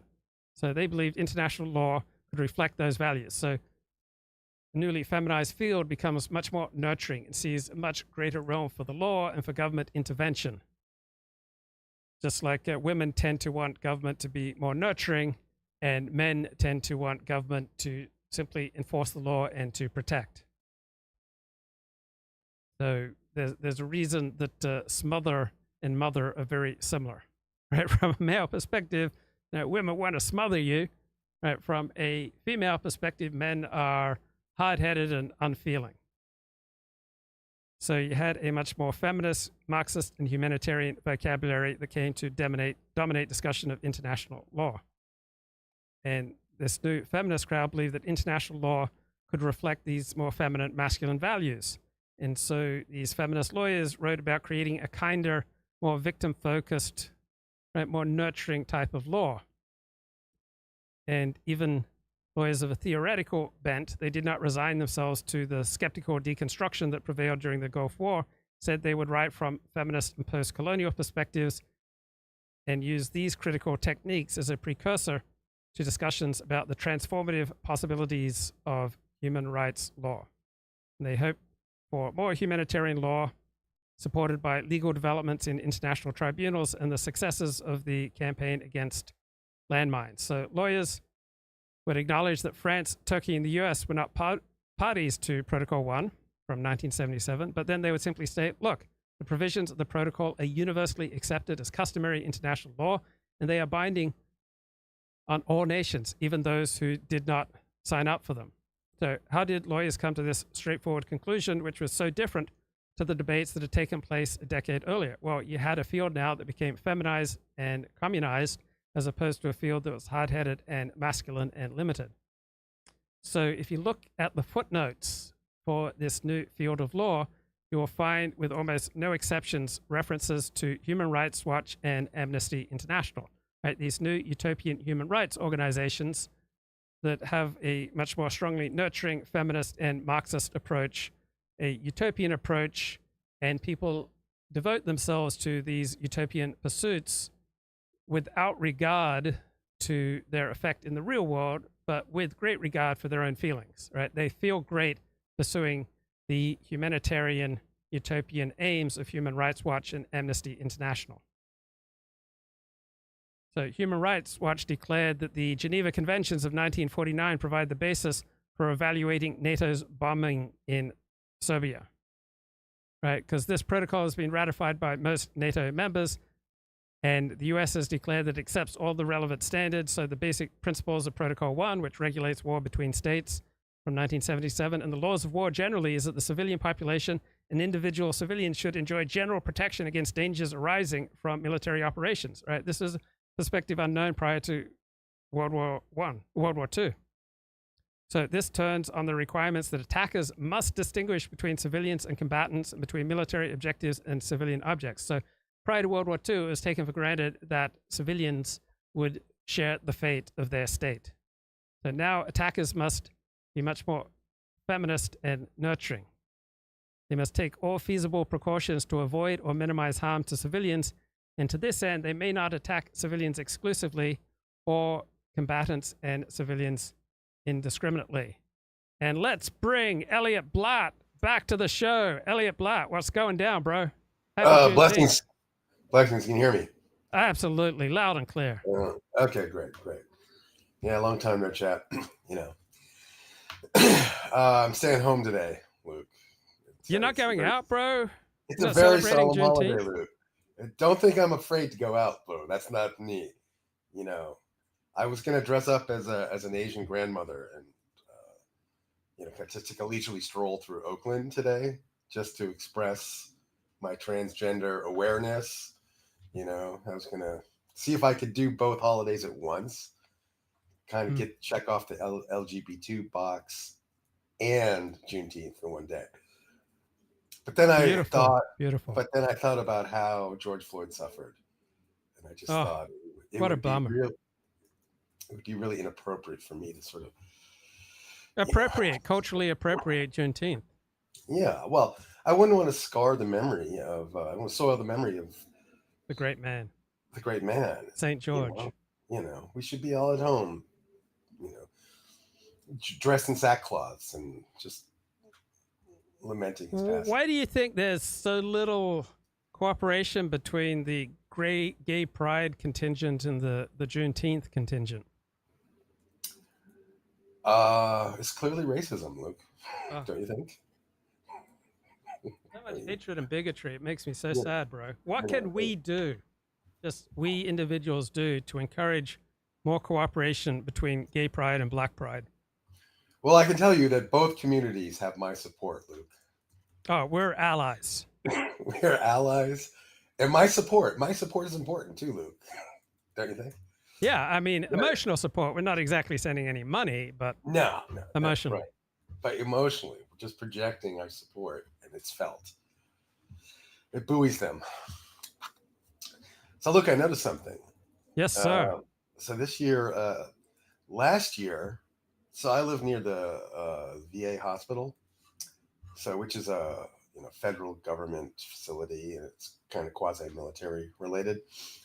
And last year they had a giant, the new flag, the new LGBT, multi-chromatic, multi-geometric flag that now they wave. Yes. Yeah. So last year, they had giant. So the main entrance to the hospital, they have a giant American flag. And last year they had the giant American flag, but also this giant LGBT flag. It was positioned underneath, but it was still about the same size. Which I'm a bit old fashioned. I found that just to be a little bit too modern for my taste. If it rubbed me the wrong way. Sad. Yeah. So this year they do the same thing, but this time the LGBT flag is just much, much smaller.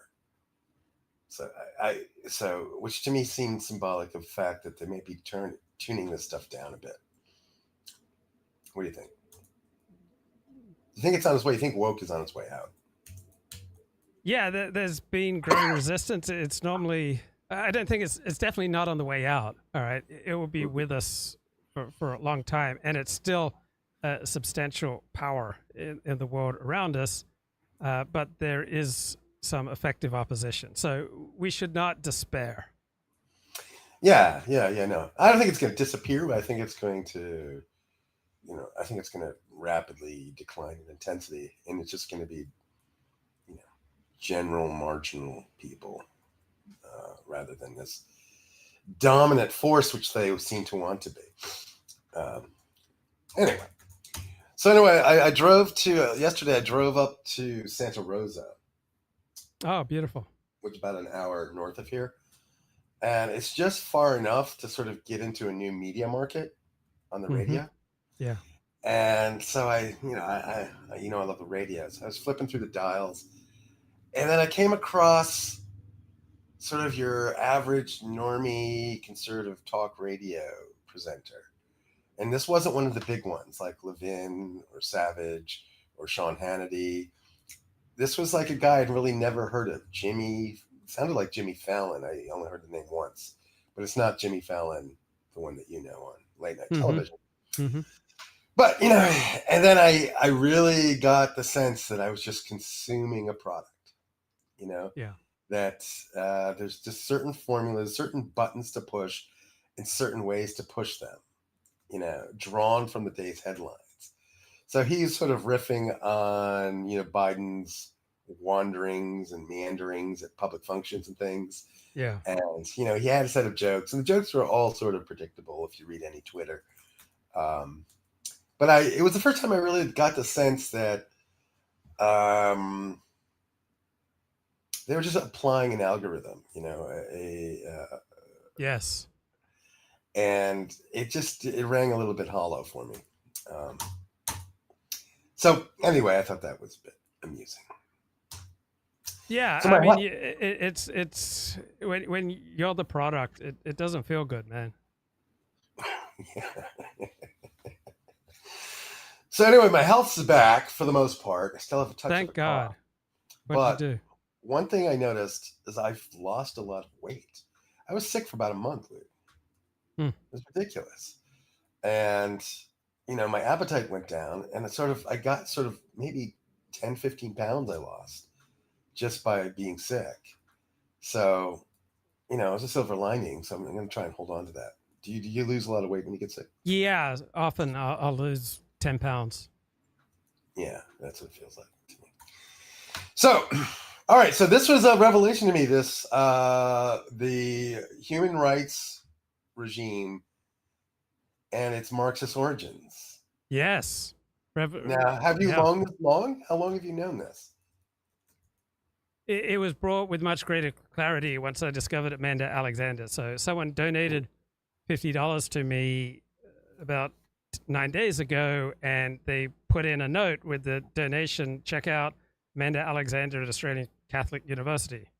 And so I started reading her work, and she's very tough-minded with regard to these matters, and just so many insights. I was just blown away by her work, and it built upon some things that I understood more vaguely.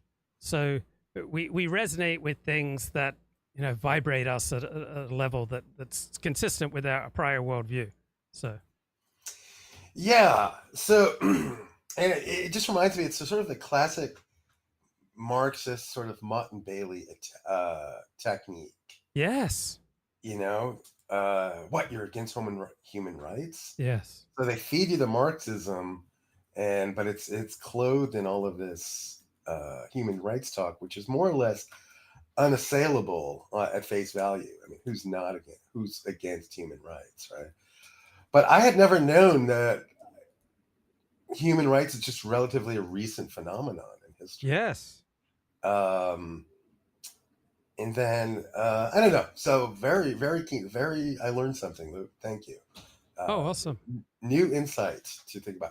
And then part two is sort of the Nuremberg tie-in, where you'd always hear people talking about Nuremberg trials and how these were just the pure dispensation of justice. Yes. And it was just pure good, pure evil, and then and as you unpacked it yesterday, and you talked about all of these laws that they had to make up. Like yes. War. What was it? Crimes against peace. Yeah, aggressive war. Aggressive war was the main crime that Germany was charged with, and there was no preceding laws against aggressive war. Right.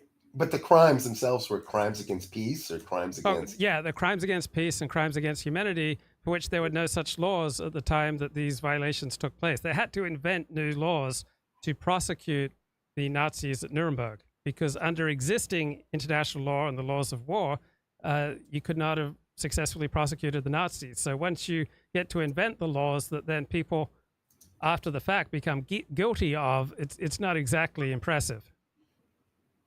Right. And it was just amazing how easily that washed over me, as if,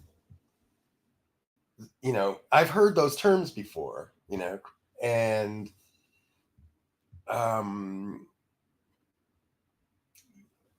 it was just to hear that these were just sort of effectively made up crimes to suit the liberal ethos. The Marxist, the Leninist ethos, that the main thing that Germany was doing was imperialism and colonialism, and this largely came from Leninism, and it was accepted by the leading Western intellectuals of the day as being substantially true.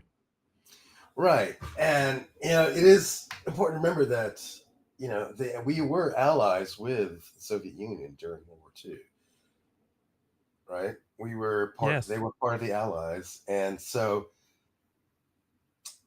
and I just sort of magically thought that, well, we just somehow insulated ourselves against all the communism, but it did sort of seep in the back door, as it were. Yeah, I mean, if you've seen the new film Oppenheimer, right, among people with astronomical IQs, right, a disproportionate number of them were Marxist leaning or Marxist sympathetic. Yeah. And when I was growing up, there was always talk about Marxist subversion among sort of like the old timer conservatives of the day. And these people were basically viewed as paranoid and cranks, but they were right. Yeah. Like and sort of the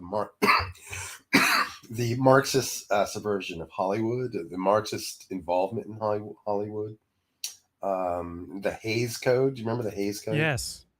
So you know what that was? A censorship, a voluntary censorship code taken on by Hollywood to forestall stricter government measures. Yeah, well, they're trying to clean up Hollywood, right? Yeah. Make it more, Gentile impositions on Jewish Hollywood. yeah, make it play in Peoria, make stuff play in Peoria, right? So, so it's interesting, I'm just mulling. I'm just trying to talk with you right now and just mull these ideas out and sort of free. But is it more interesting than talking about Joe Biden being a senile old man? It is a touch more interesting, I have to say. Just a touch. Yeah. Though I have to say, maybe this Biden's being senile stuff is overplayed, but he makes it easy, man. He doesn't do himself any favors. Yeah. Whatever. I don't know that. I remember when Reagan was president, and Reagan would sometimes flub a sentence here or there, and all the media would just be lit afire with mockery, and it's just amazing how the script has flipped. Yeah, whenever a Republican is elected president, suddenly homelessness becomes a critical issue. Yes. Yeah. And like, exactly. And if you look, you try to talk to people about this, like, Biden during the campaign, people are living under freeways up here. You see it everywhere. Homelessness is this ubiquitous presence. And as soon as Biden's elected, everyone's telling you how great the economy is, but still, homelessness just is the same, if not having gotten worse. And you try to talk about it now, and people are just not interested in talking about it. It's the hero system. That's the other tie-in, right? It's like, it's not that they're dishonest. It's just they're just expressing the norms of their particular hero system. Yeah, they too have a partisan, subjective hero system just as much as an evangelical Christian, only they think they've transcended hero systems. Yeah. So how's our boy Ronnie Goldman doing? Not sure. I mean, he has such great ideas, but not the most fantastic public speaker. Yeah, it's a little halting.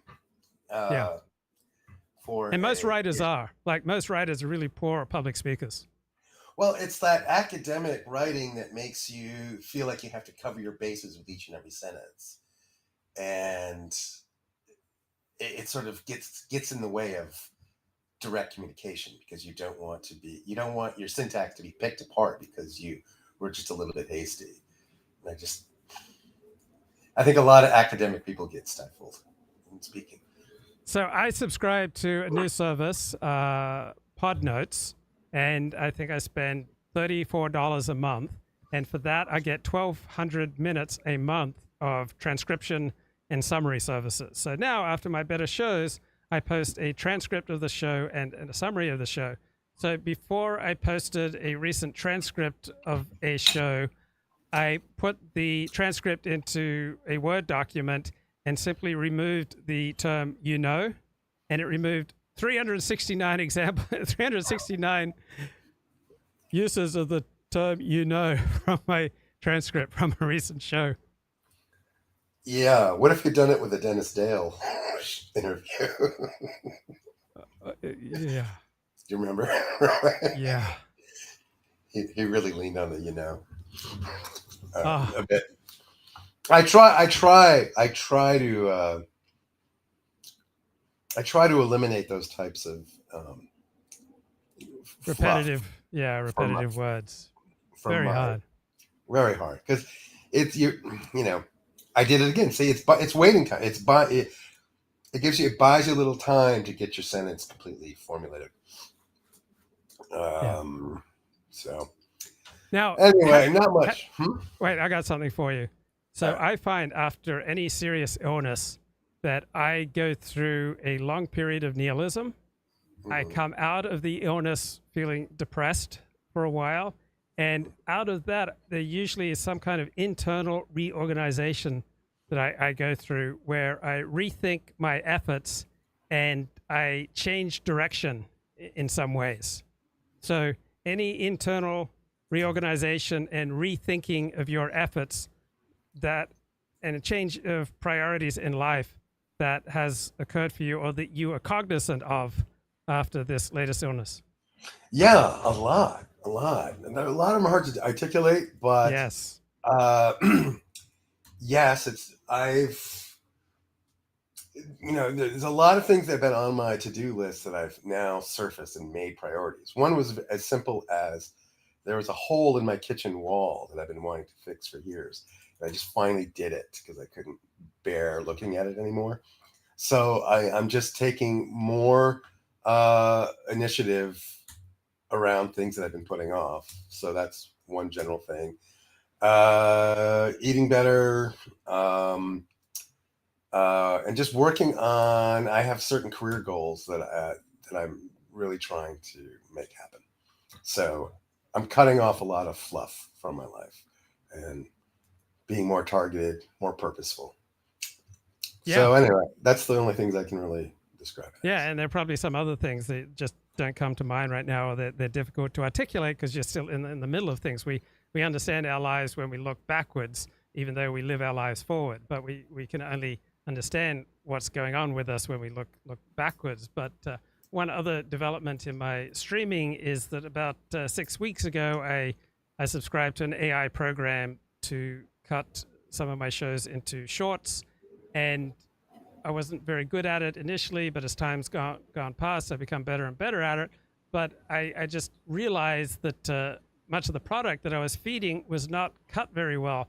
So the last 2 days, I've probably spent 10 hours going through shorts that I've unwittingly uploaded to YouTube that have pauses in them that are way too long. So I'm going through my shorts and cutting out, a 1 second pause here, a 1.3 second pause there. Very tedious work, but it's just kind of cleaning up some of the mess from my earlier uploads. The other big mistake I did is that I programmed these uploads for weeks in advance on all 4 of my YouTube channels, and then I realized that when I use this AI program to upload a short, that it automatically sends notifications to my subscribers who get ticked off if they're not subscribing to my channel for shorts. And so I have to manually upload these shorts now and then unclick a box so I don't send notifications to my subscribers. Unfortunately, I've still got weeks of shorts still flooding in, and because I did this initially when I wasn't very good, many of these shorts have unbearable 3 second, 5 second, 10 second pauses in there that cause me to need to go back and do this very tedious editing. So there's that program, the transcribing program is there a way to sort of auto condense, squeeze out? Well, there is in the AI shorts program, and either I didn't do the program right, but somehow many shorts have been published that have gaps in it. So normally I can click clean and it removes pauses and it removes filler words, but not it removes ahs and ums. So normally I can just click clean and remove that stuff, but either I didn't do it correctly or there was some problem, but it's kind of embarrassing to see the shoddiness of many of the shorts that I uploaded, and then the enormous tedious amounts of work that it takes to remove these unnecessary pauses. Well, So the the spiritual times lesson. the times we live in, Yes. So, I just had something to say. How much effort have you put into monetizing your stuff? Virtually none. Yeah, don't you think Because that'd be it's just worthwhile? not worth it, because as soon as I start monetizing it successfully, it just gets shut down. But even, I mean, I can understand YouTube might do that, but I think aren't there a slew of other sort of monetizing Patreon-like things that you could? Yeah, I haven't put much effort into it because my content doesn't exactly go viral. And so I think I have to admit that the bitter truth that there's only a quite small audience for my content if I don't want to go Tim Pool tier. So it's not that your audience is small; it's just that it's very selective. Yes, it's Remember elite. Spinal Tap. Did you see Spinal Tap? Yes. So you remember that line? Yeah. They're at the puppet show. And he says, some people say that your popularity has declined, that your audience is smaller. He says, well, it's not that our audience is smaller. It's just more selective. Anyway, I'm working today, actually. I'm not celebrating Juneteenth, so I have to actually bid adieu. Okay, bro. Good to talk to All you. right. All right. You too. All Take right, care. sure.